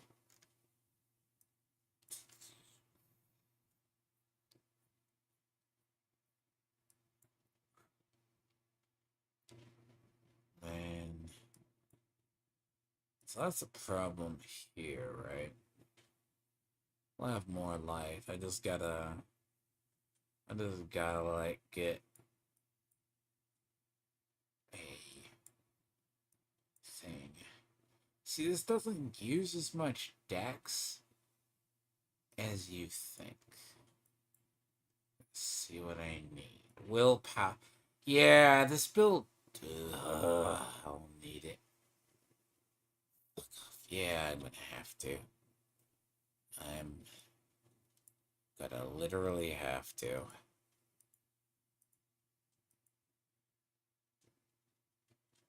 Unless I just go double willpower. But I just get into couple. I never have this issue, really. It's like in my other builds. Because usually. Like, I could stick diamonds in there, believe it or not, but diamonds don't help me in grand scheme of. See, like, willpower, it's that problem of when I try to get to the point where I need the one willpower. I always go.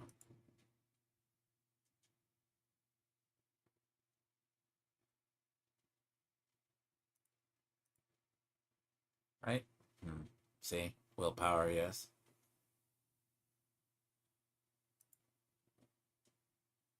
I'm gonna need willpower. Let's be real. So willpower is gonna be it. Like, unless I just say what? I'm just gonna grab. I mean, I could also just save it. And then if I use that, then I can just grab. I mean, dodge chance is really nothing. So, talking like. It's mostly willpower issues than anything else. Just because this build hogs willpower for like it's fucking nothing. So it's kind of the problem with it. I don't. It is a proverbial pain.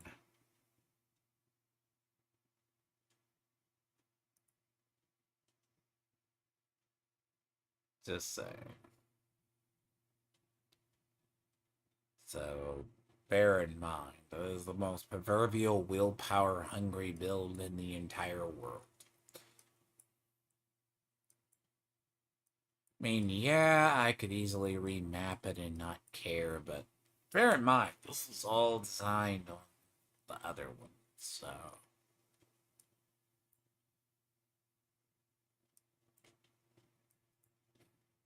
And then this.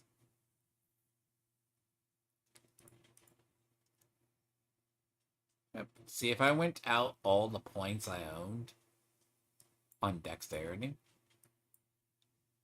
that buff these,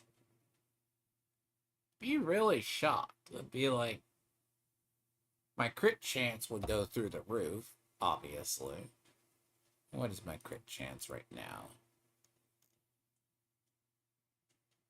I still think I have to have like 490 dexterity, don't I? Oh. Yeah, I have to have like 490 dexterity for everything. What is my CHC, though? CHC. 30%? Yeah. Then again, that does bring me to my answer. Is this good? I don't have critical hit damage. So, to answer the question, probably not.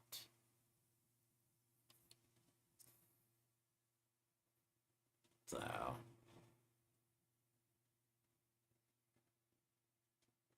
that's it. I have to see if this is the difference.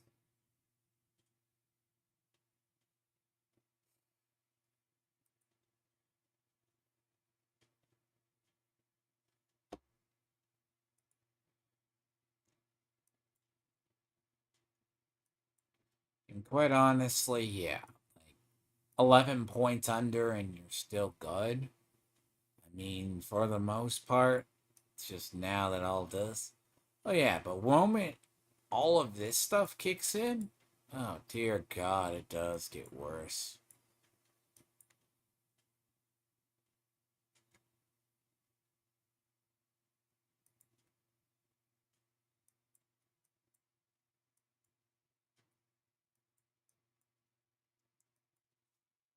But yeah, like if you're trying to get to honestly. Okay. Alright, alright. You know, let's say I bite. Let's say I actually bite.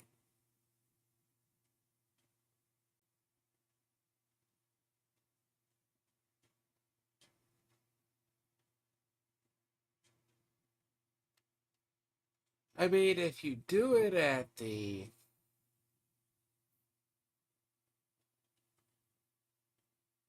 shit, I don't know how much damage they do.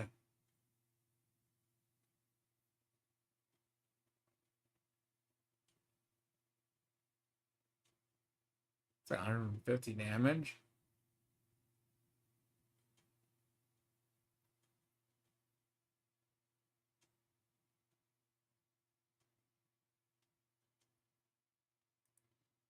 Reapers are entirely separate, though. I feel like Reapers have a better reach. That's the only thing about this build. The question is what would work better? Skeleton Warriors have more, like, herbs. Like, it's fucking retarded at this rate. The question is what is better ultimately is Reapers. I mean, Reapers versus Skeleton Warriors, obviously. Reapers work better. Here's the thing. As I say, Reapers work better on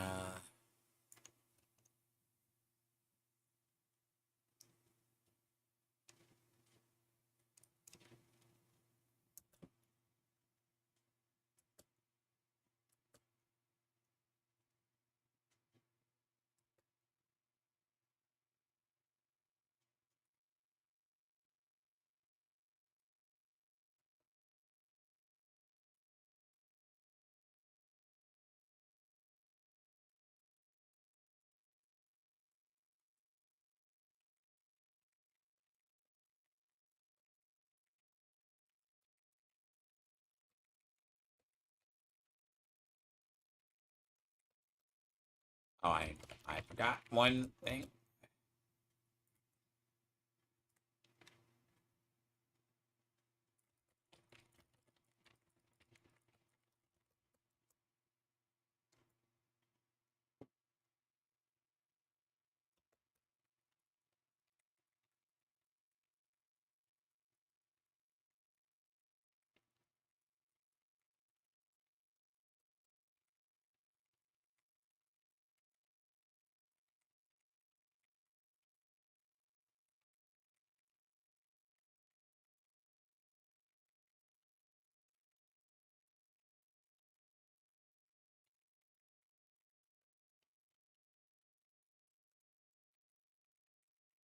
Poison, I swear.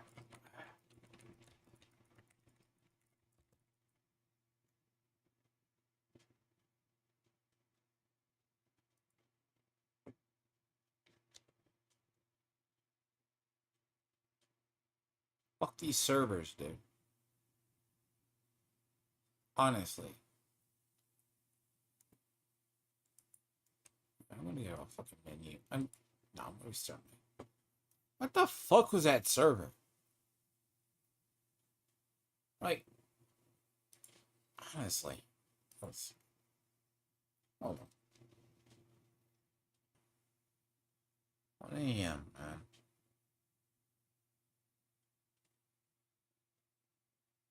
Let me check something.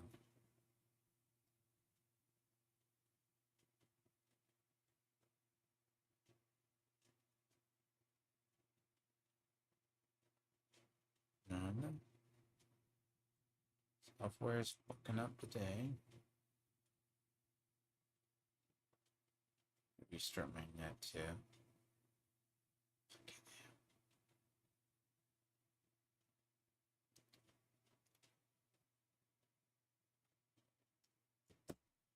On net.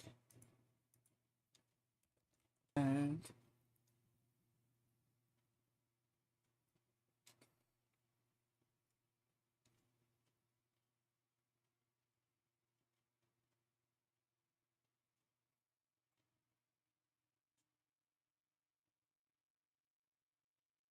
see, is that better? Sorry about that. Fuck. Internet, not the greatest thing in the world at times. It's just lagging. Sometimes in my area it lags this time of night. Always. So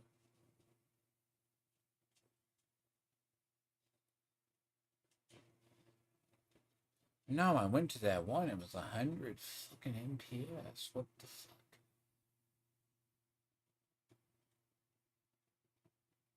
Second. See, a lot of the issues right now, there's a lot of like net issues in this game. So this build works though. This build is God. Yeah. Sorry. Like, this build does work. It's a lot better. The fuck, where did that second... I want to know where that one came from.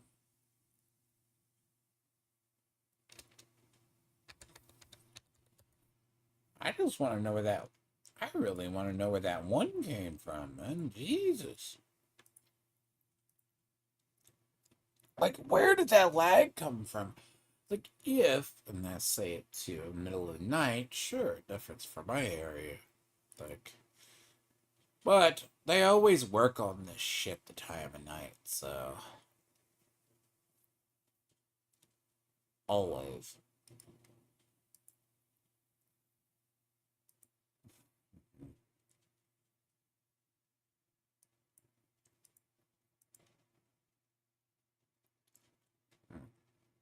A shittier one.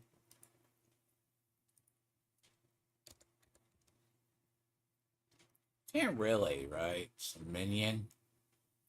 Yeah.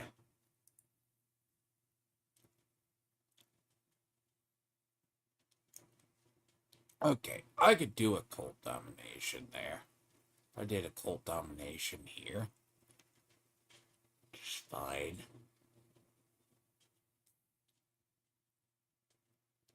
It's okay. So I do a cult domination there. And I could do the other. I mean,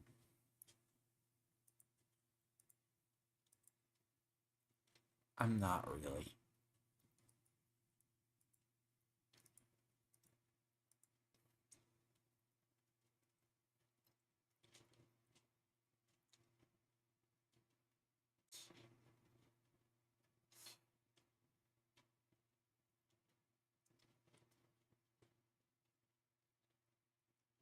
I mean,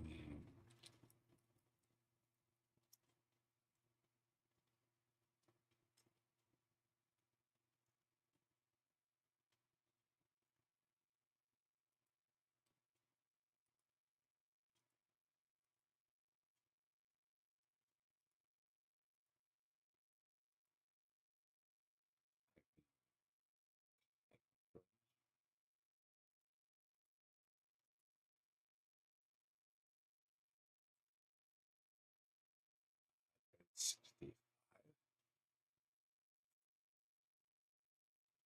now, I could easily do here. It's fine if my minions ramp. It's totally normal.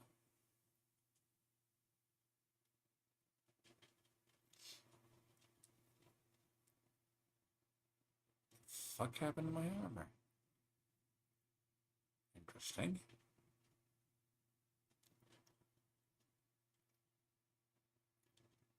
So interesting. I may actually have to go steal some armor somewhere.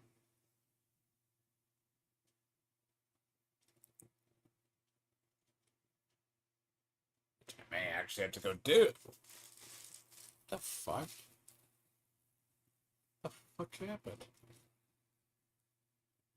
Might actually have to go into things. I know I can go find armor. Jesus.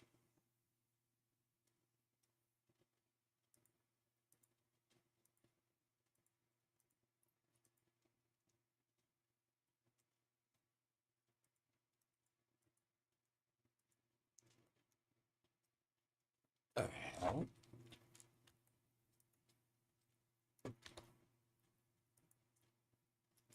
Okay, really?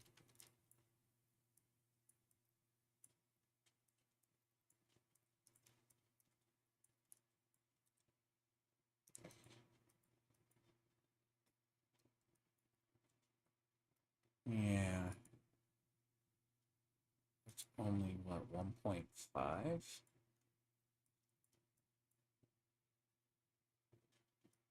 Hold on.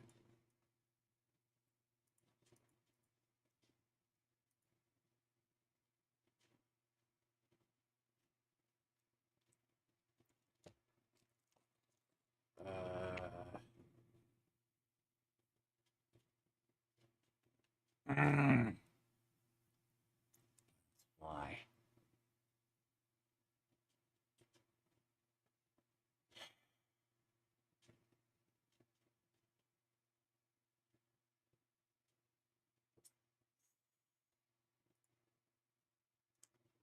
Might be the case. Why?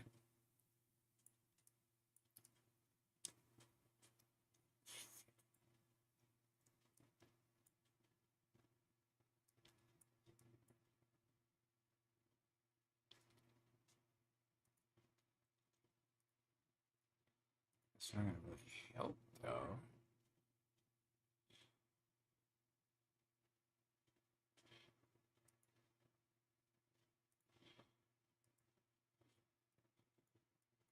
Mm. So necropathic carapace.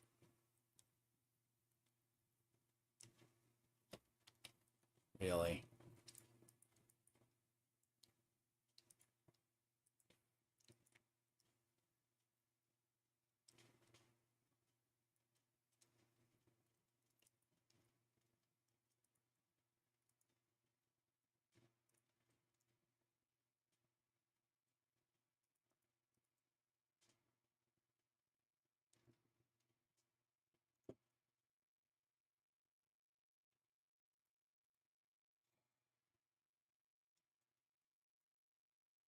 Son of a bitch. It's gonna have to be done. That is gonna have to be done. It's against.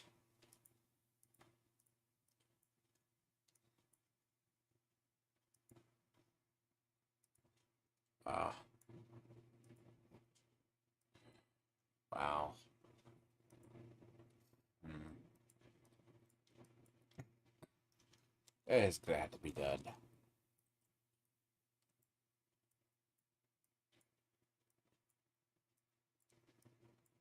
Yeah, I'm still short armor.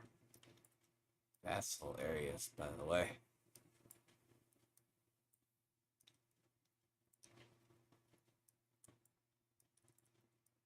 But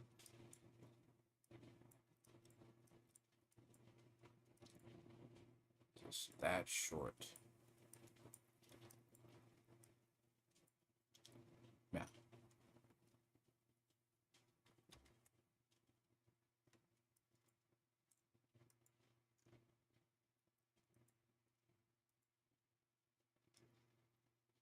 Ah, yeah.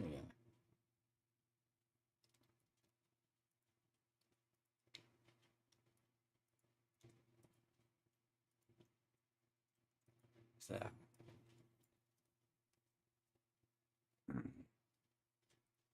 But yeah.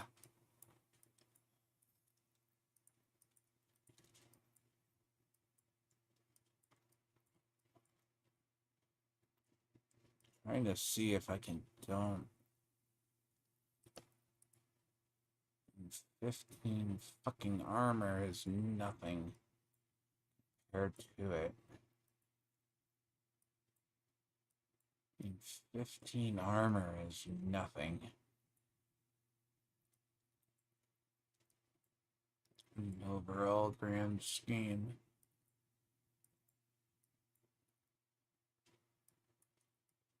That 3% armor is different.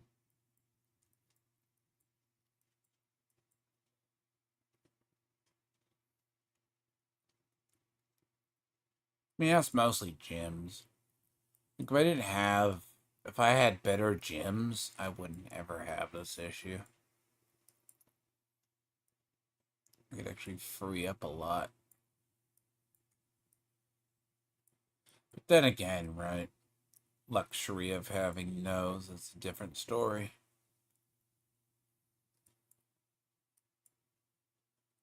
Wouldn't be using these, or you wouldn't be using those. You'd free up about more points too. So if you had grand gems, that's not an issue. The grand gems is what you need for the terms.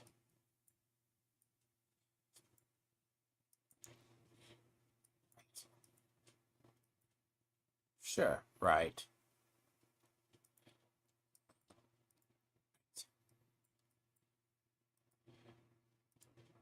Good. Correct.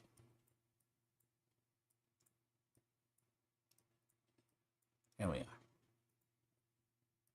So room for 8.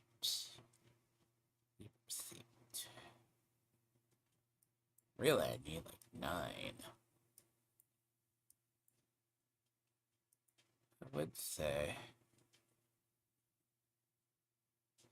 I don't know. Crippling darkness is what I was wanting, but that's crowd controlled, right?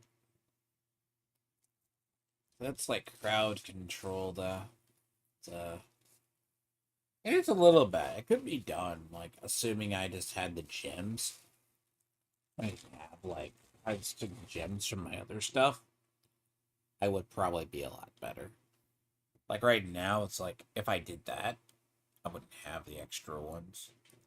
So I could easily just still run this at like 10.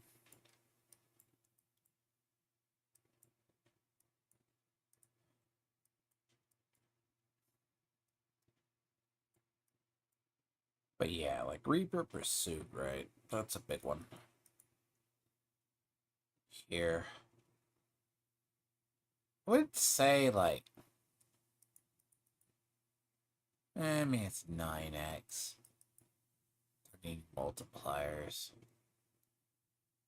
Like they changed Gloom though. That is the problem.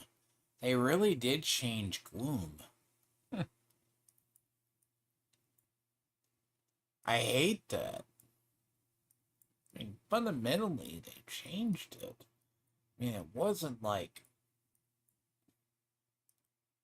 terrible, but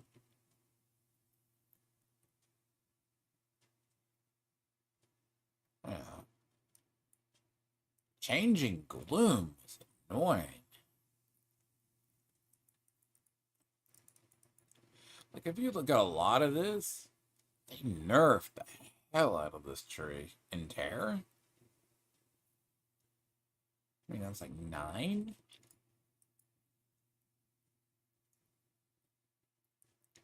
Bonus. What's funny is they used to be all your minions.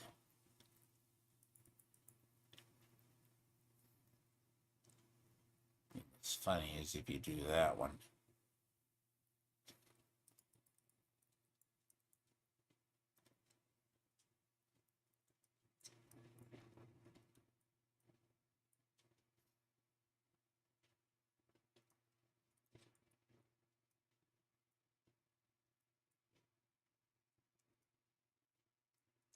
Let's see, technically.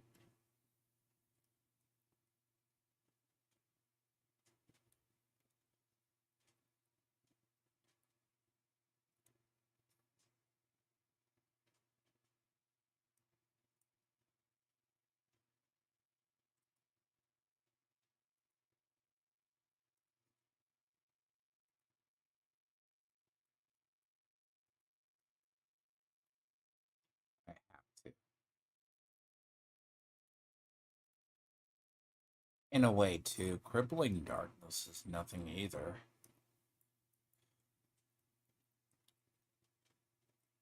I don't even use this anymore on my shit.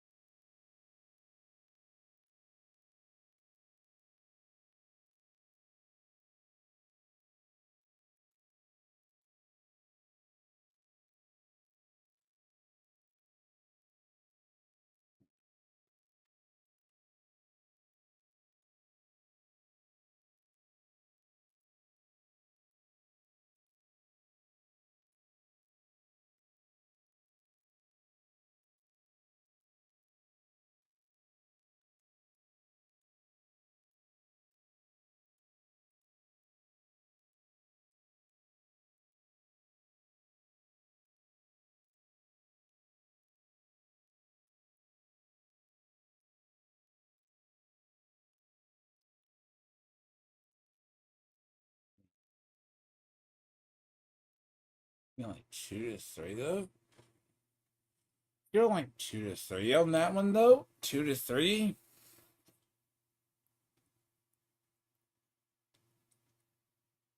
That would have been room for one. But I mean,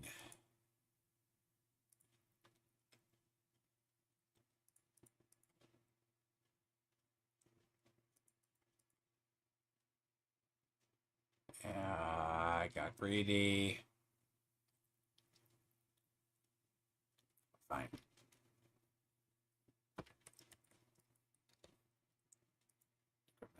Pace.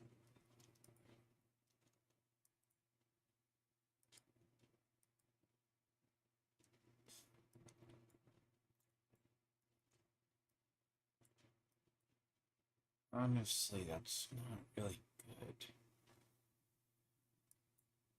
This is bad down here.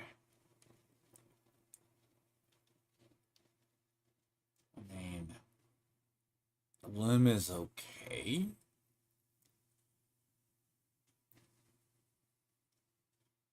It's basically not really good at the end of the day. I mean,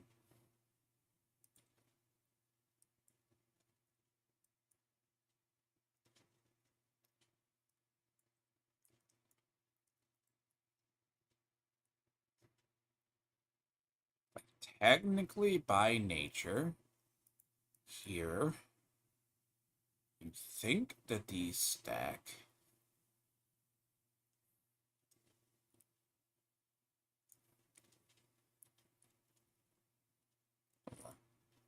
Do I have any crowd control at all? I may not have crowd control. I may not have any. Knockback, fear, pull in, tether, chill. Technically, I don't have any. So, crowd control, push. I don't have anything that really does that, though, so it's kind of pointless.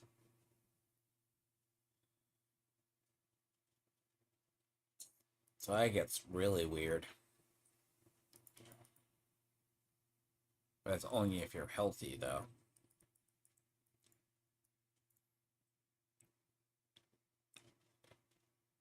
49 seconds. Yeah, but none of my stuff just knocks down, though.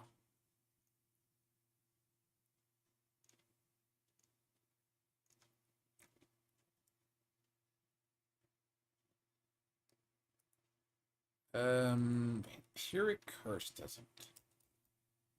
Vampiric Curse says.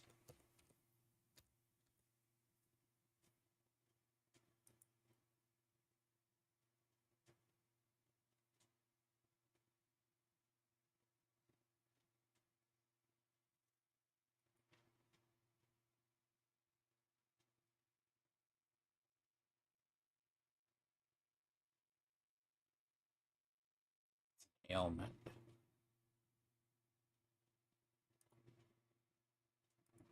Vampiric Curse is an ailment.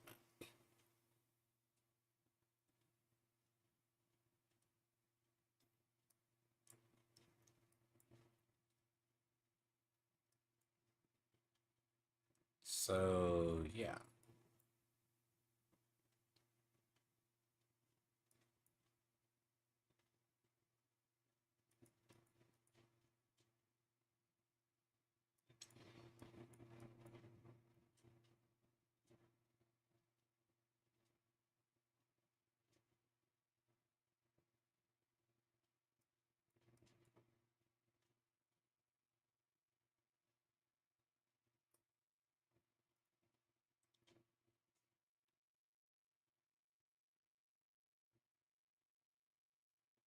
And if I change here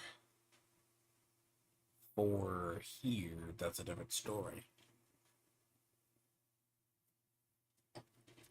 So if you change on the necklace to the other, it's better.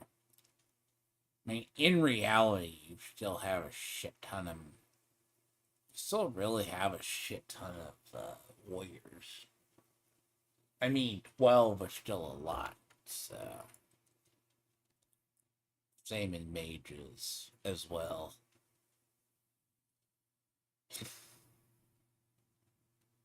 Well, I mean, 2... see, I'm not sure. Right, so...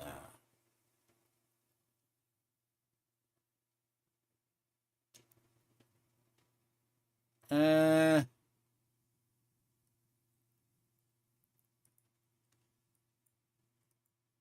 Ooh.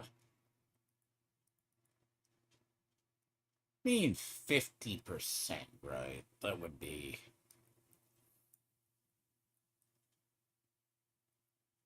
Well, a hell commander.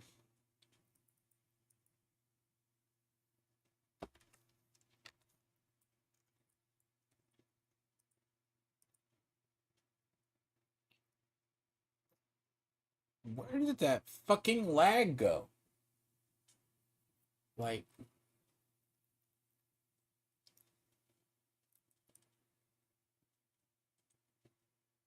Technically, I should...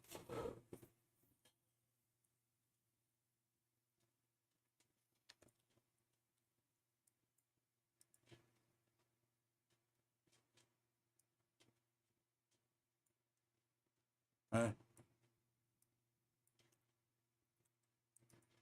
long?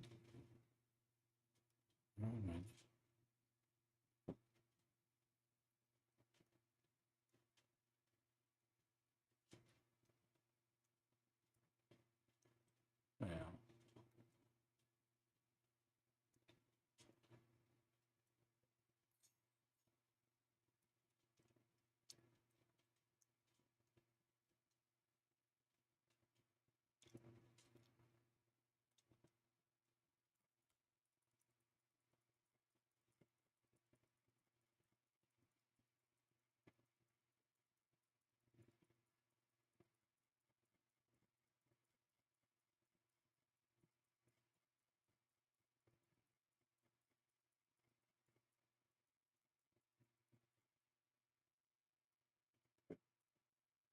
See.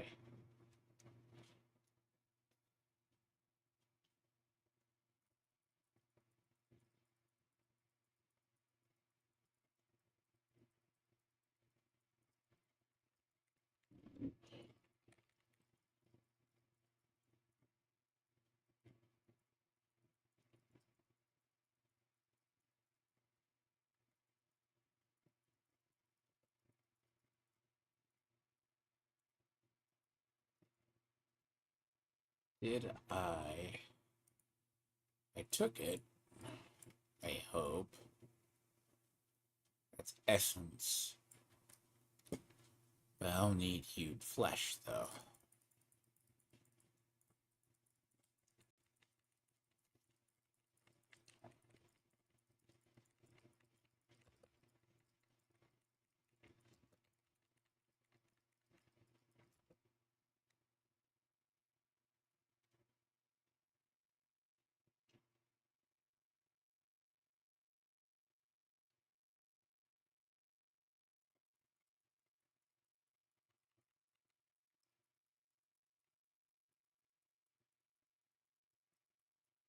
You don't need. The thing is, you really.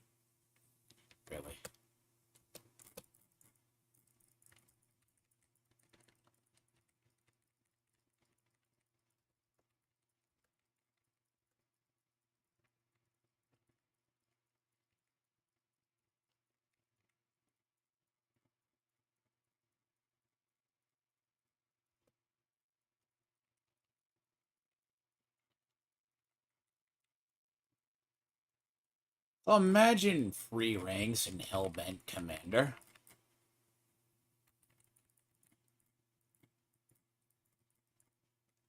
Free ranks in Hellbent Commander. Can you imagine?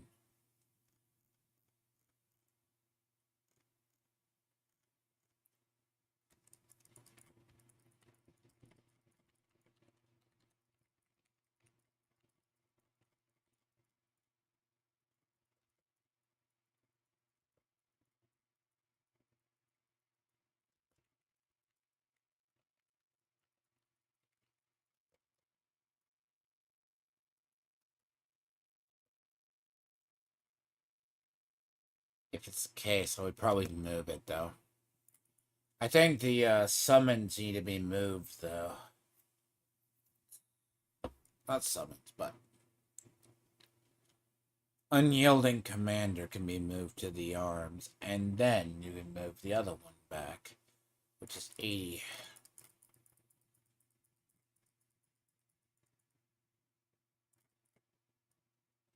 Would be better.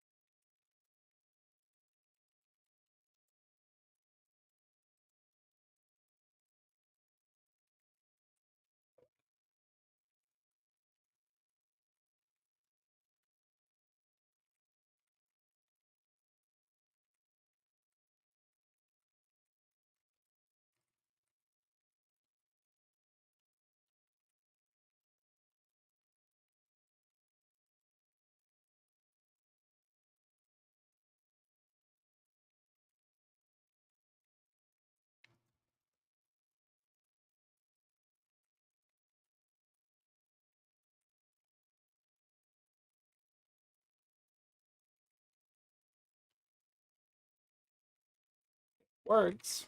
The question, it is lower. But I do need to move that one ult, though. If I move it, yeah, no. I don't think that extra 50 damage means shit.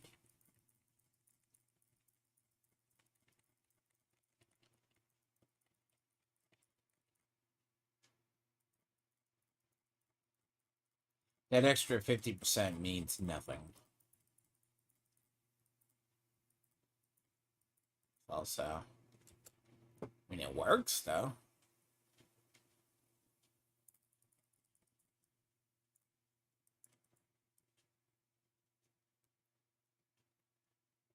See, that's the thing. That extra 50% means nothing. The minions stay alive longer.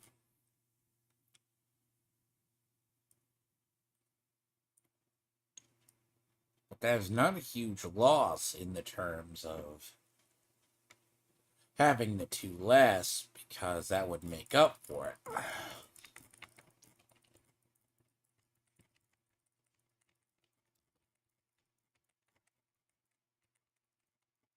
Oh, yeah. Then probably switch back to Reapers, which don't really matter. See, yeah, I am noticing it. Somehow. I gotta test it. Skeleton Warriors. Like, you'd think maybe would be the way to go, but I probably...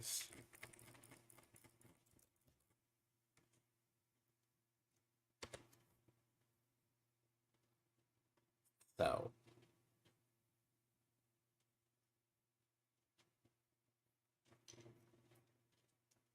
Reapers have a powerful wind-up attack, which is a different, but they also create corpses, too, so... Which is different.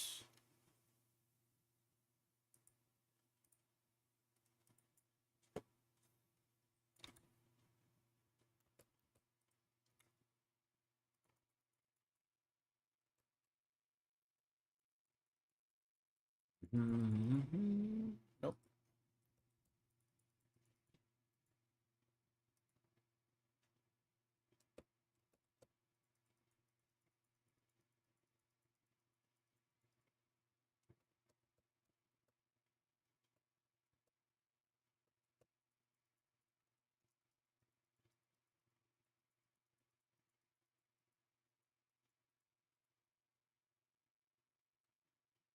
I mean, the build does work. Just a question of just you gotta move that one around.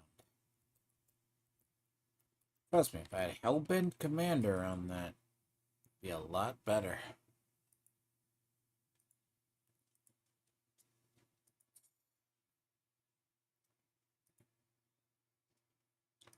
See, Reanimation needs to go there. Unyielding Commander needs to go there. That needs to go there. That can stay there. Now, is there a difference if we're bossing? Hold on.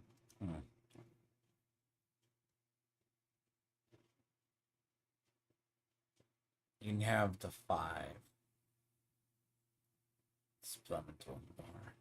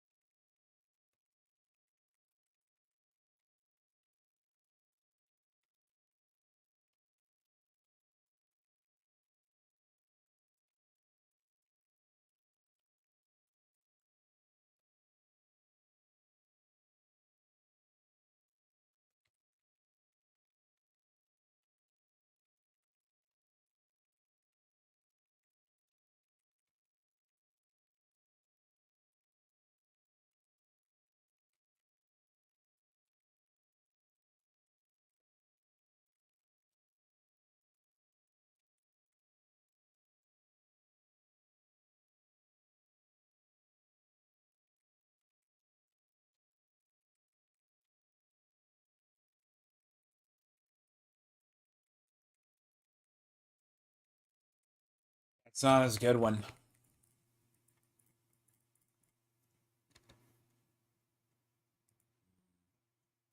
Slight adjustment. Finality is good if you get your casts down. The problem itself is not dealing shadows. It's not good. Yeah. It's just not good at all. I don't like that one bit.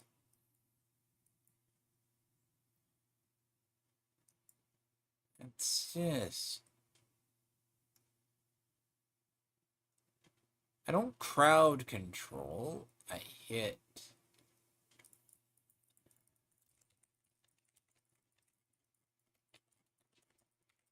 And ult seems like hey, see, even if, right, I don't...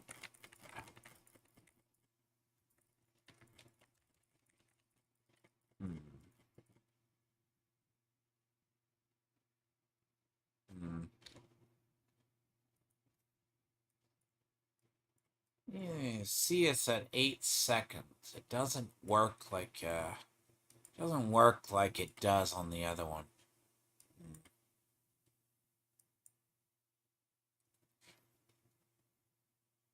I mean, I could shove to here about 50. Shove another one in a random spot. It's like Gloom. It's like Gloom is okay. Fuck, I kind of wish Gloom was the way it used to be. They nerfed Gloom. Gloom used to be for every minion you had. Believe it or not.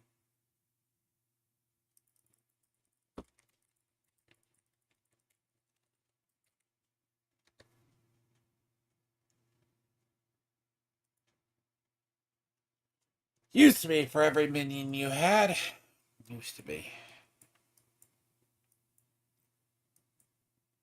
I mean...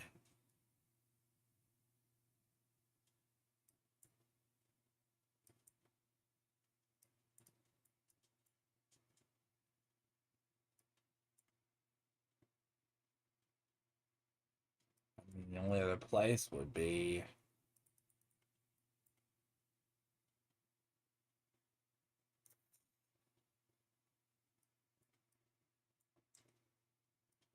Meaning to fortify. I mean, you stay, what, fortified constantly.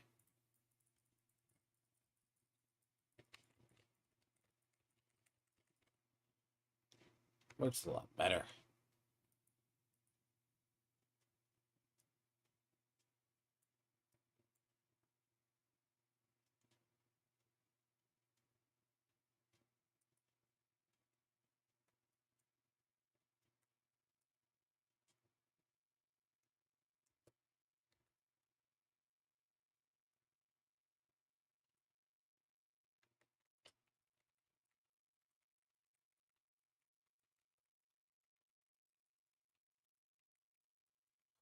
Jesus.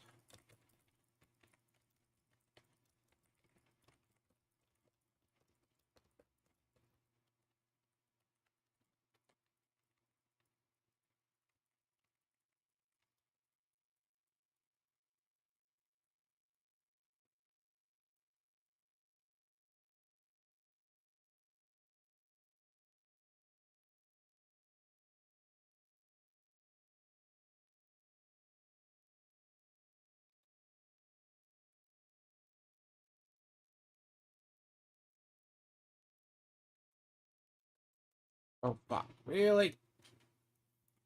Too squishy. Oh, fuck. I hate that. Yeah, but the DOT, too. Whoa, you shits.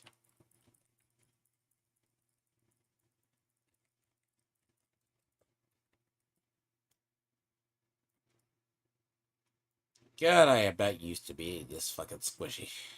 I don't like it one bit.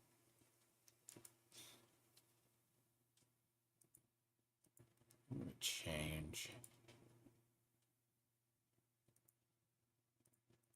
My CHC is only what? It's 40%. Hold on.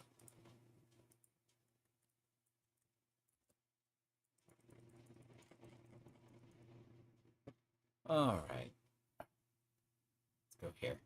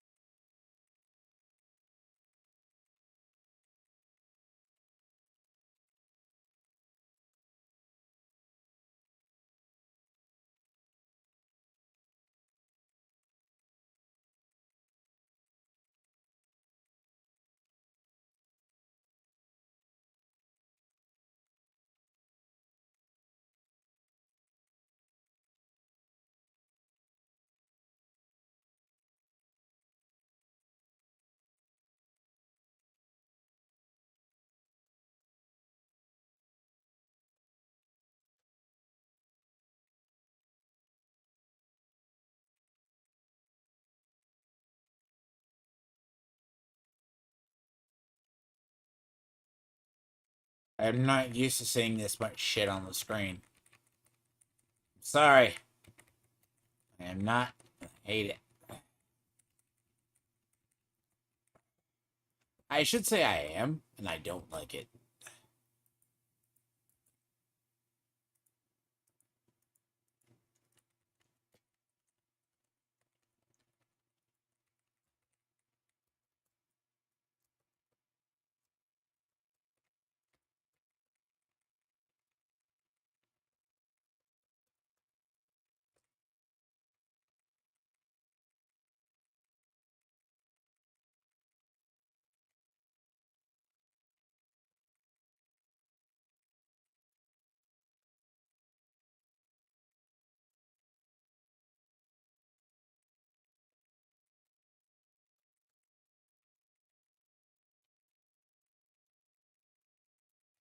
Work with me.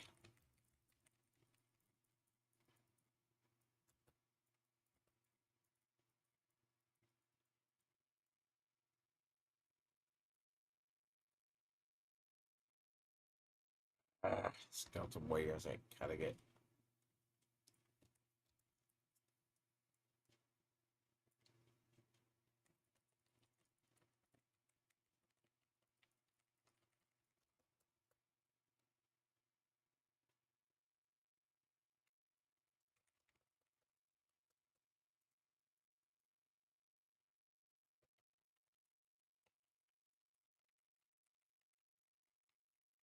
When you're building a build, you have to like mess with this.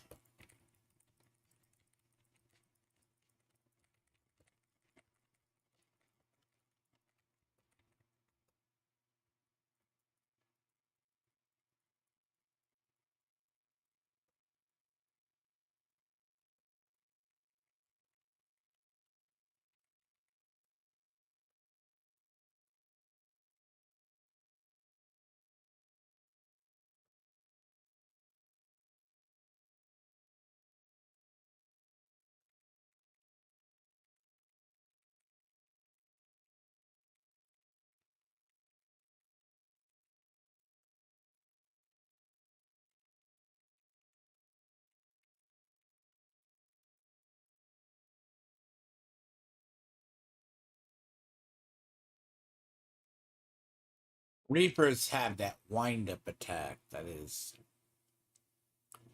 better for clearing out ads, strangely enough. That's also the perks of Reapers.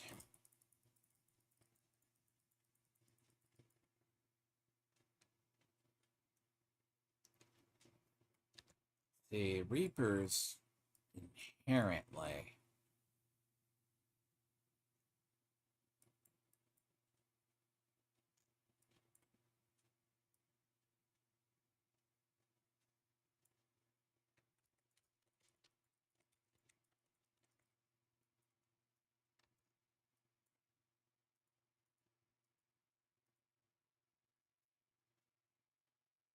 so Reapers also create corpses.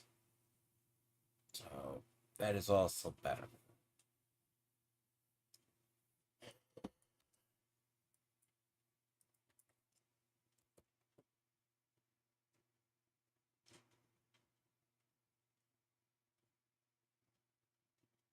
Warriors in theory still sound better, but I don't.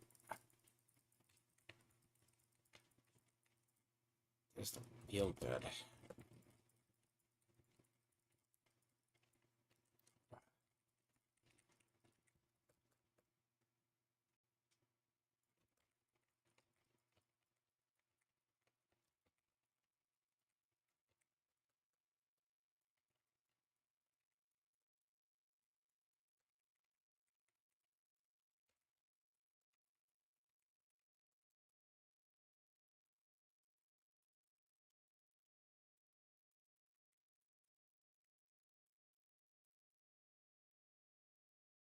Sever works, but the other one doesn't.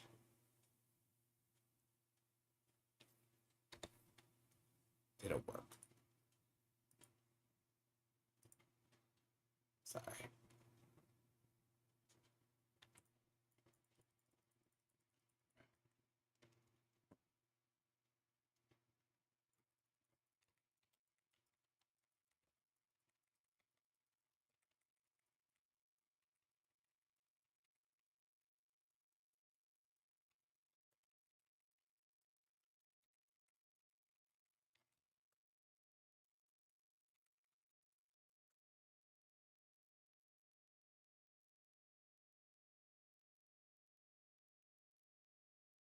Skeletal Reapers.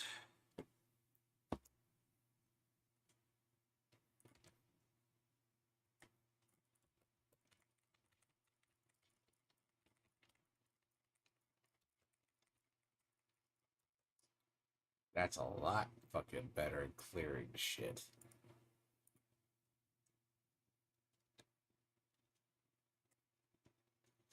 That is a lot better.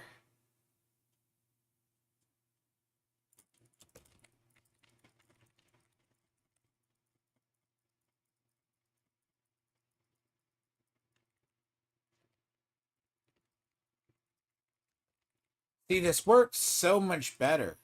Because, like, when you're looking at, like, this, like, building it, like, you have to test the individual. Like, the summon build can kill at this tier.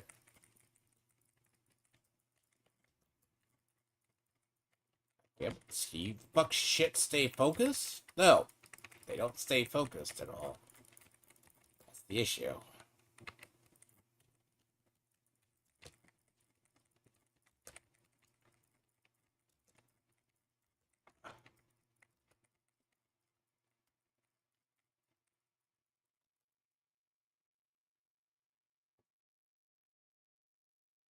Hmm.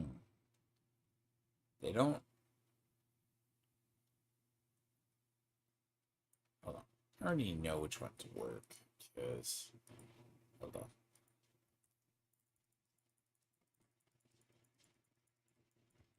Hold on. Hold on. Induction test. Alright. Let's see if the wind up works.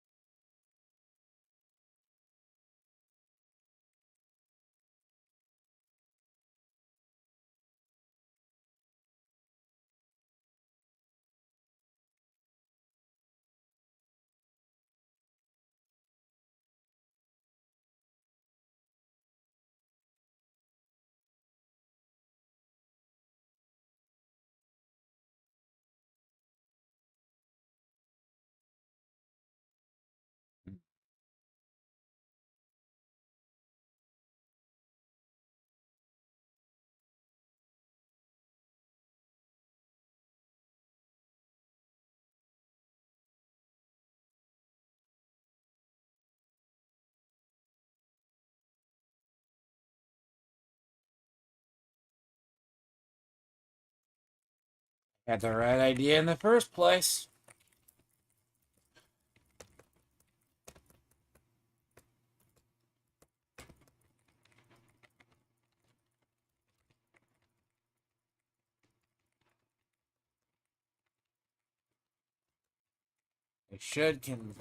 They really should consider taking down the fucking cooldown, but I'd be the...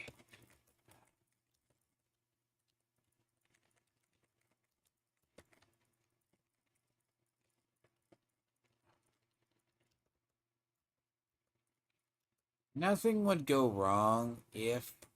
Look, nothing would go wrong at all if you took down the cooldown on that. I don't think anything would matter.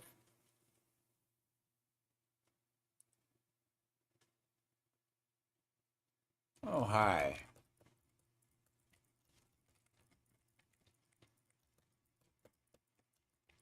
Huh?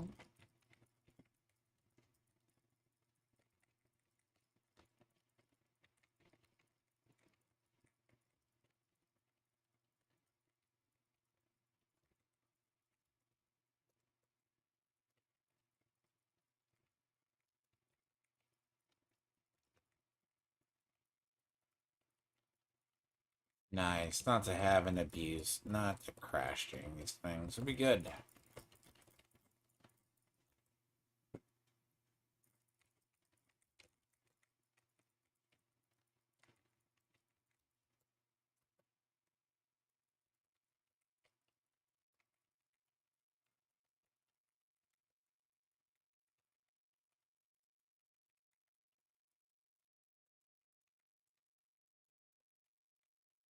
I do need to change my main, though.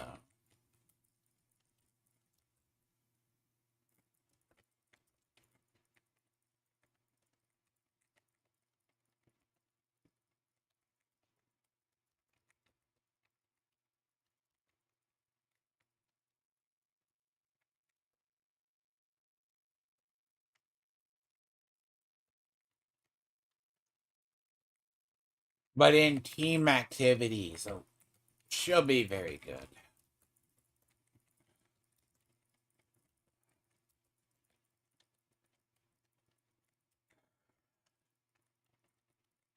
Can I joke? Imagine about dying in these things.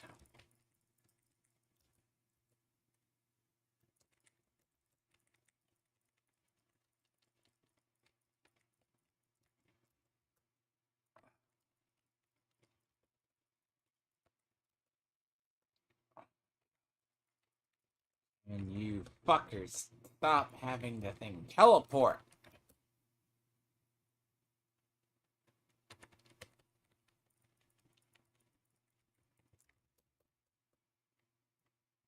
Fucking retards. You fucking tards.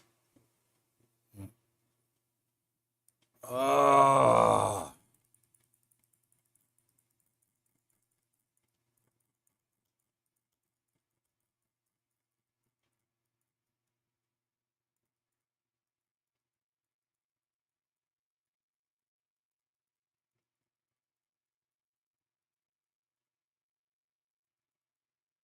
And say it.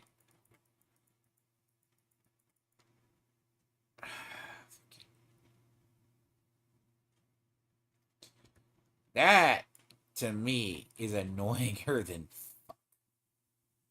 That annoys me. Now, that irritates me more because he went to go target people because someone has, like, multiple fuckers have taunt that drag him away.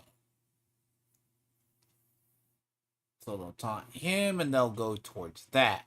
So he goes over like a bunch of feet.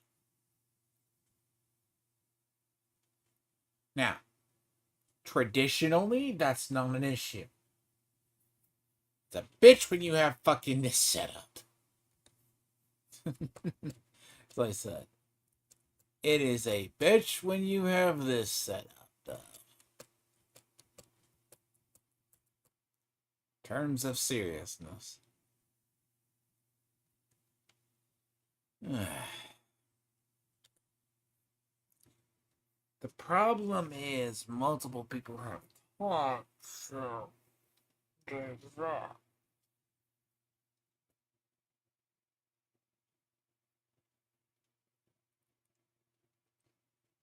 That's the worst part about it. But it works. I mean, assuming I could get more necromantic carapace, like, or spiked armor. Honestly, either having spiked armor there or something different would matter. I mean, technically, if you have more spiked armor, you do better. But either that or curse size. I mean, curse size works too. It's just one's more points than the other. Well, alive, that is dumber than dirt because if, and I do say if,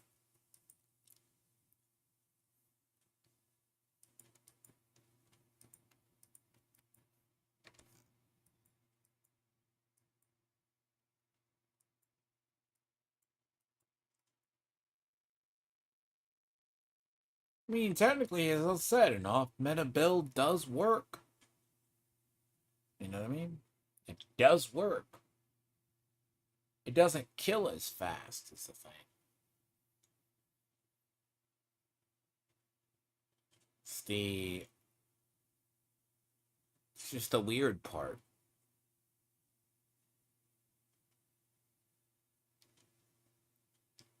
And I mean, Reapers work better.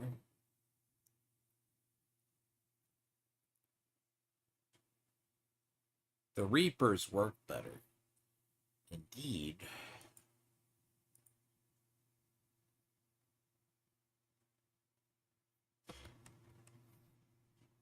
Shadow damage works too. That's only because Reapers work wonders.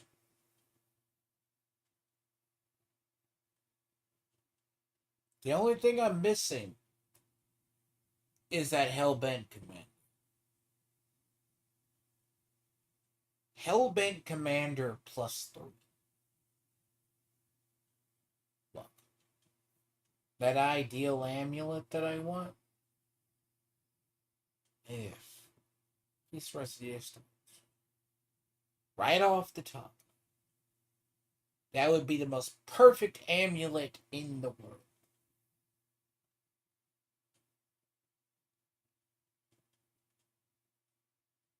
Like 80% plus. What's funny about this is Shadow does more.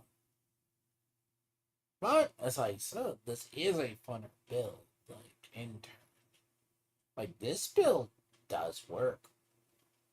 But this is an example of an off-meta build if you know how to build it. Like, I could theoretically save on armor if I went into Spike. To be honest, curse size is more for greed because I actually have the points. Okay? I have the points. But in reality, it should be spiked. Spiked armor gives you free armor. Plus, it also gives you thorns. So, take it for what it's worth.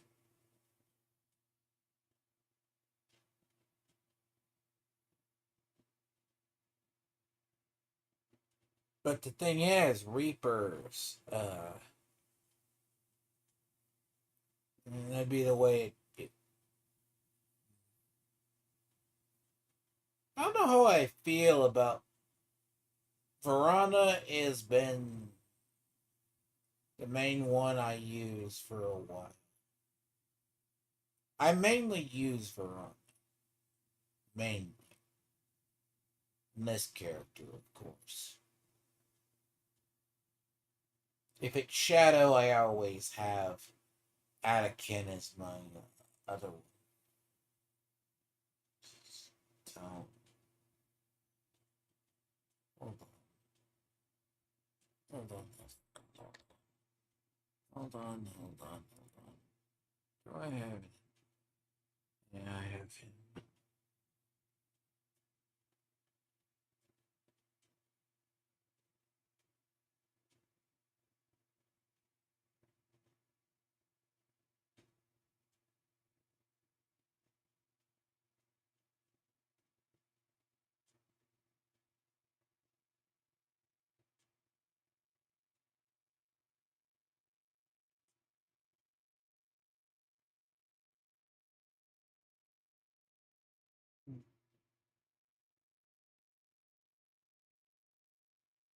Maybe not. Haunting their victims.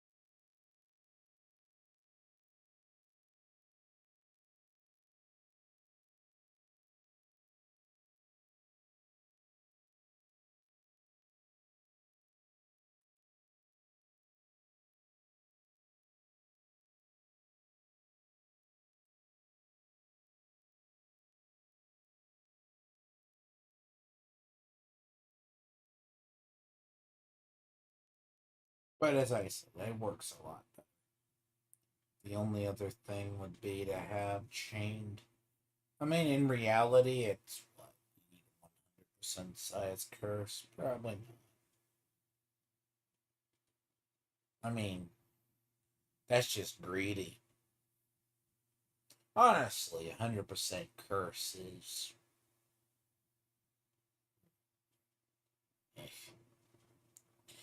100% size plus curse. That's as I said, it's fun, but trying to take advantage of this.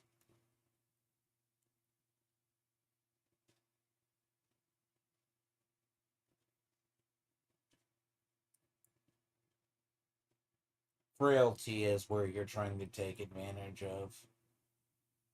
I mean, technically, it could be done.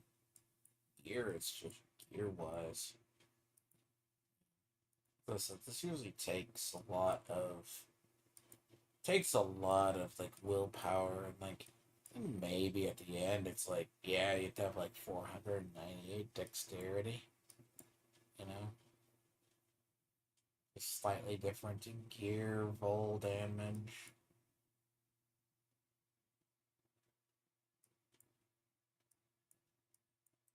It's pretty easy to get to. It's just, hell, if you just even rerouted a lot of this. But I do it in the more expensive route where my route's a lot more expensive because I use the rare ones. Sometimes you just straight annoy. See, this is more late game. If you're really curious, it's like you don't think you really come over here. Like you don't come over here until late game. You're not gonna come up. You might go, let's say, Hal, go through here. So you have the corrupting damage, but you're going to, in a way, this build loses.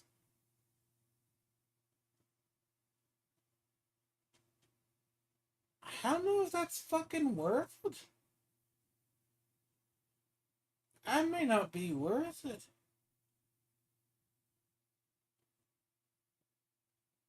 Like, that one.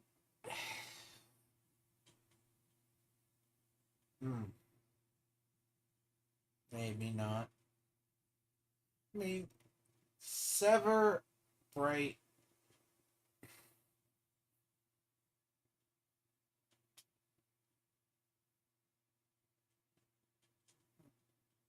Sever works.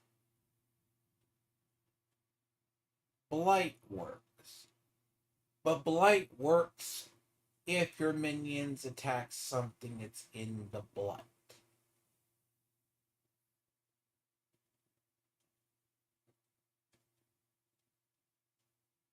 I mean, it works. I mean, I would definitely tighten this build up. Like, No doubt about it.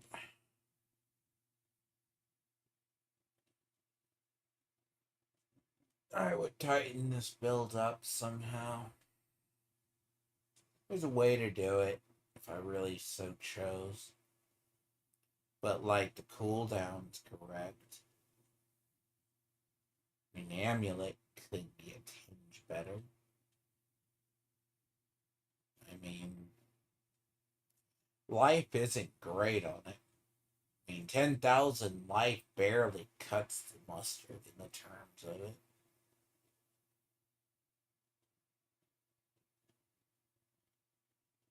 Needs more life.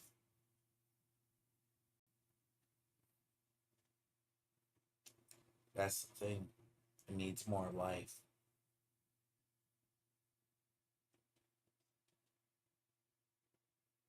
I mean, quite honestly, you get rid of intelligence. Like, this has, like, a shit ton of intelligence. The only thing about it is, what's funny is it doesn't get the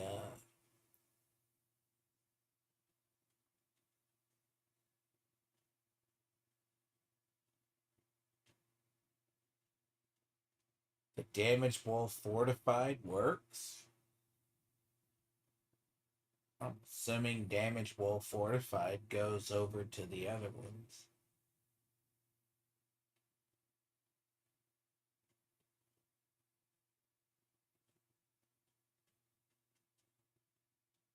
And the Army of the Dead is capped. So.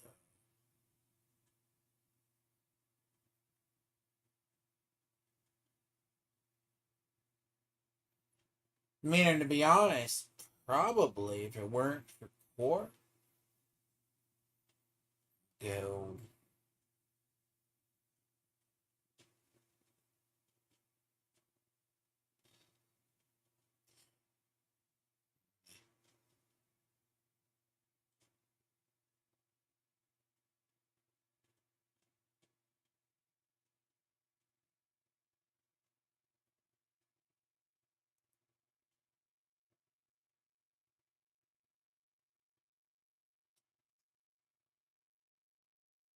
If it weren't for that freaking modifier.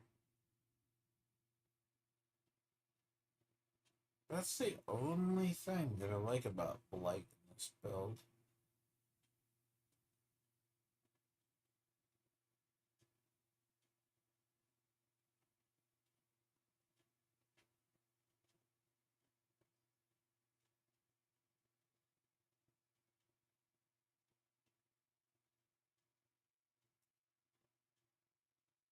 Only thing I hate about Blight.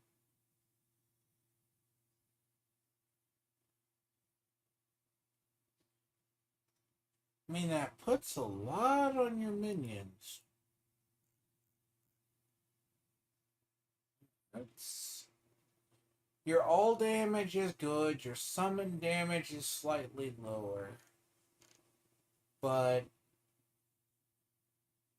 your golem damage is retarded, your other, but can't explain it. It's just different.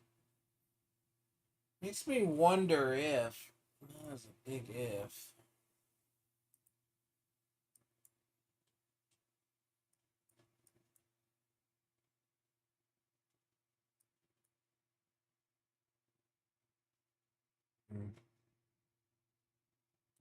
but I don't think that's gonna work over here though.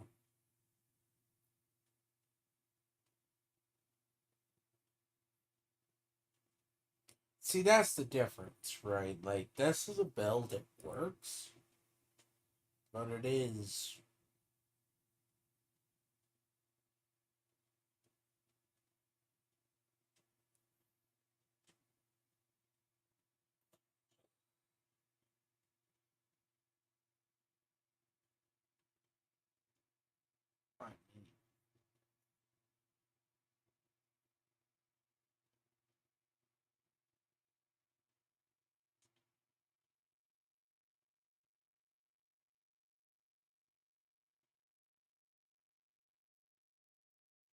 That's kind of like really the point of when you start adding the percentages and additives.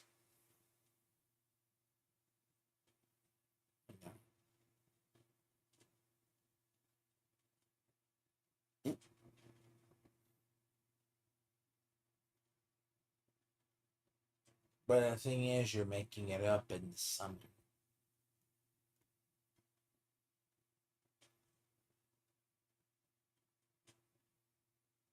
Like your summon damage and your all damage carries over.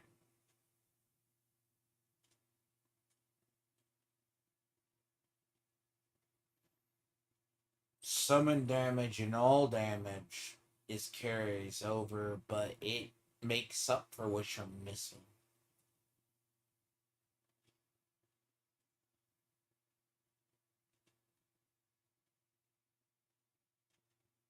But inherently, attack power is weaker.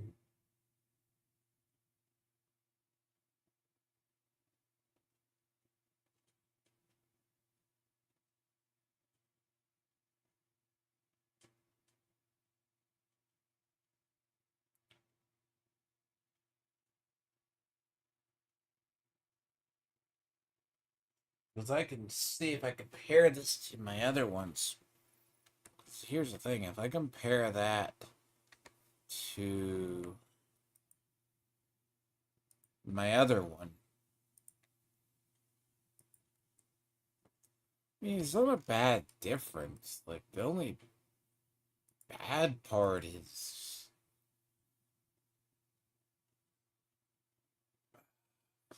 But it's a lot on minions. It puts a lot on the minions in the blight.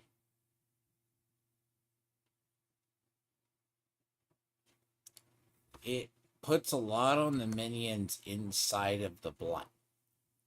That's the biggest part. That's the worst.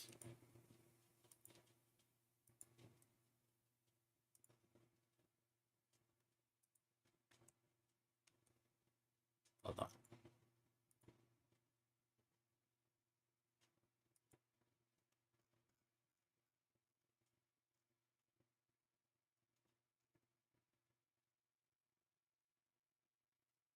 See, here's the difference, right? So if you look at the inherent difference, I don't have summon damage, okay? It's the big deal. I don't have the summon damage, but my summon damage carries, so but my individual is higher.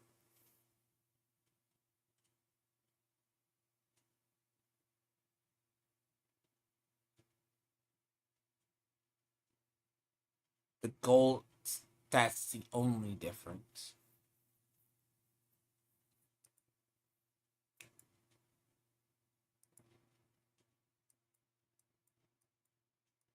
But when you're looking at like Reaper Pursuit, but then again, Reaper Pursuit here gets a lot more.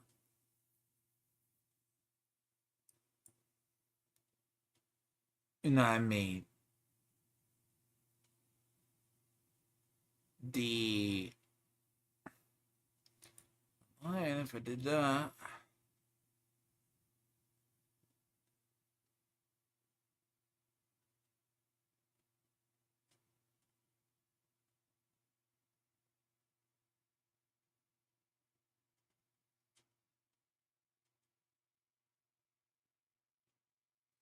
Takes Blight to 14, Reaper's Pursuit to 9.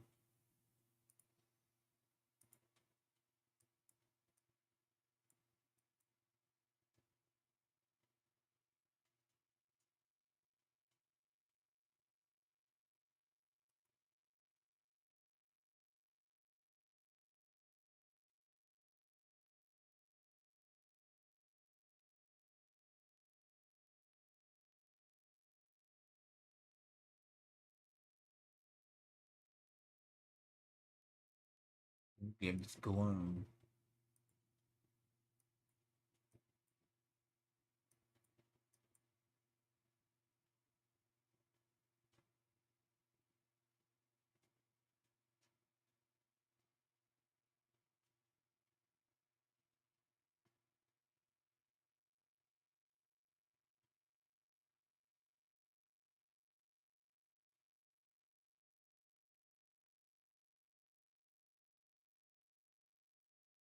But this also has the bonus of this. So damage picks up. It's clearly a bigger trade-off.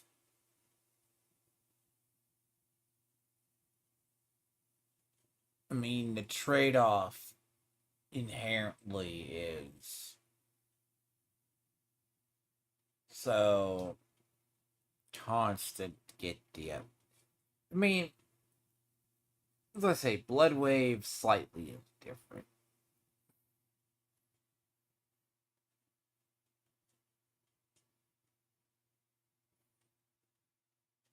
I mean, it is a different approach. But I don't know if I feel that different build. It works.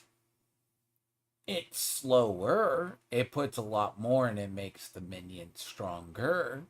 Stronger overall. But it makes the body weak.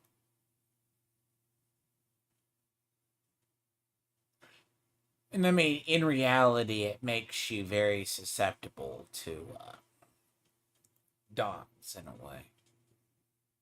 Like,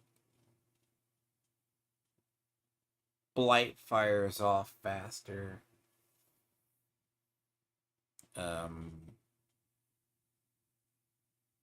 Corpse explosion, right, does its thing. But then again, right, it's the specters that do a lot too, so if you do that, so that's a lot per minion. So that's the one plus side to Sever. Sever deals more damage that way.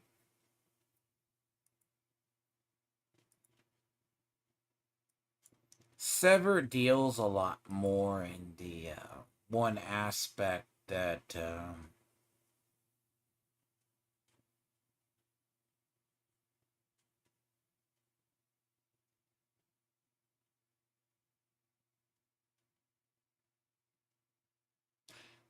and that's the trick.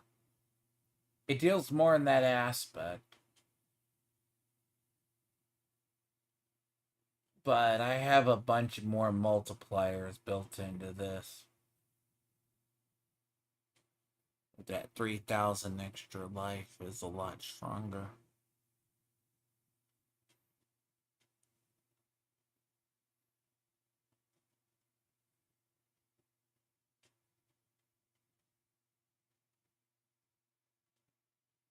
That's the downside. I mean, it works otherwise. It puts a lot into the minions. It makes the minions a hell of a lot stronger, and if they're affected by a vampiric curse, it just makes the body weaker, and that is a bigger difference.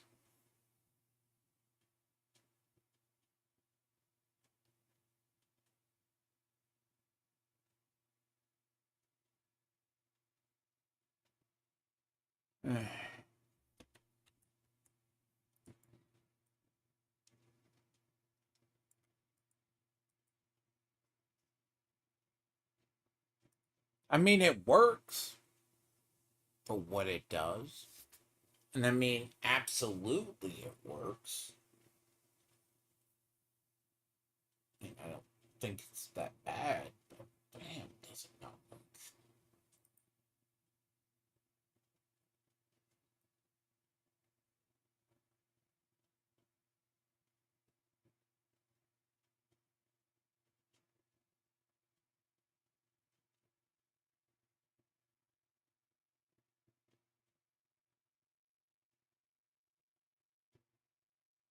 But yeah, but when you're trying to do a build, yeah, the trade off is the damage. Like, in reality, it works.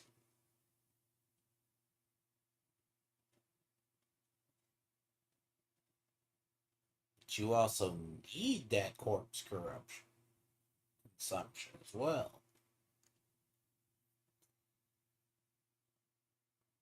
A lot of that depends on that. That's where its power comes from.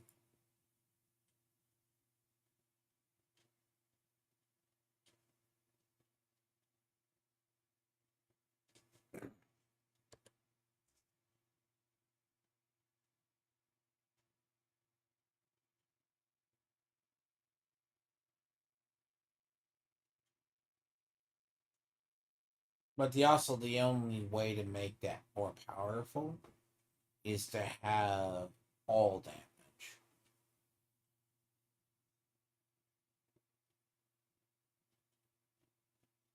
And I don't think increasing it by 2 more would matter. Because part of the explosion in the multiplier comes from that.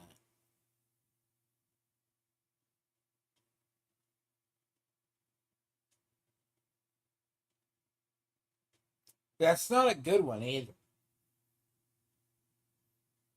But yeah, part of it's when you're trying to do a build, you just have to see what works.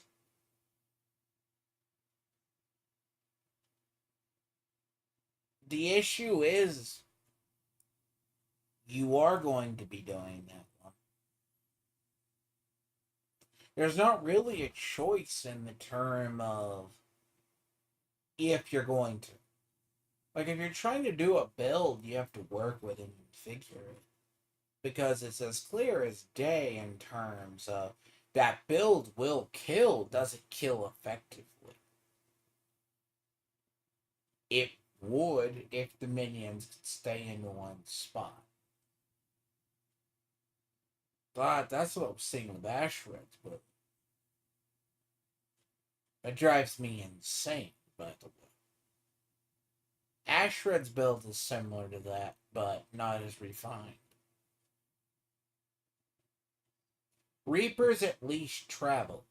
By the way. Is how that works.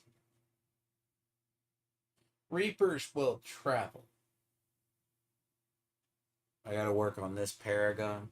I should be able to. This paragon's gonna drive me insane, by the way. This paragon, the person designed it, designed this paragon. Here.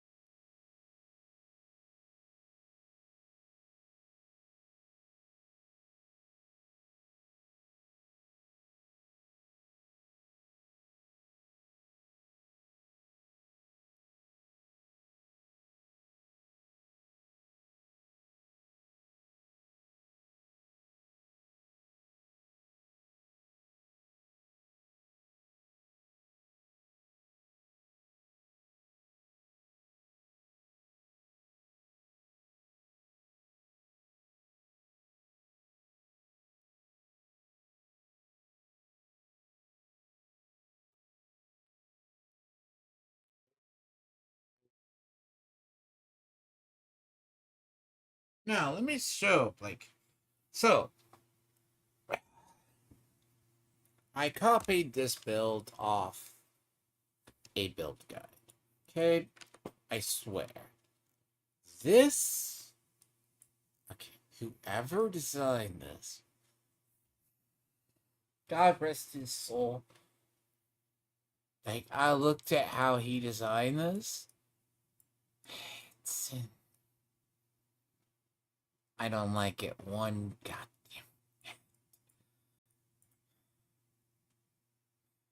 Okay.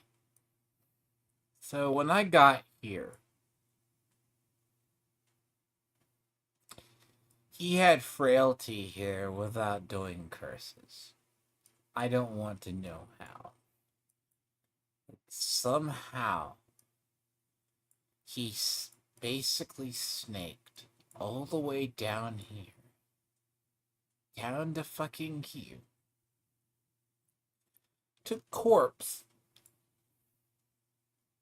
Which I understand potentially why.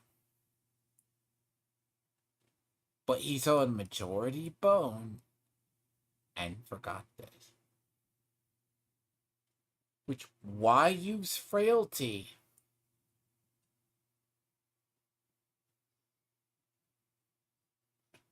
Just for what? The other? No, doesn't that way, does it?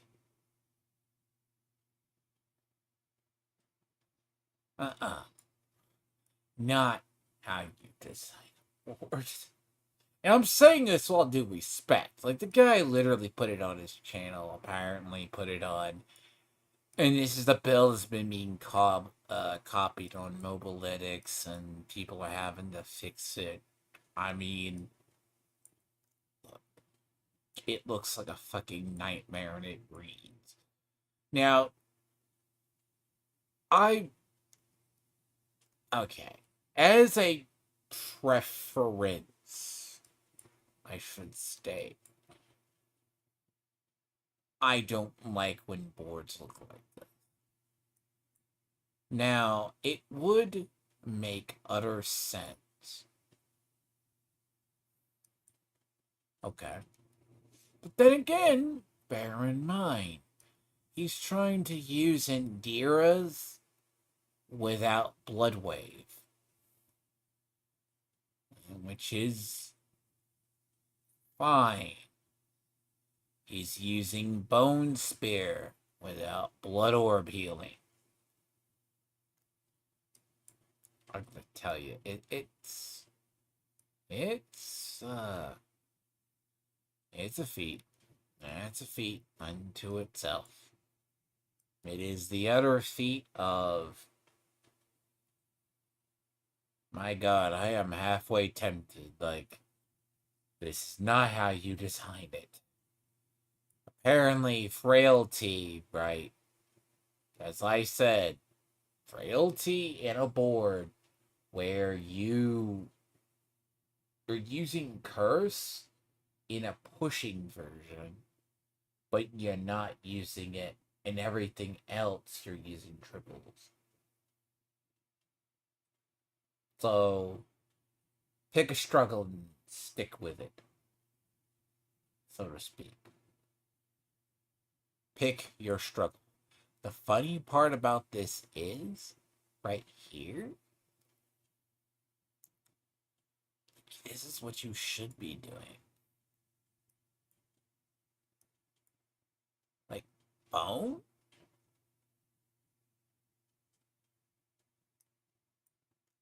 Now, what's funny is if this build works,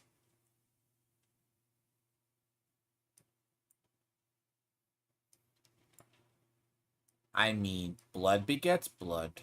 The other one is bloodbath.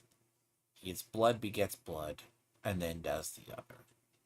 Now, traditionally, this isn't the worst. I mean, snakes down. I don't know. I've seen someone else do it like this too. Like, I saw Ashford kind of had like it like this. In a way, his attack power is shit. I just don't know how he did what he needed to do. That was just, ugh. I don't even want to go there. It feels like there's a thing to it.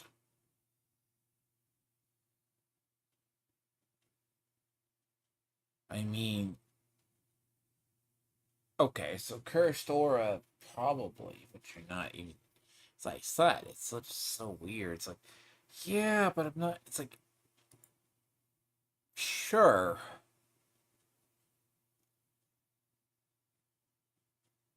which is probably fine, because oh, you got your overpowered here and your damage well fortified, which no one complains. What is used in my other build? You have blood damage. But you're gonna tell me in 261 points you neglect all of this.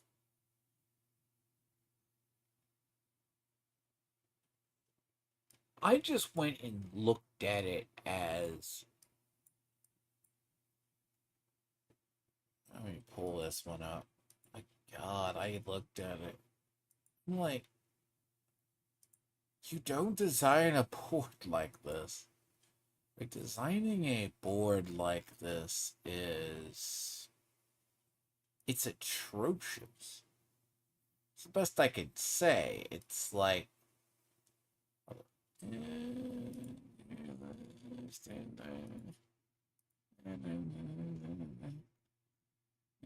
me see. Let me see. Yes. Those fucking bored. He's stuck frailty here. He's stuck dominate, which it's not even that, right? Just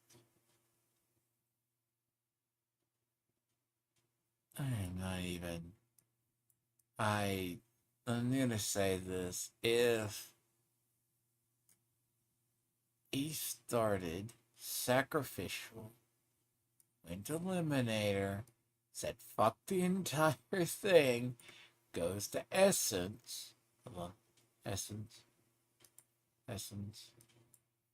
So like 261, right? So optimization, essence, corporeal,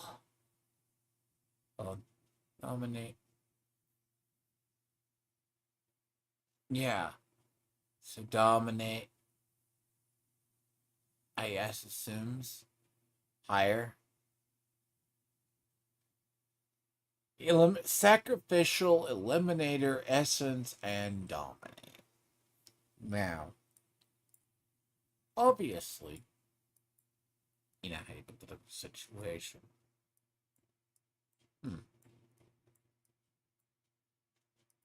how, honest to God, I couldn't even. I really think, like, I just. I'm not saying I lose it with these people, but this is like. This kind of a board, like, that's. Okay. Sometimes you ask. It's like if someone looked at my boards and asked why I do things. Yeah, don't do this. It's like 261. Where the fuck did you want to stick everything?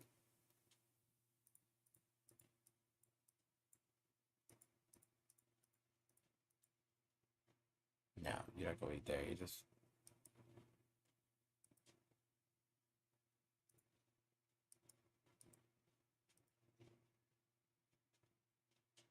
I don't get it. I literally don't fucking get it. Like, if it's bored the way he did it. Like, I know why. He's like, well, I want attack speed. Well, you're gonna get attack speed, but you're also gonna make its board look like garbage. I don't know why.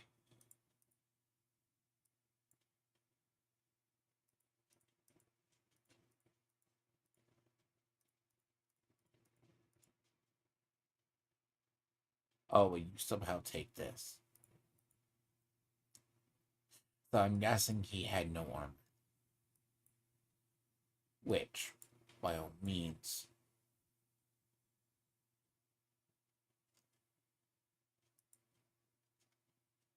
Well, yeah. In the same about 261 armor. Now, using blood, may I add, skips through. Then I guess he waits till about 300 to fill out the rest of this shit.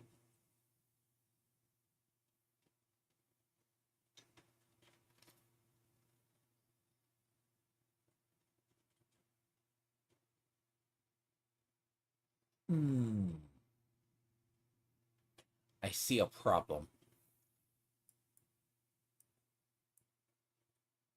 You don't use shadow.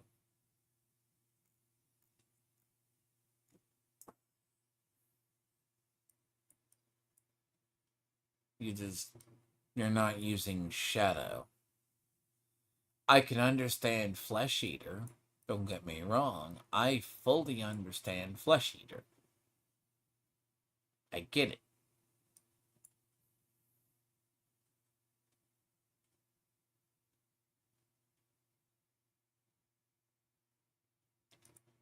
But at the same time, I mean, bone, horror, macabre, explosion,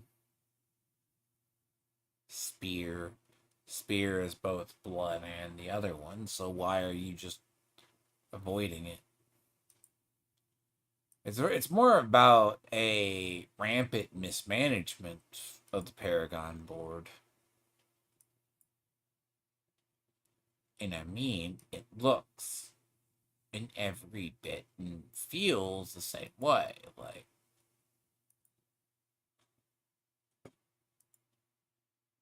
it is that realm, it is that bad. And I say that because, sure, physically I have to remap it, every bit of it. Like, I would be curious on how many wasted points he has. Now, hypothetically, I don't know if I have an issue with the direction he's going per se. It's not the issue with it. I have the issue with direction because in a traditional board, it's like blood begets blood. Let me see. Pull that up.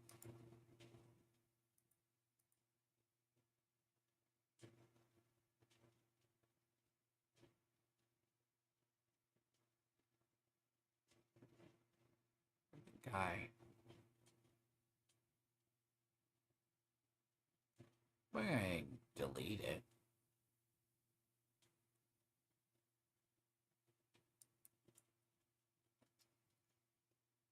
So,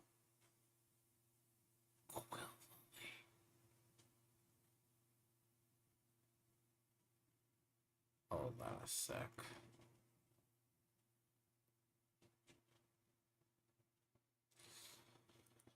Oh, happy go to a normal that doesn't look like some sort of person or horrible thing. See, this is the Indira remapping. So, the Indira remapping. Look, the guy literally. I gotta even look. The bad part. It drives me. This doesn't make any sense. So, if I save it, sure.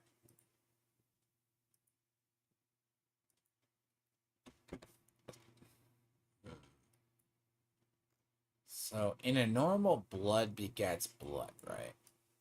So let's assume that's frailty at the end. This is normal blood begets blood. Alright?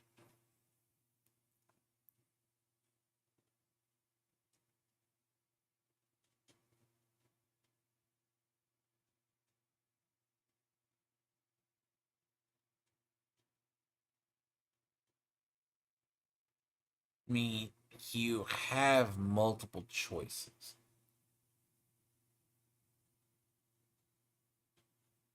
So hypothetically, he's going from here into Bloodbath, which I'm guessing he's deeming. Like, even I know, but in a little bit of reality, that this is probably the answer in that version of the board. Right, just this way, of that build. Because you need this, this, and this. Whatever your overpower damage is right there. But this is also your damage wall fortified. So you're here sitting, hitting this, but you're also taking this and you're going to go late. You're going to hit this. This is your damage reduction.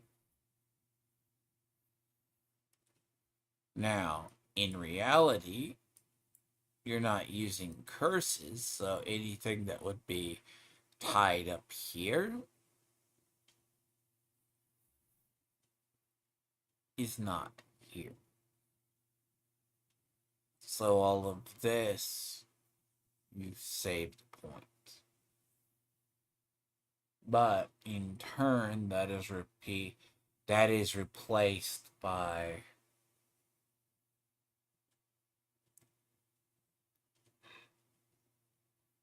a different board. So inherently,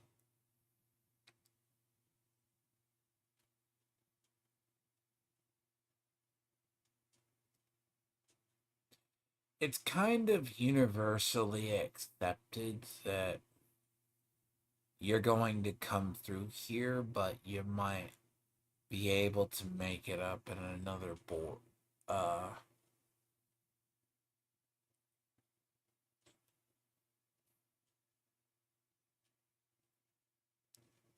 So instead of the wither, you have that, and then you have the other ones. So you go flesh eater quartz, and then you're gonna go bone graft.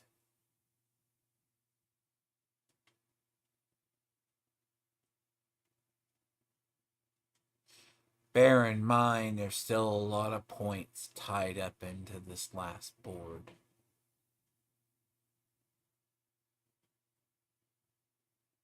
Some that I could save if I ever had to, but I mean, really is 6 one, half a dozen the other.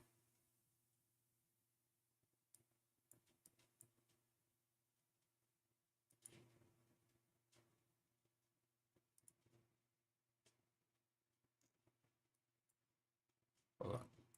Really? I'm short by like some dexterity, really?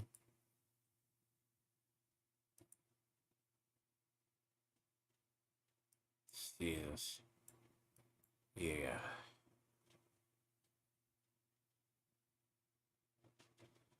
Well, that would be a thing. It's kind of embarrassing if I wasn't.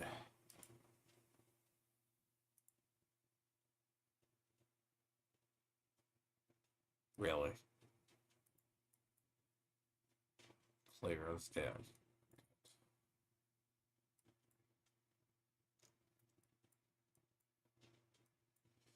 Um, but yeah, like here, and you still hit these nodes here on the attack speed. But we're talking without frailty, so here wither. So I'm not gonna have wither, or I'm not gonna have wither, or I'm not gonna have this. So in turn,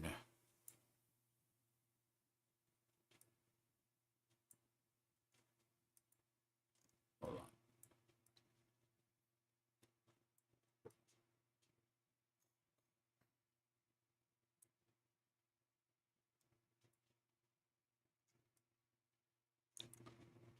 So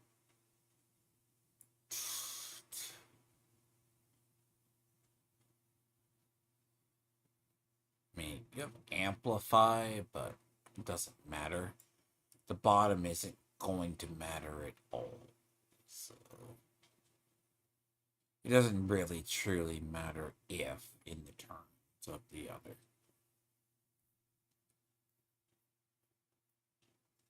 It's the one I need.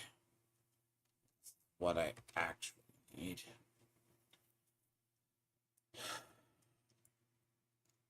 It looks weird when someone puts it together like it looks like some sort of Frankenstein thing that an overpowered board should not look like that.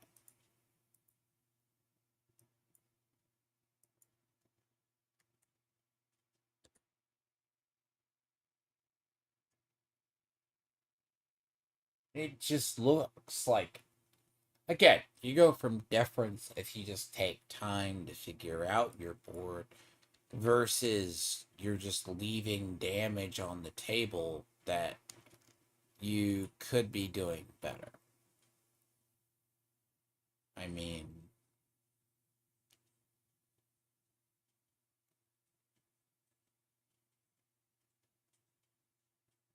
and there's a reason he does it this way. I get it entirely, but you're using indiras, which makes no sense. You use this too, but you're not using curses in it. Literally, it's like, fuck. Like, how are you cursing? Oh, that's right, you're not. Like, it's just so stupid. It's like, if stuff is leaving curses, well, oh. Yeah, no, you just.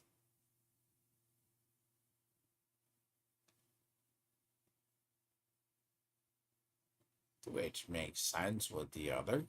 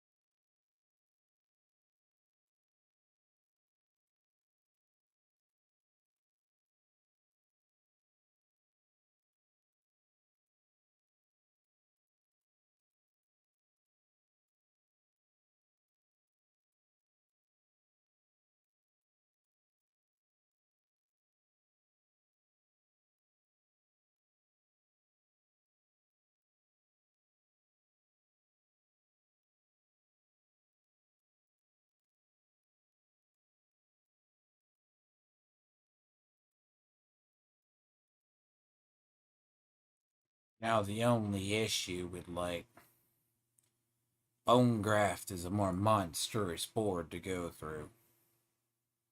And blood begets blood, though. So, Flesh Eater's a big board, too. Flesh Eater's a pretty simple board. You're not. You can go down towards the end. You're not going to go this way. Well, even if you shove it like something like this, I mean, you could have the exit out the other way. But if you're trying to get into the board and get out, different story. But I don't know if I would snake it in. Because, like, the way he had it sneaked in, it was pretty bad. Like, it just depends on how you're going to map it. You map it in the one direction.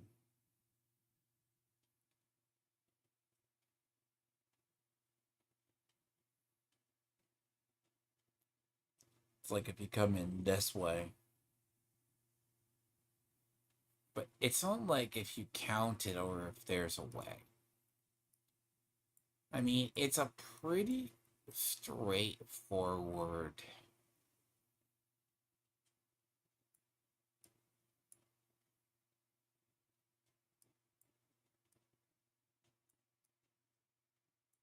Kind of weird to set it. Like, coming over here, obviously, but it's one of the weird boards. Quite honestly, at 261 even. Like, there is one thing I've determined: there is no good entry point and no good exit entry point in this board. Honestly, I like it at the end.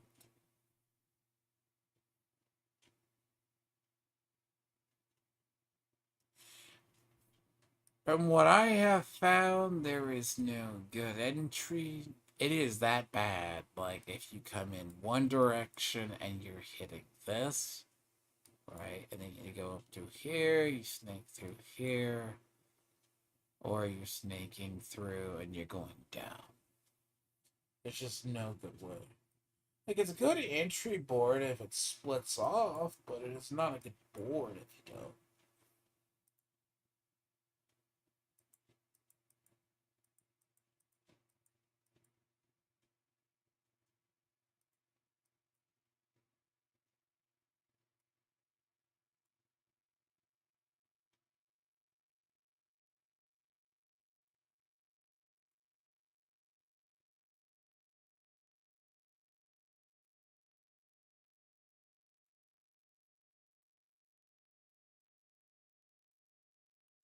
I mean, granted, I have a similar pathing, but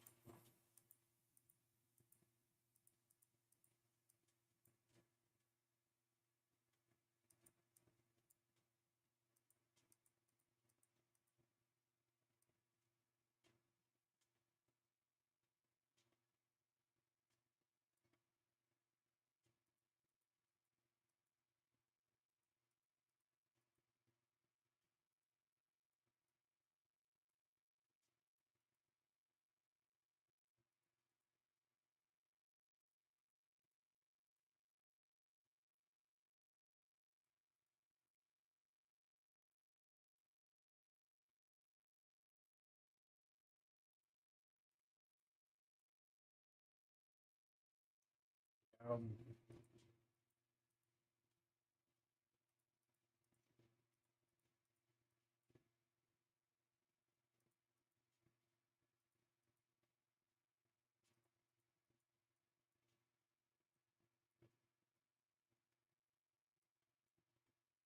now, I mean, if, and I say if I really wanted to split the board off left and right, this is the board to do it. This would be the board.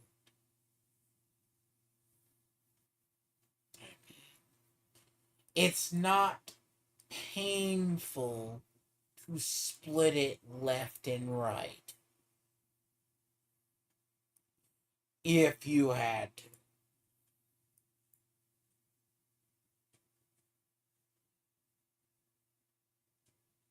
Because it makes sense.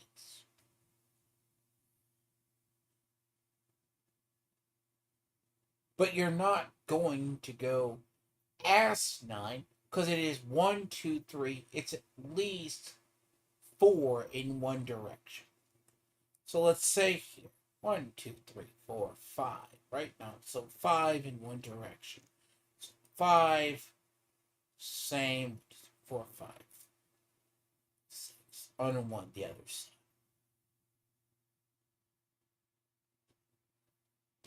Right? So if you have to snake off in one direction, then fucking do it this way. That's what? 12 points? 11 points? It's 11 points in one direction.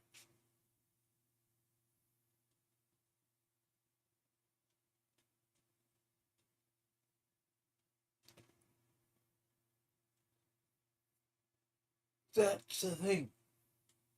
I just do not know why they do that.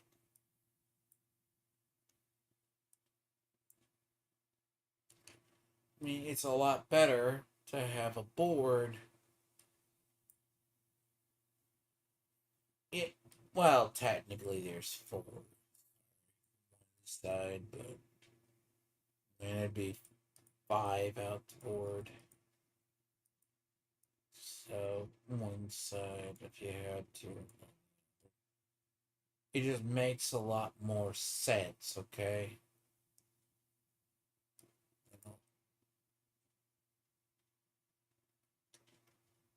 And then you have the one, so it's like 10 on the other side.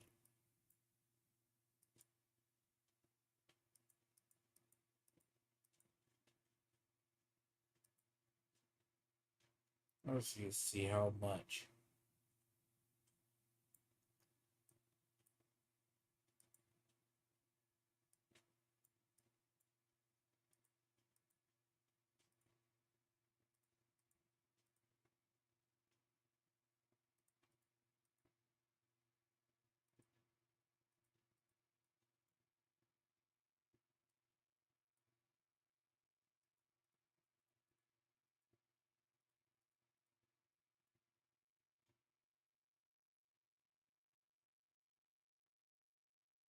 Or I think of that way. I'm gonna go down south first.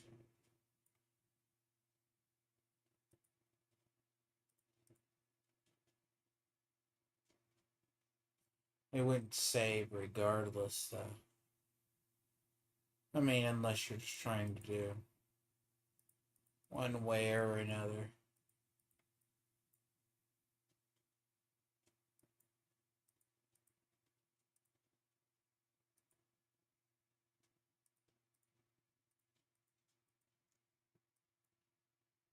That gets into the next board already, so unless you're really worried.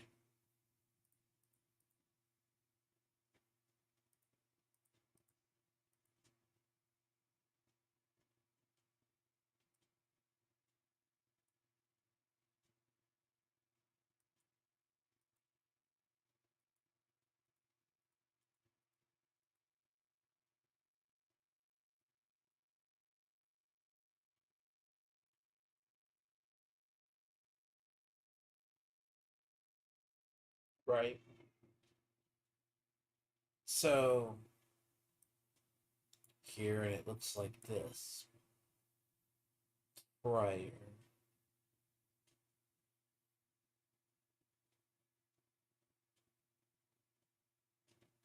That's not as bad.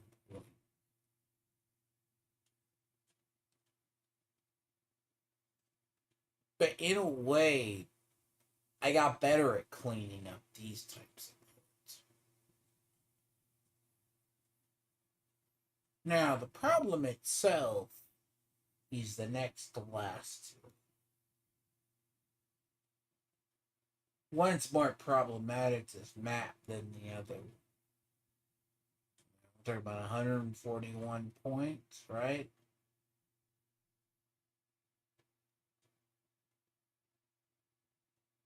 Like, hypothetically, compared to what he's thinking,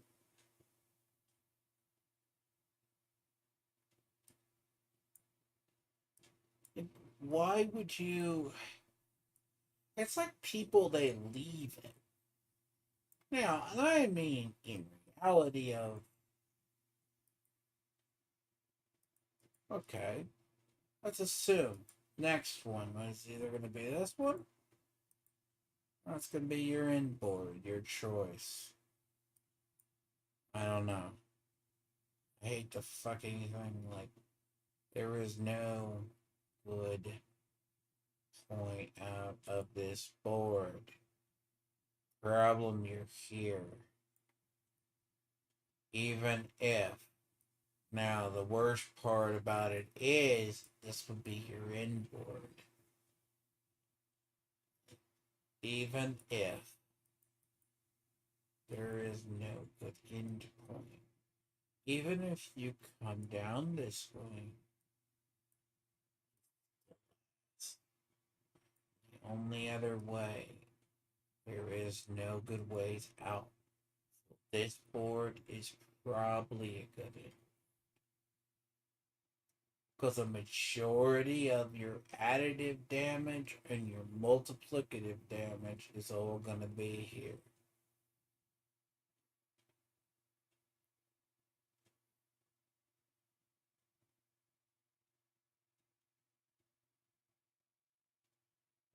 So, again, you're not going to come over here.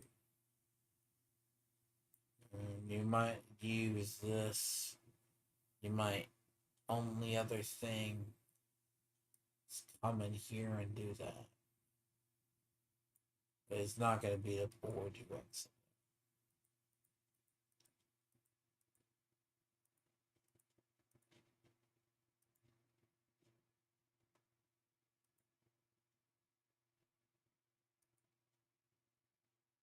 Or do I like this one? This board has a shitty exit. Honestly, this board has a real shitty exit. Good exit either. Entrance or good exit. Places. Next mission. Even if you have extra points, it's just not good. Now, I mean, in reality, if you're going to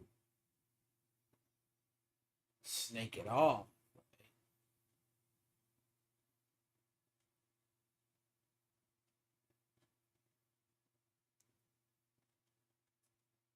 so if you snake it off,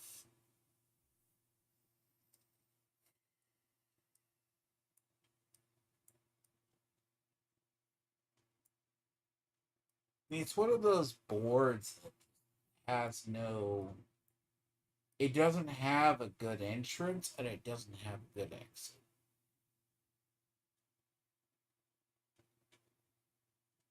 That's an issue.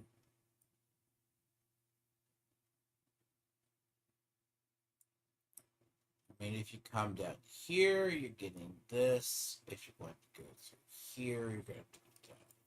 But a lot of your DR is that way. Now, in reality, I mean, look, what's the least you're going to get?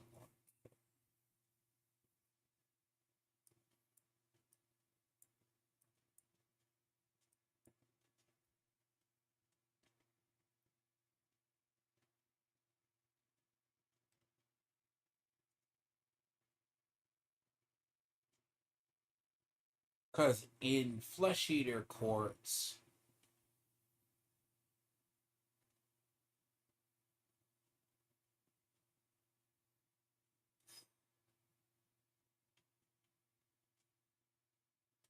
again, this board, it's a lot better and easier to map from the way of I have it.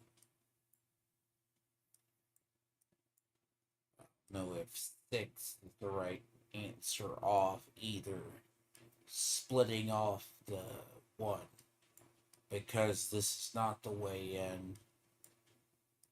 I mean, either way, this way in. But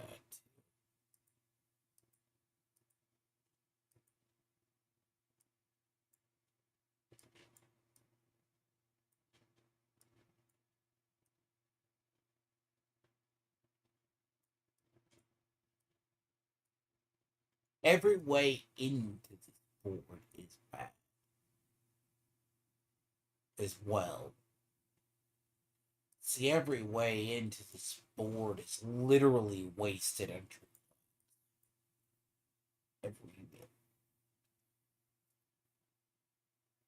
You're just wasting momentum travel just getting there. You're wasting momentum travel just getting through this board.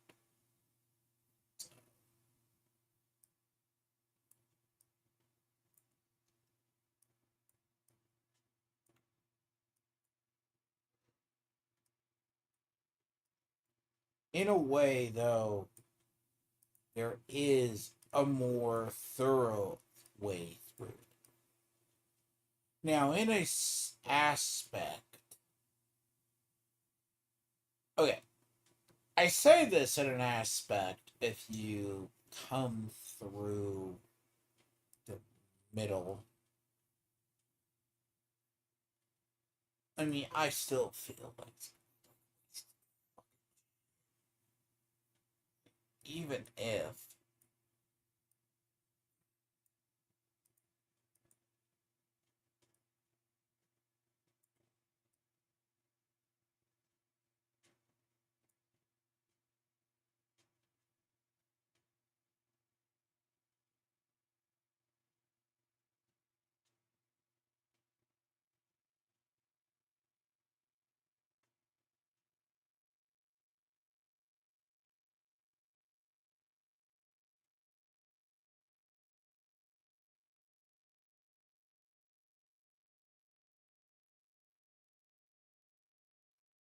even if you're coming down that way, it doesn't even make sense.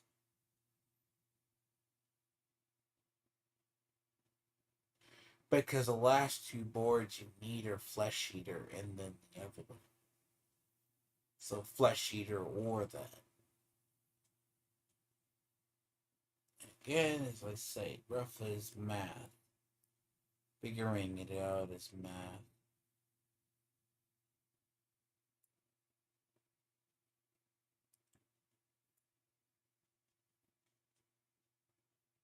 So when I said about certain boards are tough to map, and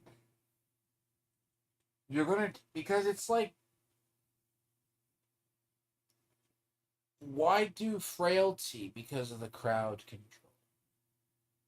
The crowd control doesn't make up for the other stuff you're missing. Like, these are two of the easiest boards to map for. It's the easiest. Now, realistically, do I believe by the end, this, that one, and that one, and that one? If what I suspect about this build to be true,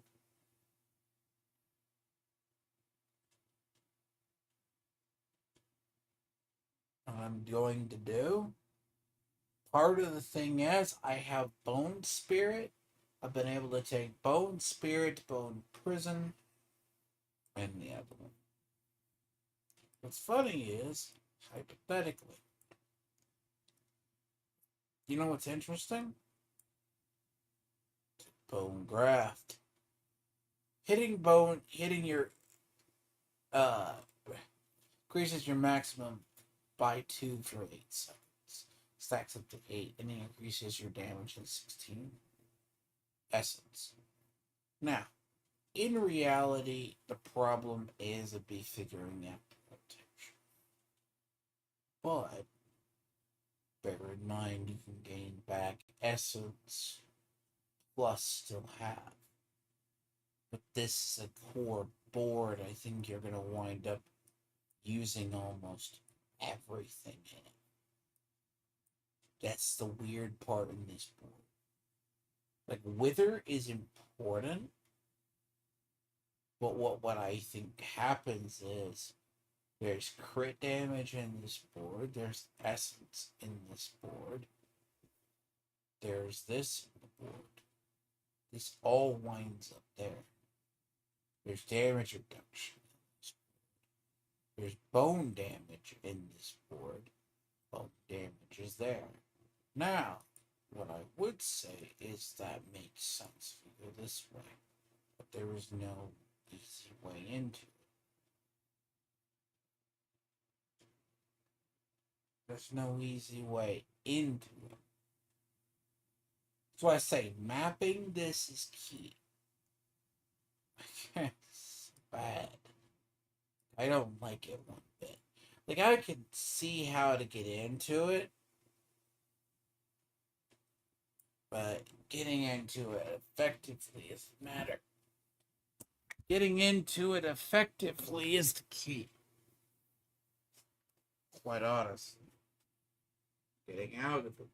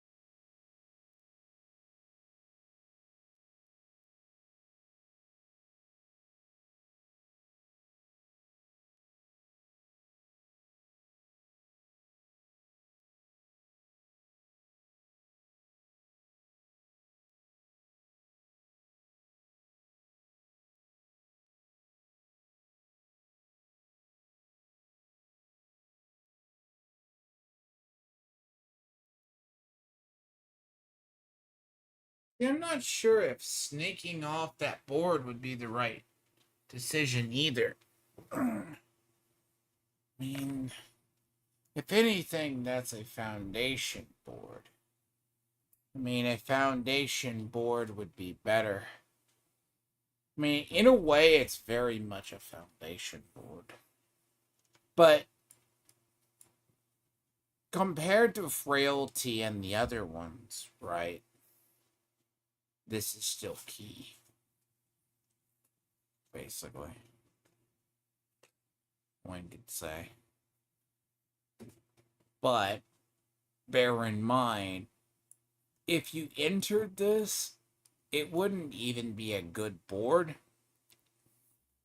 to break into two. Like, to break this board even into two is hard. I mean, there's no entry into this board or exit that doesn't require you wasting.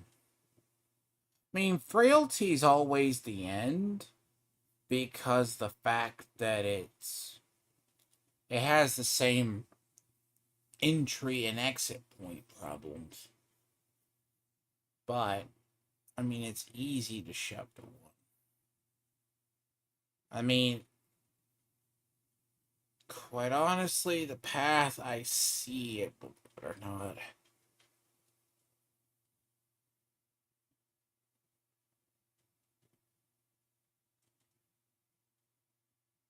See, I would say the path down the middle is best. I mean, you have one in, but it's still just...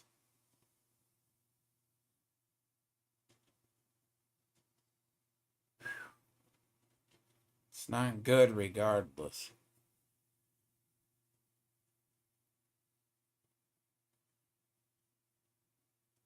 Like, your best option in a board like this that I kind of wish, like, if it had an entry point, and then you could snake straight across it. So, if you snaked straight across it, down the middle,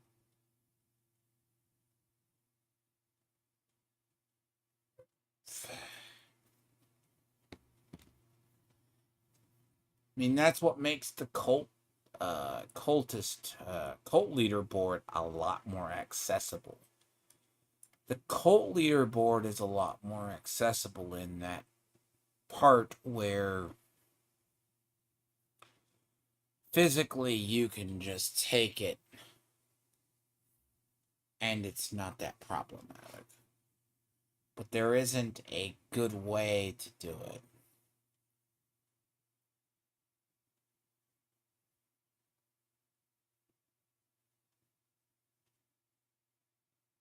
Because it still branches off into two. So, why is it burning?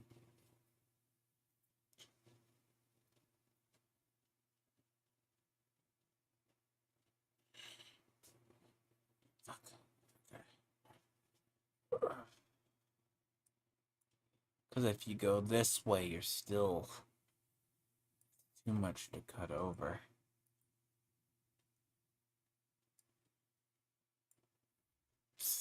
Now, I would say, what's funny is if you cut into here, you cut down the middle of the board, but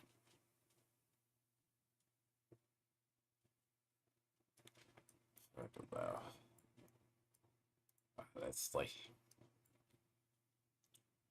I think I would.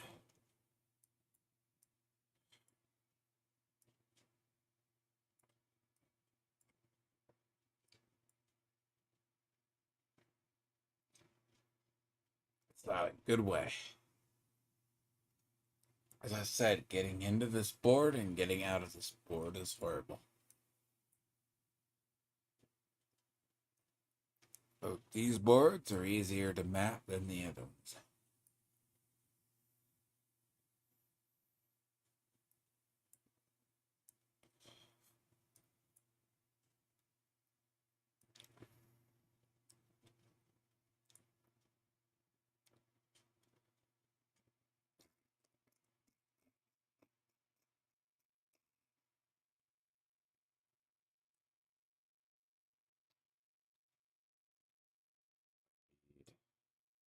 More intelligence in one section too, so I mean, hypothetically there's more of a straight line, but your bone damage is there. The crit damage, your strike is there.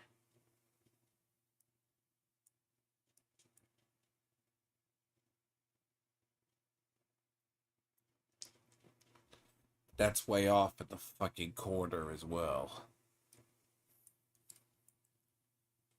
I mean, it's a harder board to map through.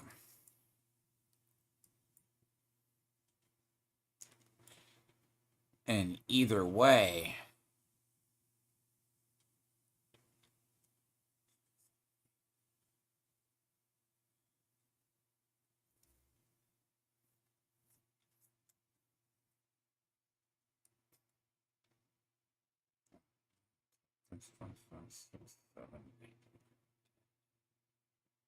see, that gets you to the center of the board.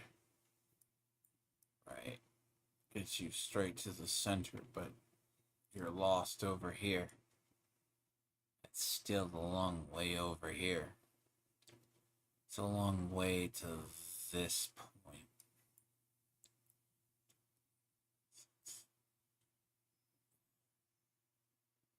Six.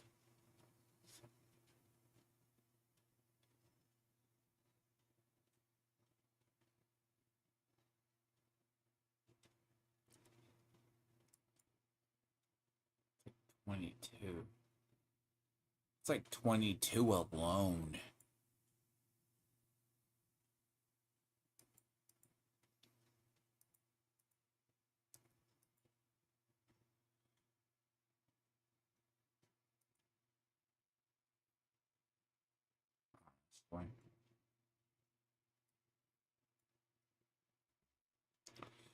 I mean, if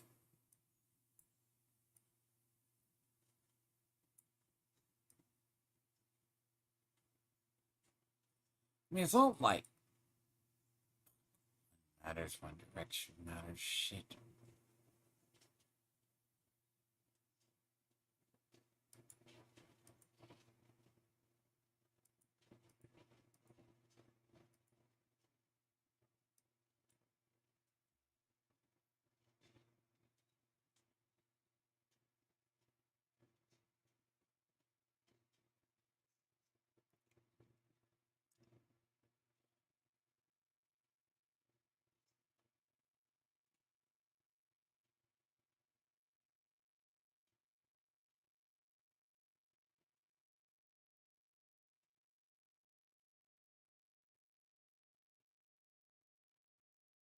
I mean,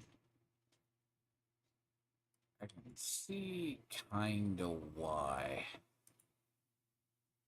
Let's see.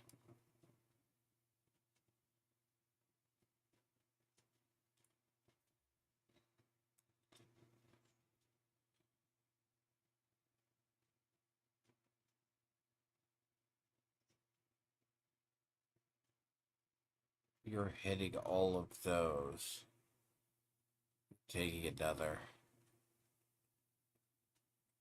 3, 4, 5, 6, 7 takes down to the middle. Take those two, go down to the other. That way. You're not really caring, and then just throwing off the other one.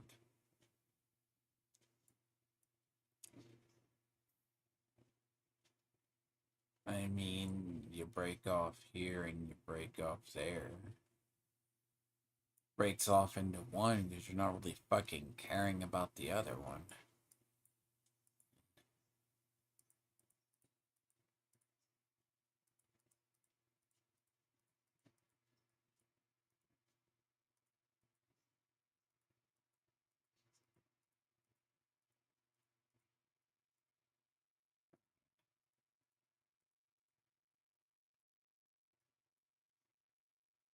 But, I say but, I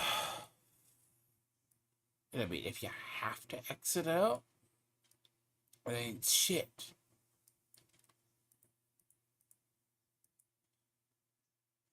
Thus.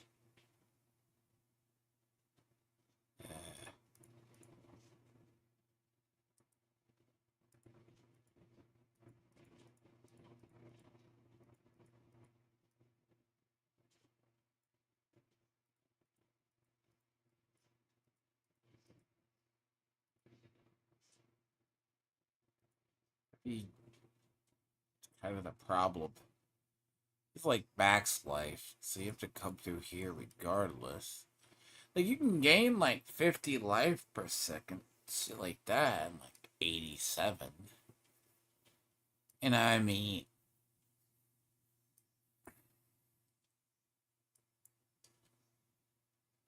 it'll be roughly, it's about the same, but I mean, it's a little bit easier to get out of. I mean, but there's no.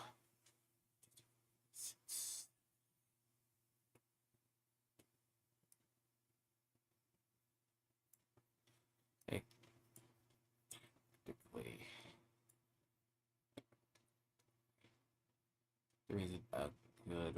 through here without what beat for five.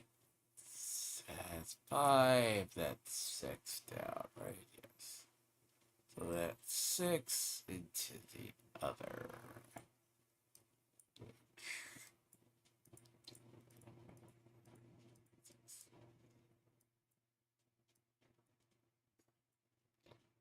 I mean, I wouldn't say. I mean, the only other way is you come through here and get into here, sneak into here, but.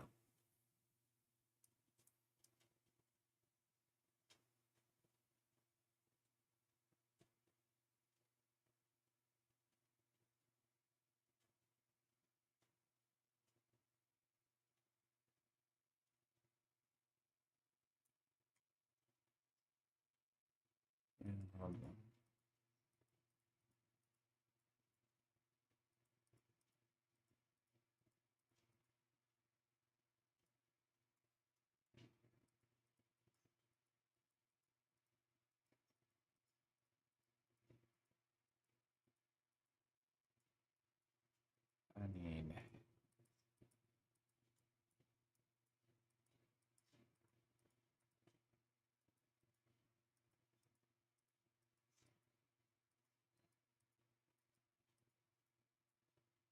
I mean, if you use that as an exit, then. I mean, clear as fucking day.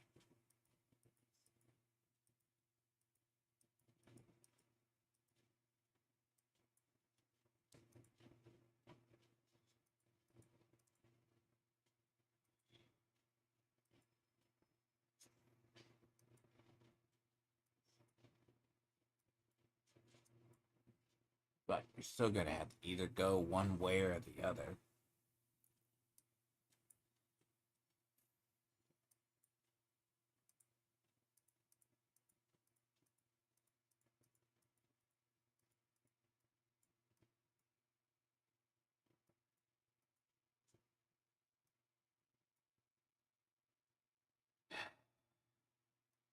I mean, the problem is it doesn't help either way.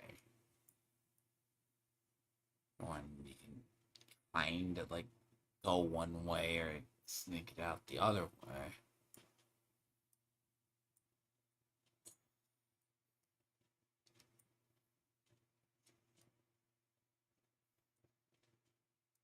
Unless you're just going to map it out this way.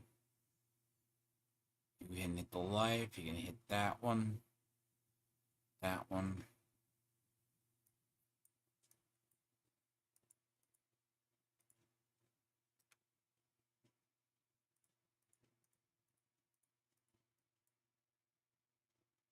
Literally just straight.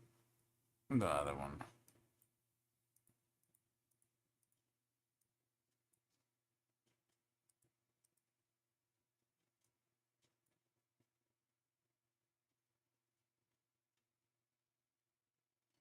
Unless you just want to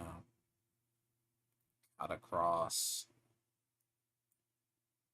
Nah, it's still ass. It's still horrible. Like, if, I say if, cutting across here. So getting into here.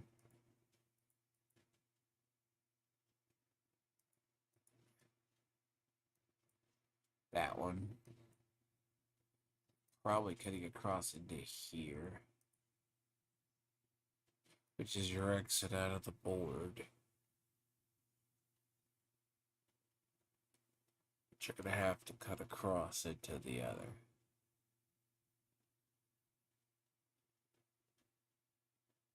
Which, I mean,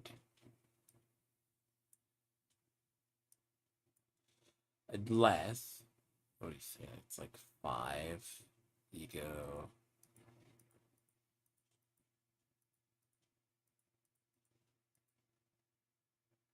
unless you're just gonna go Well, the thing is, intelligence is key, so. Like, you could save either way if you wanted to come this way. Like, 93. As long as.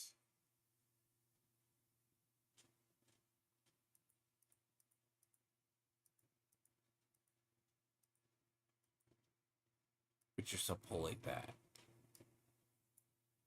It was like 84, so it was like 81. Different.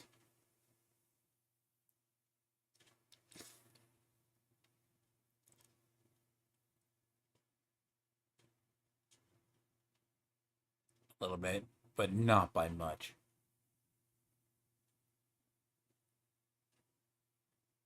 It's like an 80.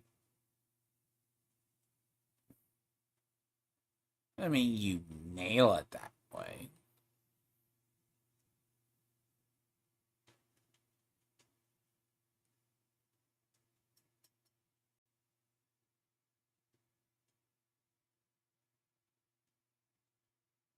I mean, look, if I can find like 3 here and there, it's probably better. But as I said, it's not gonna map well. I mean, you're still cutting across it to get to both.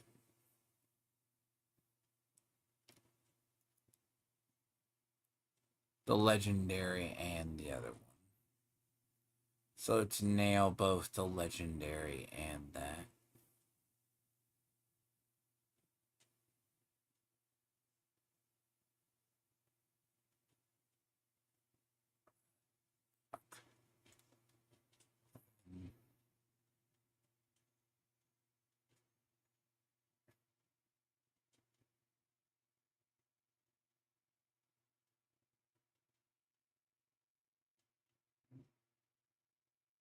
I mean, you'll easily get it.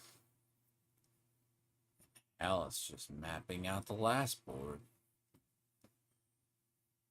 I mean, here's the.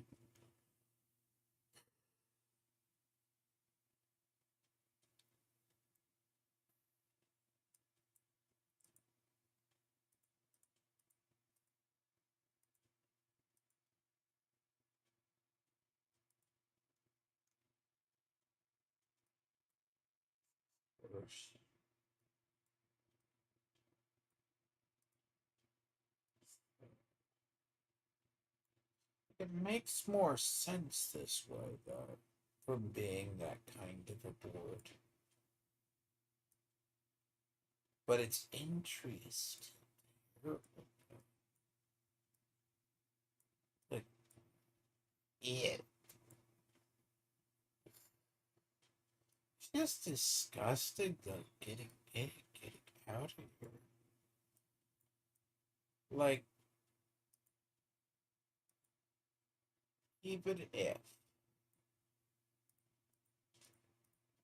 Hypothetically.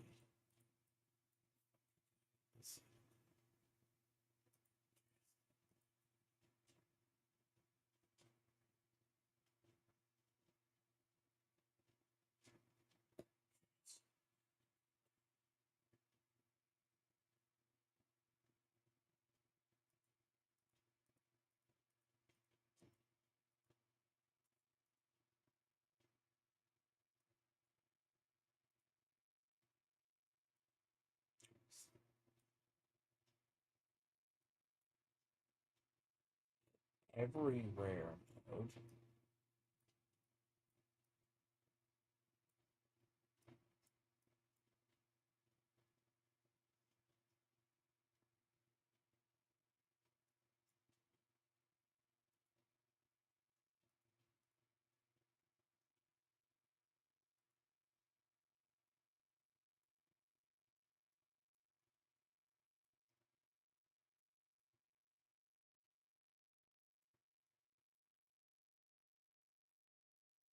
Which, I mean, assuming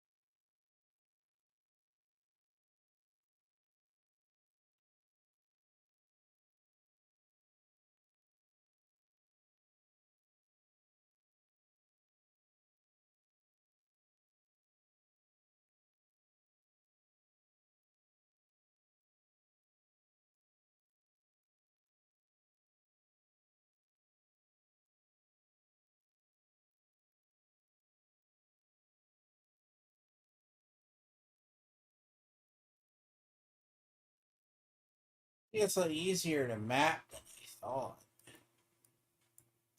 18, 17, 7. It's really 17.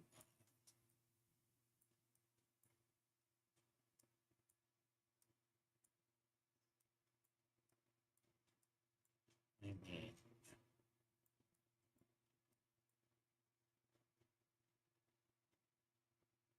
man, it's still gonna look like a fucking jigsaw mess. It's gonna look like a jigsaw mess, regardless. Which sucks, by the way, just because the nature of. I think because the nature of how these boards look, this board.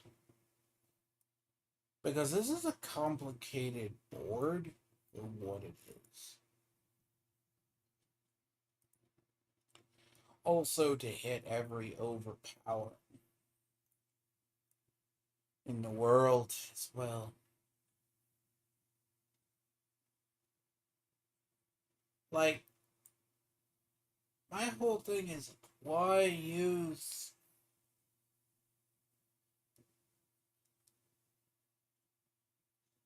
Okay, hypothetically, compared to what he was using, this fucking makes so much better sense. It's like you still save 6 and you hit every node. Like, even if I need, and I know I do,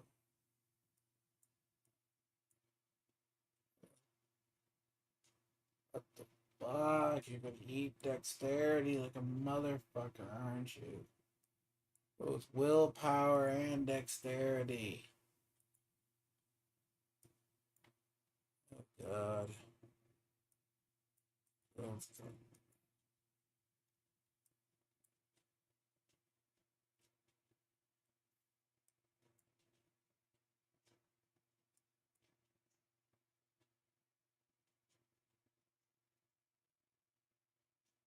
when you eat both willpower and dexterity, right?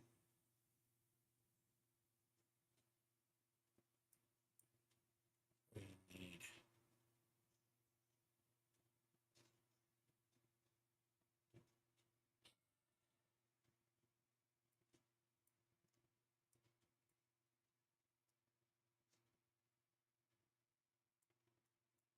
This is more of the reason. You're good here, you're good here. Good here. Little no power.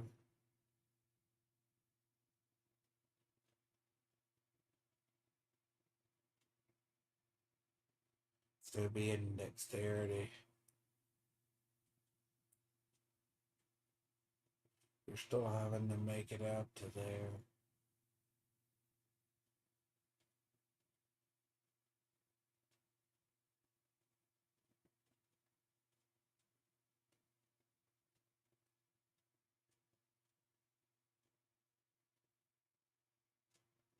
Five, 6.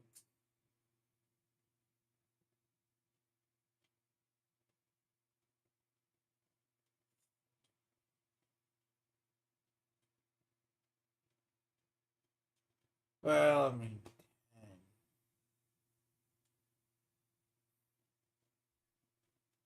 10 ish.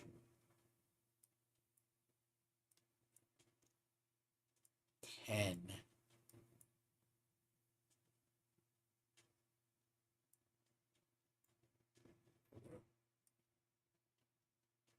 Like, if you need dexterity, but both are needing it.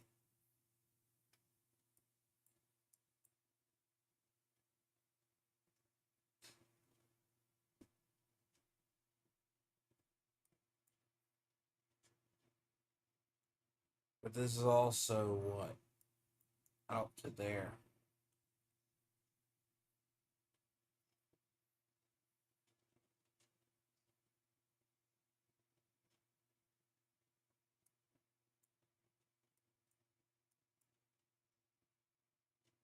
I mean, that's not bad, but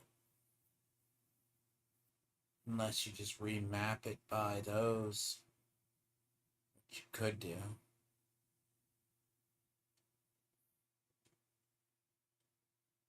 You remap it by the rare. So if you remap it by the damn rares, it's less than that.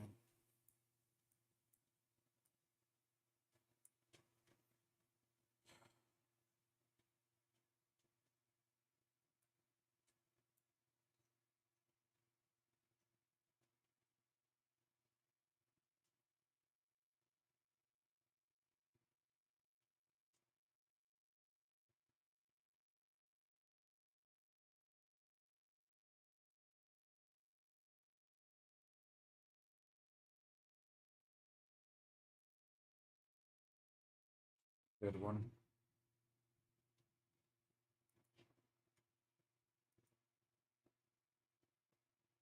Good.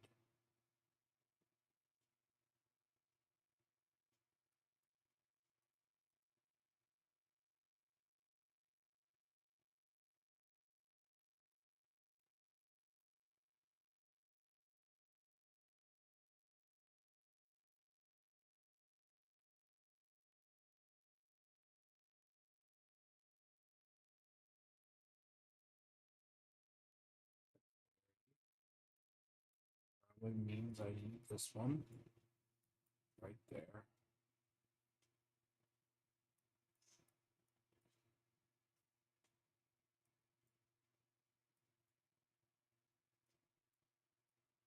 Minor adjustments here and there.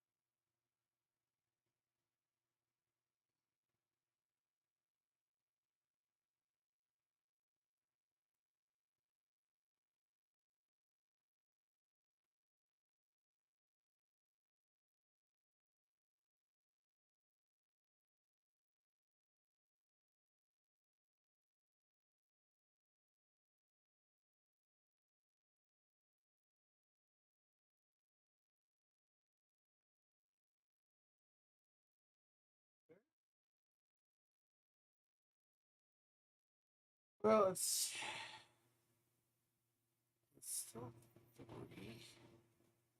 But missing 2.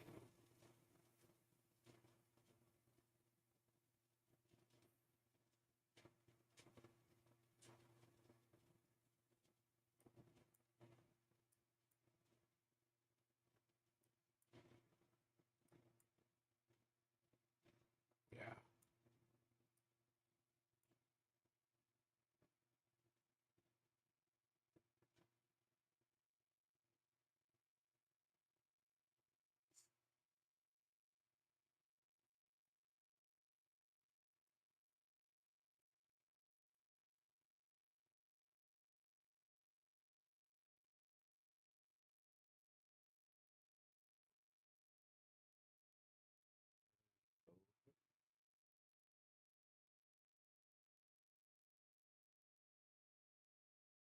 Could be either way.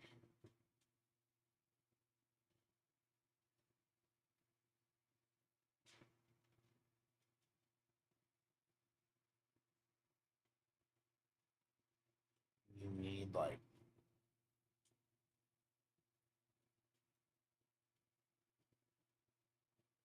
2 into the 1. Go.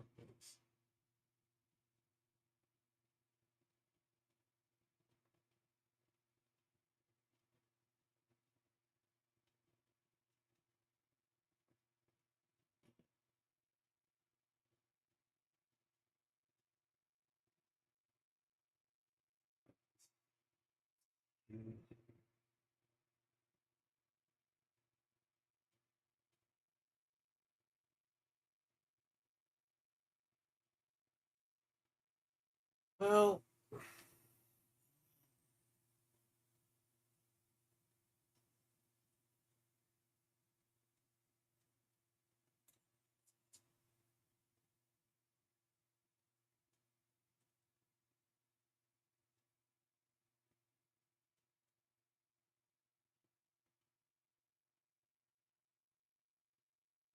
So, down one.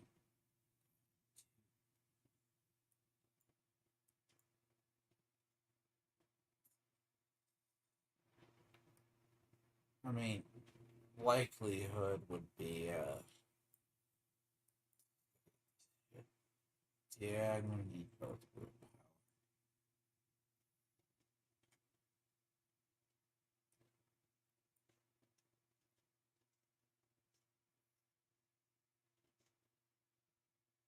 I'm gonna have to read that. I got this one. Just tell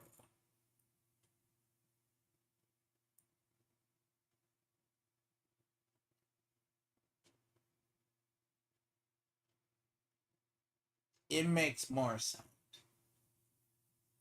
Free up points is what I need to do.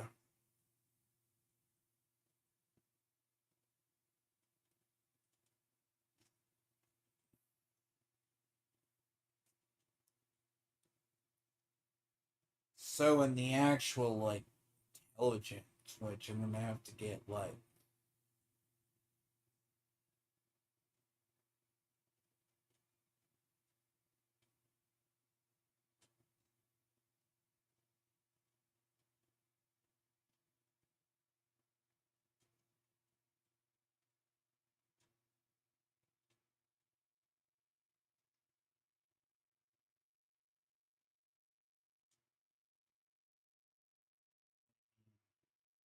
either that or you bring it across.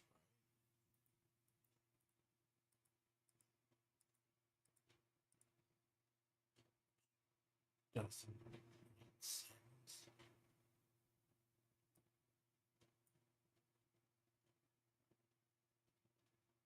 Which feels like less.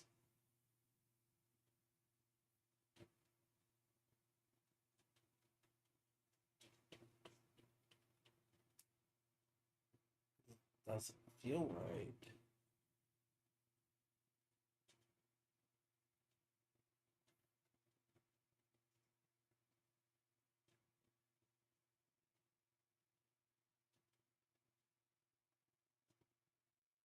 I just feel like there would be a smarter way to map it.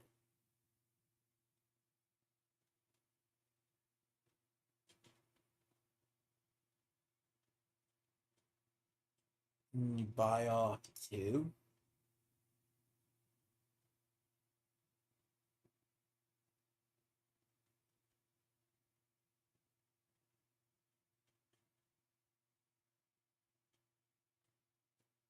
It's like you buy two, but you forget the other.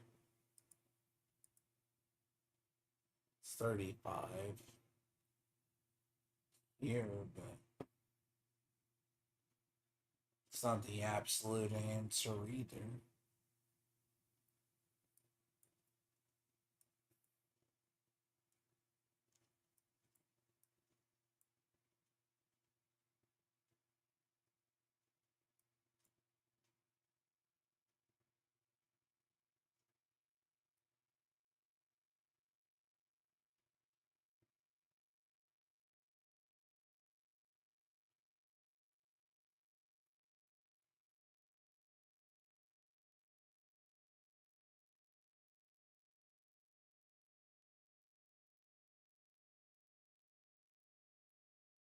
Not good either.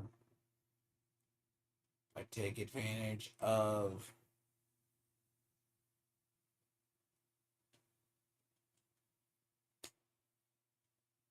oh boy. Some of these are gonna be really easy. Like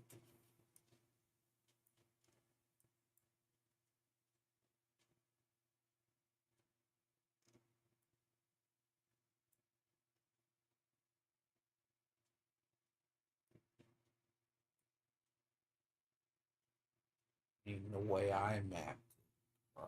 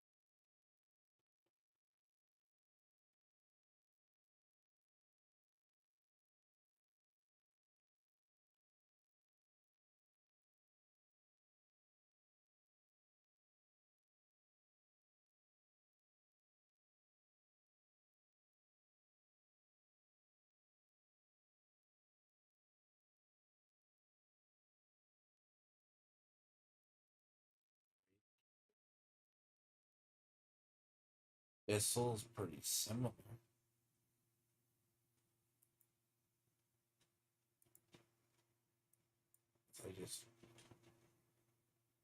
I guess I said over here it didn't really matter.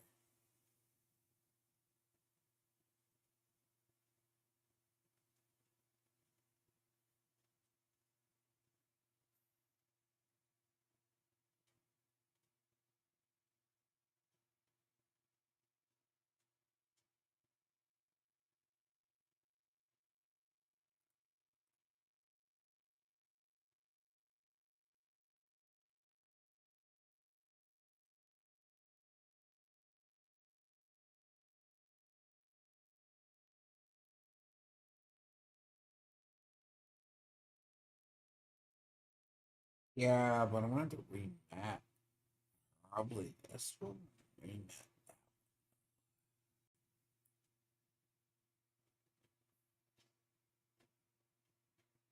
Here seems.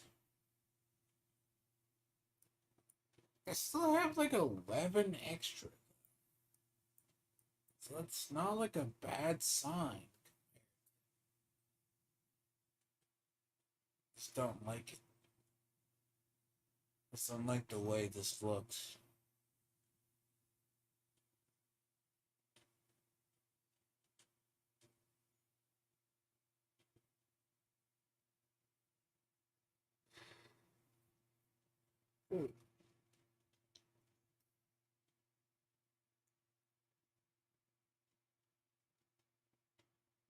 Like now that I know kind of what it looks like.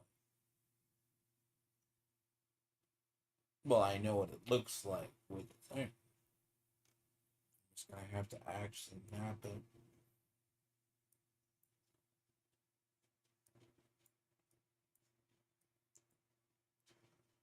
To see the way this works out. If you needed intelligence, you'd have to.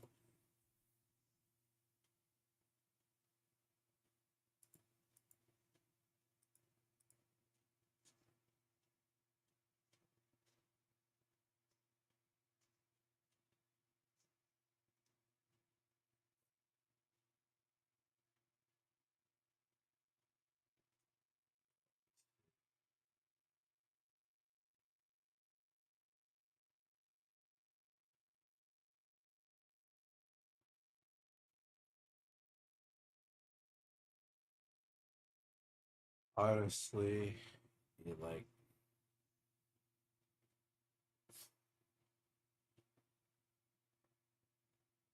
That's awesome. I'm gonna make sure everything works.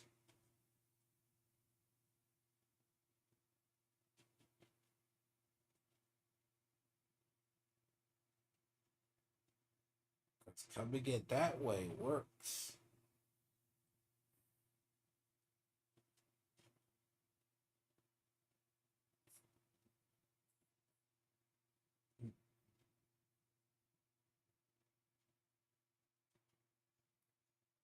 Oh God, see, I'll have to fix this.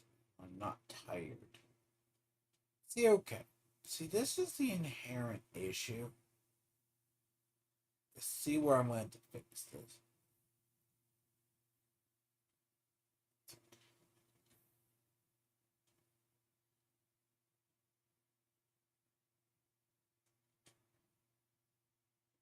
There's no good way down into here. Look, solving the entry into this and solving the entry into here.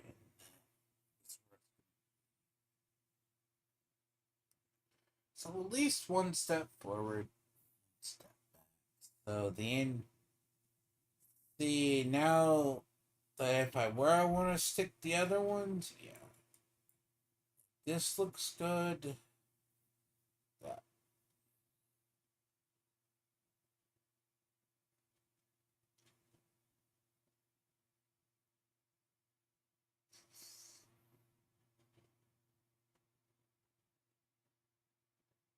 Yeah, but this board is gonna definitely because you're gonna have to.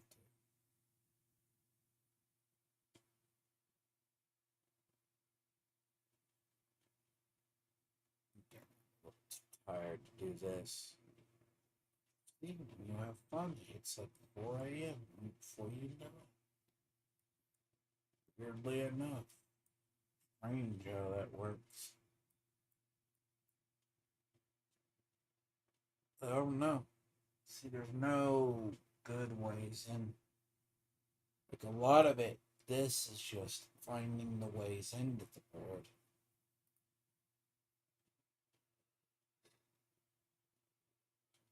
Finding your way into that. So,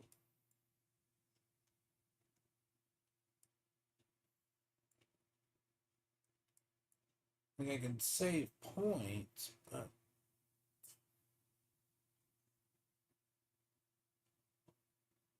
it's no good ones.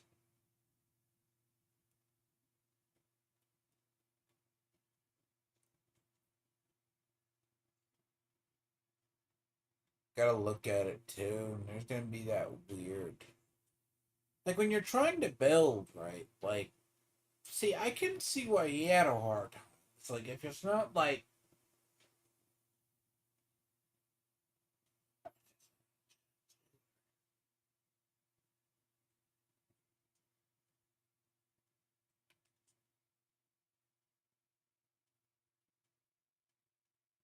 look, trying to push this, but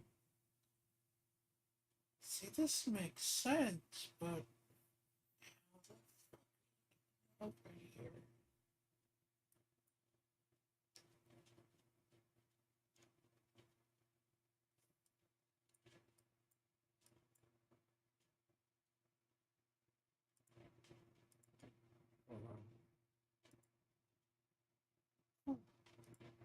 Let's pull up.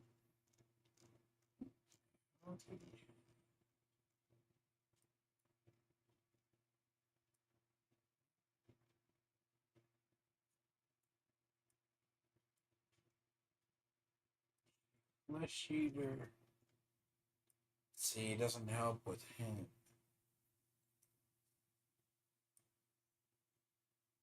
He came in this side. So he came in from that side.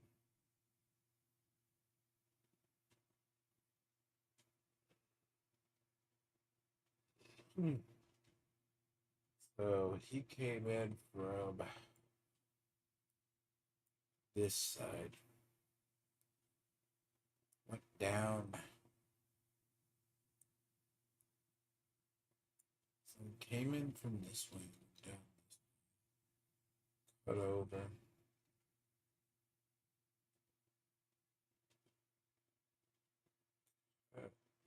Here, here. Take this.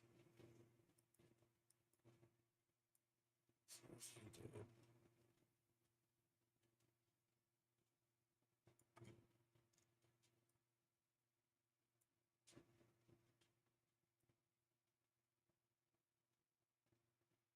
Wait and exit out of this board.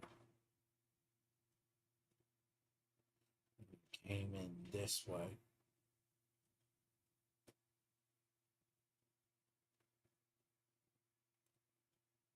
Hold of these.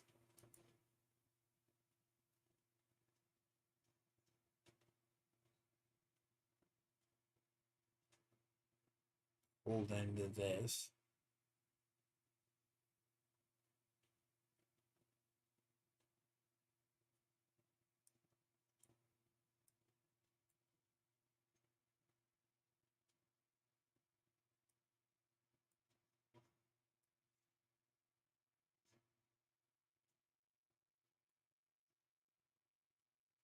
Or this.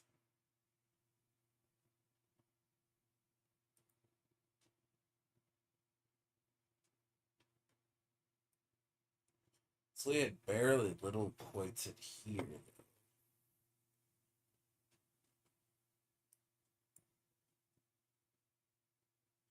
Pulled in, hooked into here, didn't have this.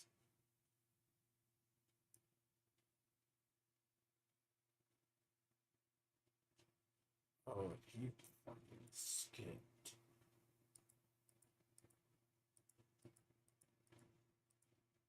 So,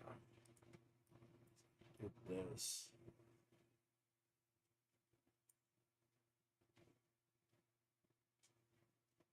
Basically what he did. Folded this. Because they didn't care about anything else at the board.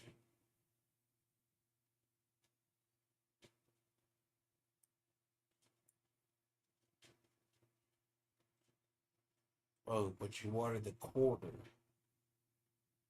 That's the key. He wanted the quarter, but that doesn't make sense.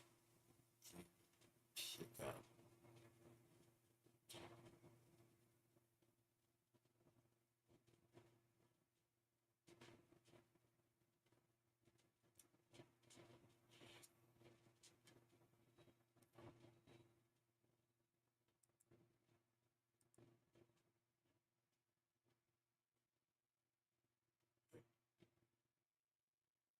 Why?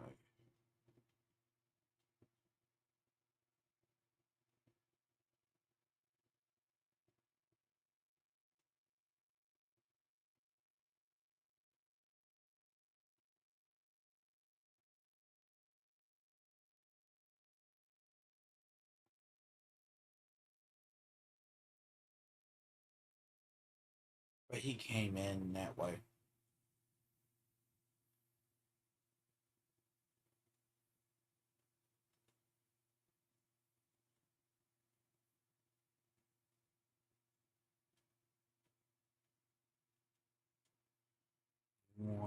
He wanted that corner.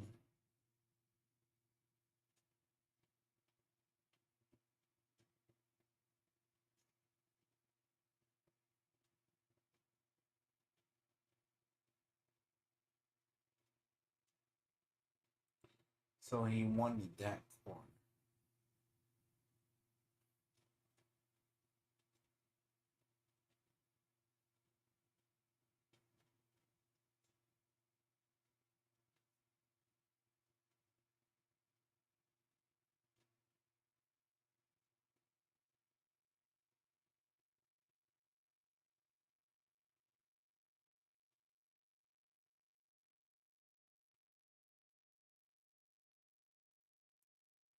Skipping everything that's over here.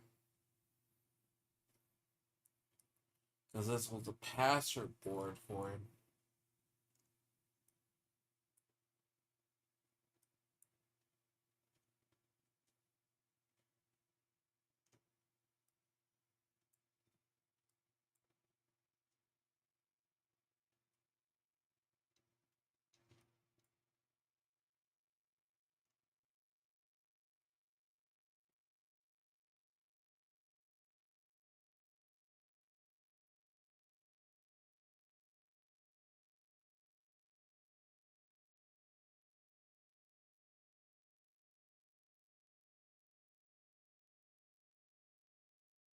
That's a problem.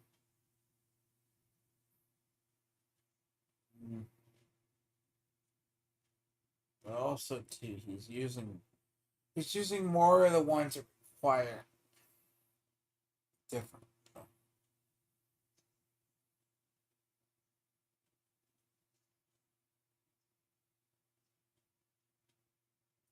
The way I would do it would be slightly different.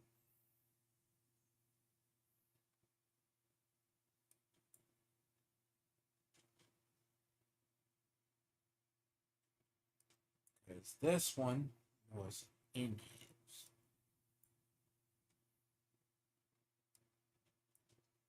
In the bone graft. The issue now these two out.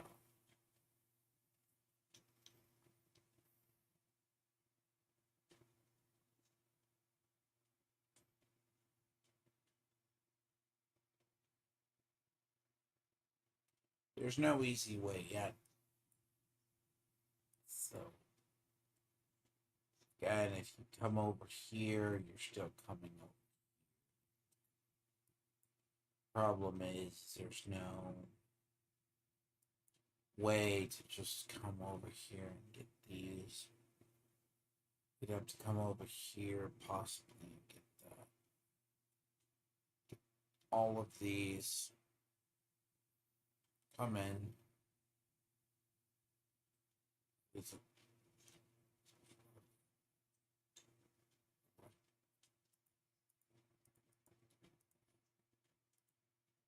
fine.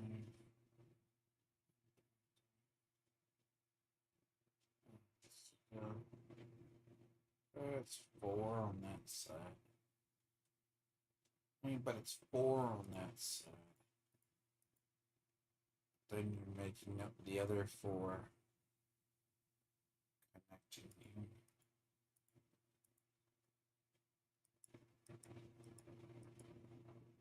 You're making up the other 4, just connecting there. Unless come in that one. In which your X is freaking convoluted. And you pay 6.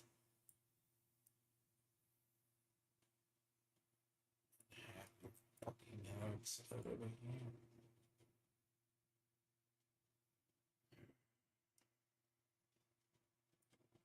Which might be the better solution.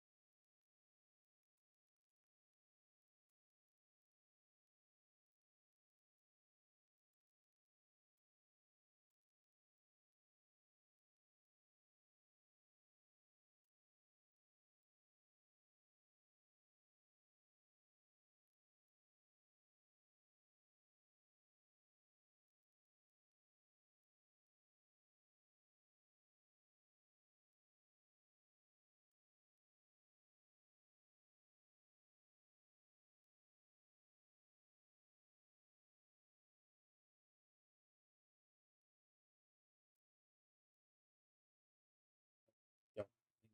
Way in.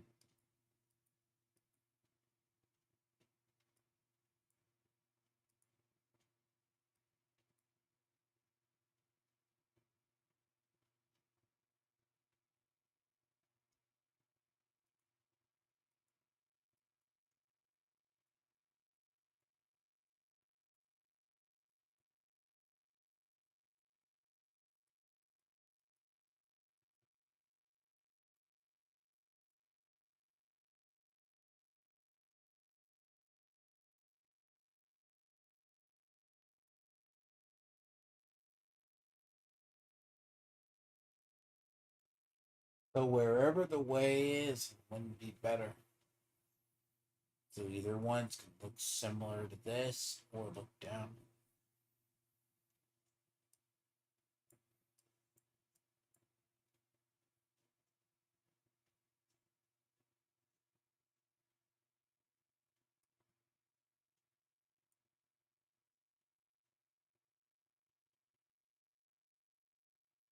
The majority you need is right here.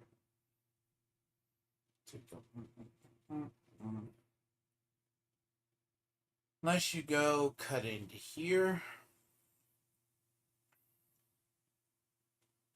Cut down or cut into there.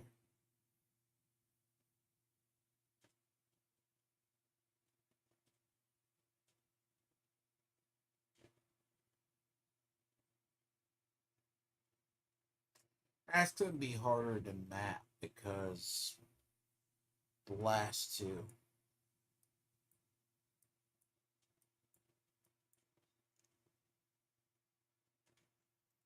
Don't have an issue with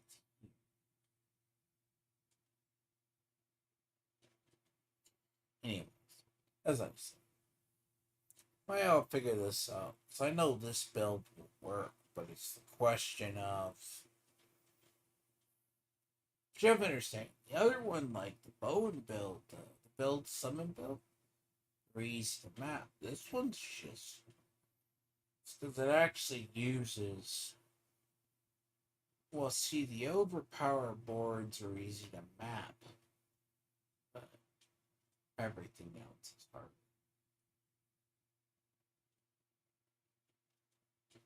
But there's no easy way into this board, and you don't. So in the board, he came in that way, came in this way. So he goes down this way, cuts over, and avoids the other.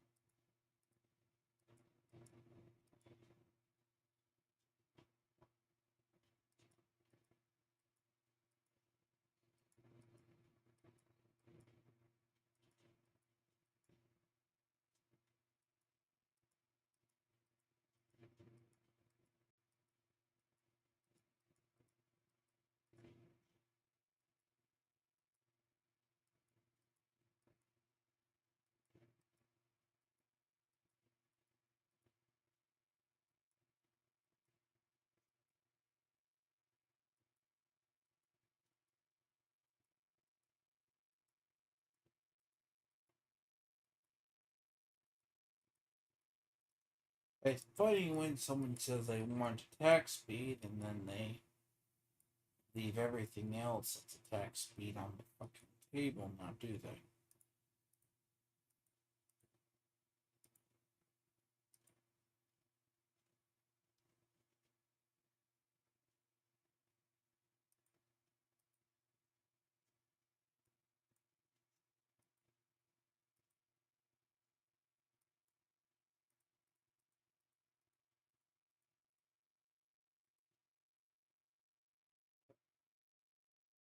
I'll figure it out, but this is the way of.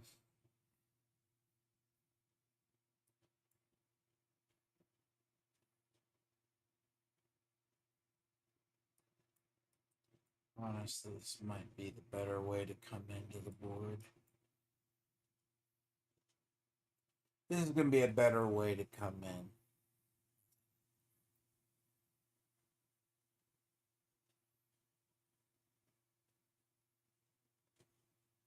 They'll be as convoluted as hell. But I think I have the right idea, at least on a good part of this board. I just gotta remap the second of it. So.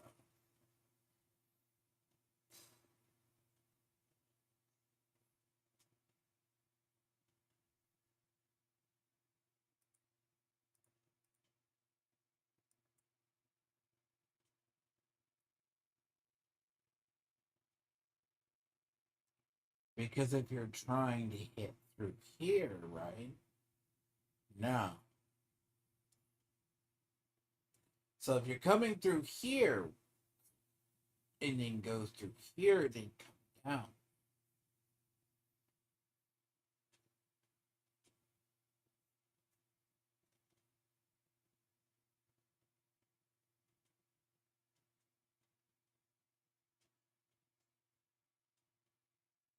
But you weigh 6 on the other side. But then you have to break off the other to come into there. Unless you break off at the bottom and go up there. Because if you break off at the bottom, coming into here, you take this, and you come down to here, and you take that. But you're still gonna snake up and take both those.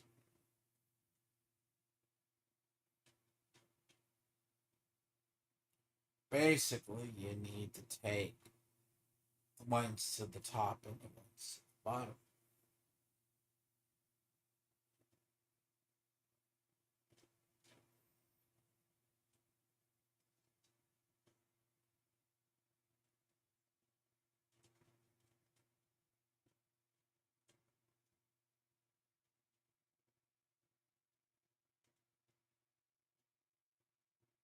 But yeah, I'll figure this as tomorrow's issue. For the next build I work on. I mean, I gotta get this zeroed in because I already know the summon board will. The summon one was going to work. The question is this one? It falls asleep, so I'm going to go to bed. I think I see it. To come through here, take this, take this, take this, take this. Let's see if I can do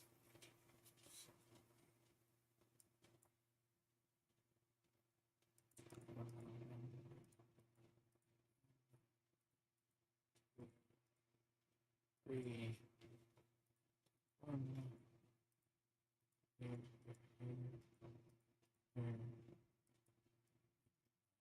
that's because these are dead ends right here. These are dead ends. Now, it wouldn't surprise me if these are the exact same route. It's better, and it looks different.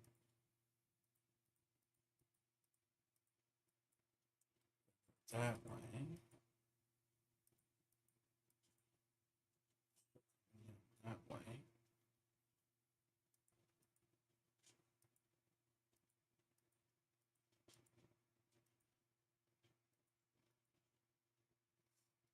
You're grabbing those.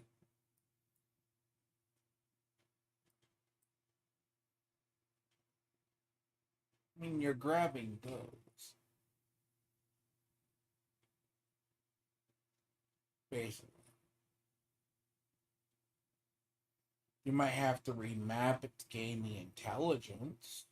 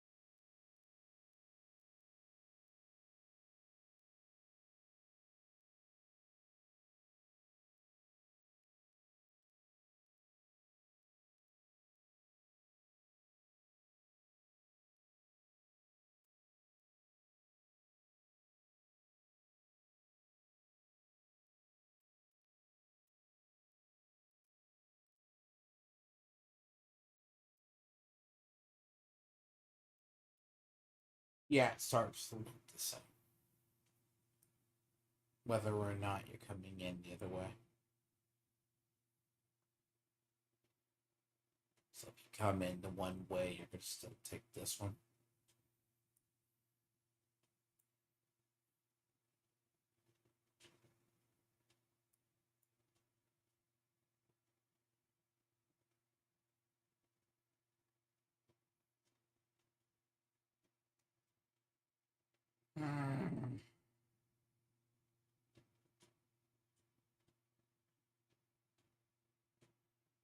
Honestly, we're trying to clean it up so it doesn't look like.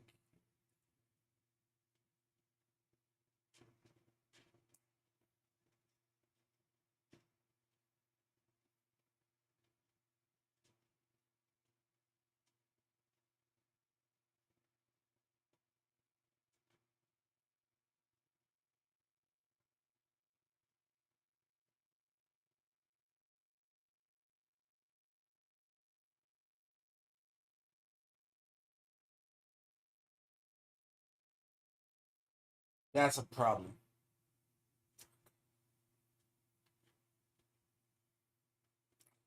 In a way, you save, but it's also like it just looks more subtly professional than that. Oh, how much more you save. But yeah, I didn't get the idea. I'm just gonna fuck with it. Again, mapping paragons hurts my brain sometimes. Some paragons are the easiest in the world to map. This is the worst. You need this one and then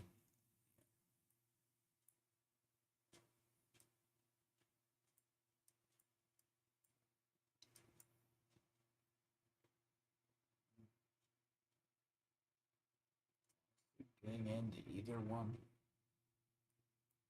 Let's get into this board. And I am thinking of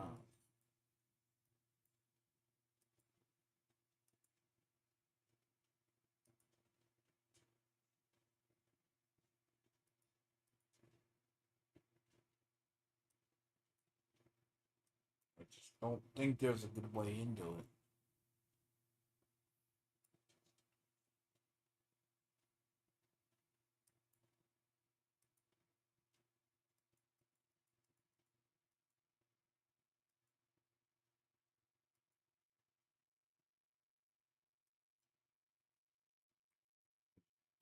I think so.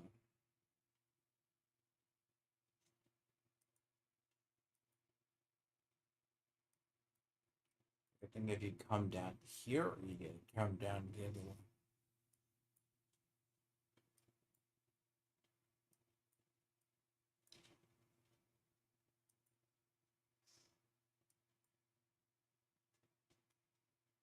I just don't think there's a good way. There's no really quick way through here.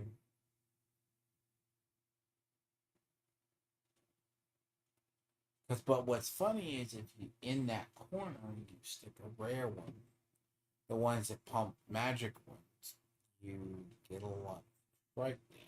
So, which is funny.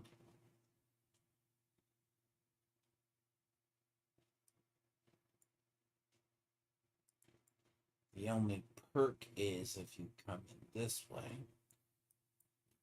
this. But if you choose, come straight down the middle, card over.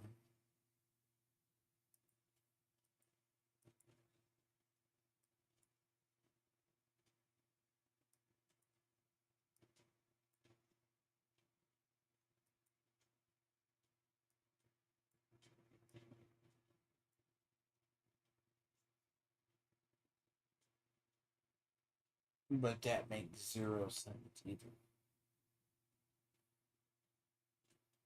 Because I gotta figure out how to place this board as well as the other. I think the other one's good. This board, I just don't know if there's a good way to place bone graft. Placing bone graft is a different story. Again, right? I had to clean up the other ones he did. Like, blood begets blood gets cleaned up fine. It's just a little bit. I'll have to reroute that. I'll have to reroute this. So, clearly, yes, I am tired and I should be.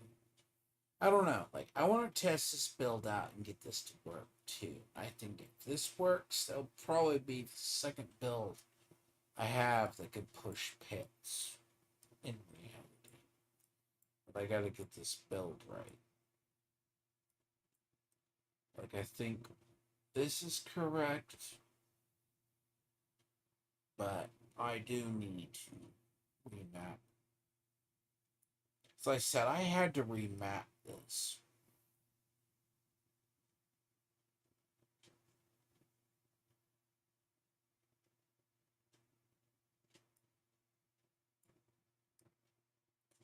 You had it mapped horribly.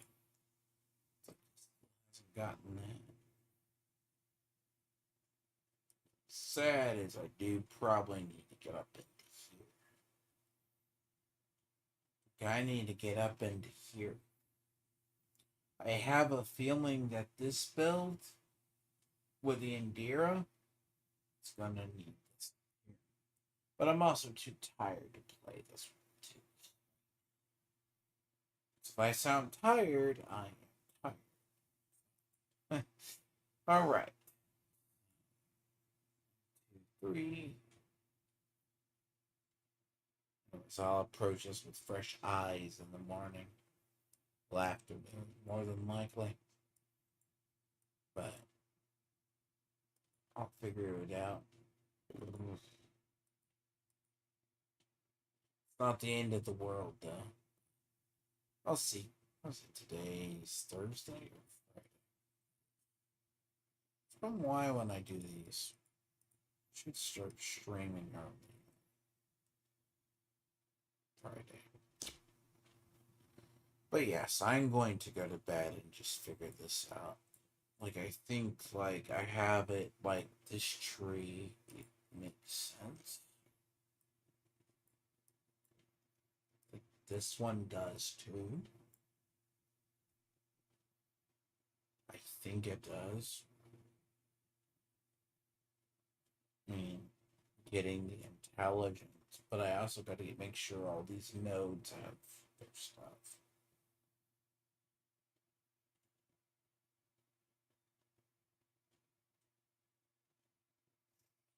Till then, some days I just do this, but at least the other build worked. Now it's just getting this one done. But like these, perfect. Not many others. This is perfect. But I have a feeling I'm gonna have to snag those too. With the Indira. And hopefully I feel better. I've had the last 2 days. And that will be... Probably need to grab these so my blood orbs heal me back. I don't know. Obviously. Again, that's a problem for me if when I wake up. So may have to plug this into my D4 planner and see if it actually can spit me out a good one.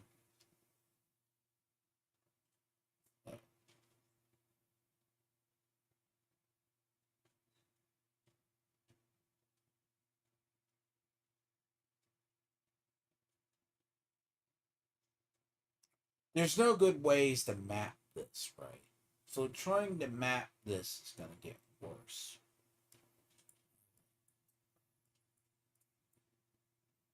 see, like, I think this looks good. I can see why he came in this way. But you don't have an exit out this way. It would make sense if you're trying to exit out the other way. And you're not breaking, and you're not going to break it off to the other direction. And unless you're coming up here. I kind of want to come up into here. I mean, it really depends on how much healing received I'll need.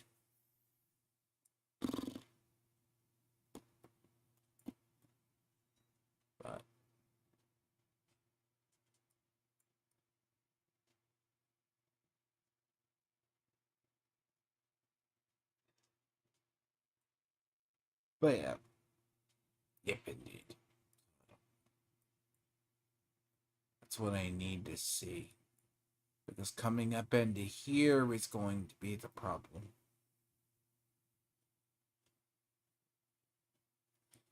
And I mean, to be honest, I have to actually get that one.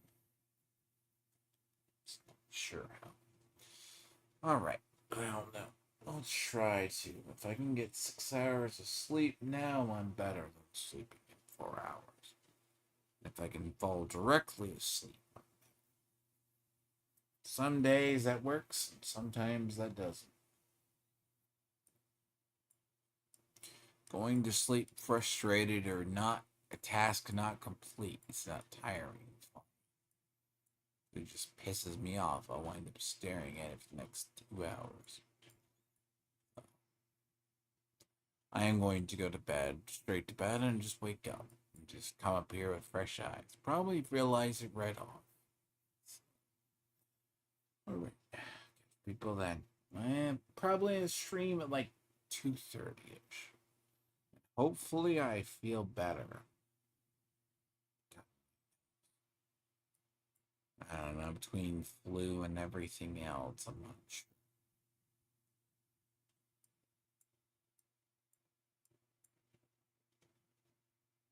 Like, I think this is the right solution to this.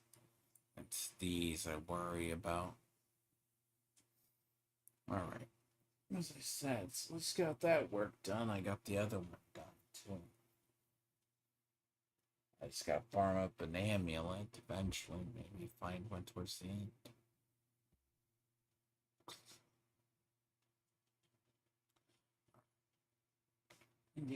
Catch people later.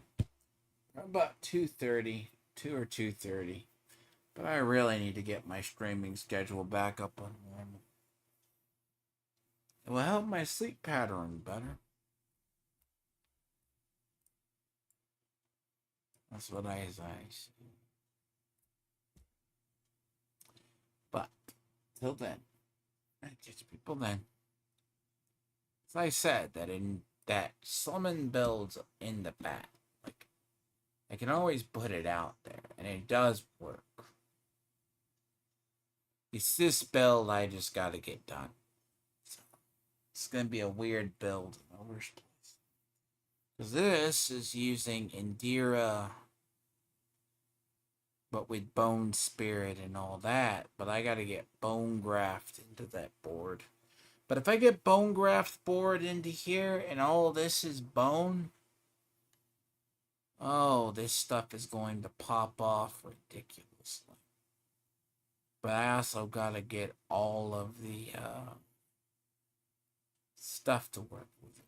And then if I can get, oh shit, by like the 17th, if I can get in grinding pits in 4 days before the 17th, it would be better. So I need to not be doing builds.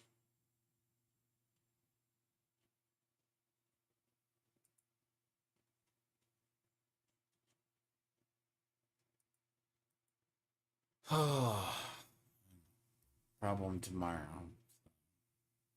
Tomorrow, me, basically. So catch it, people, then.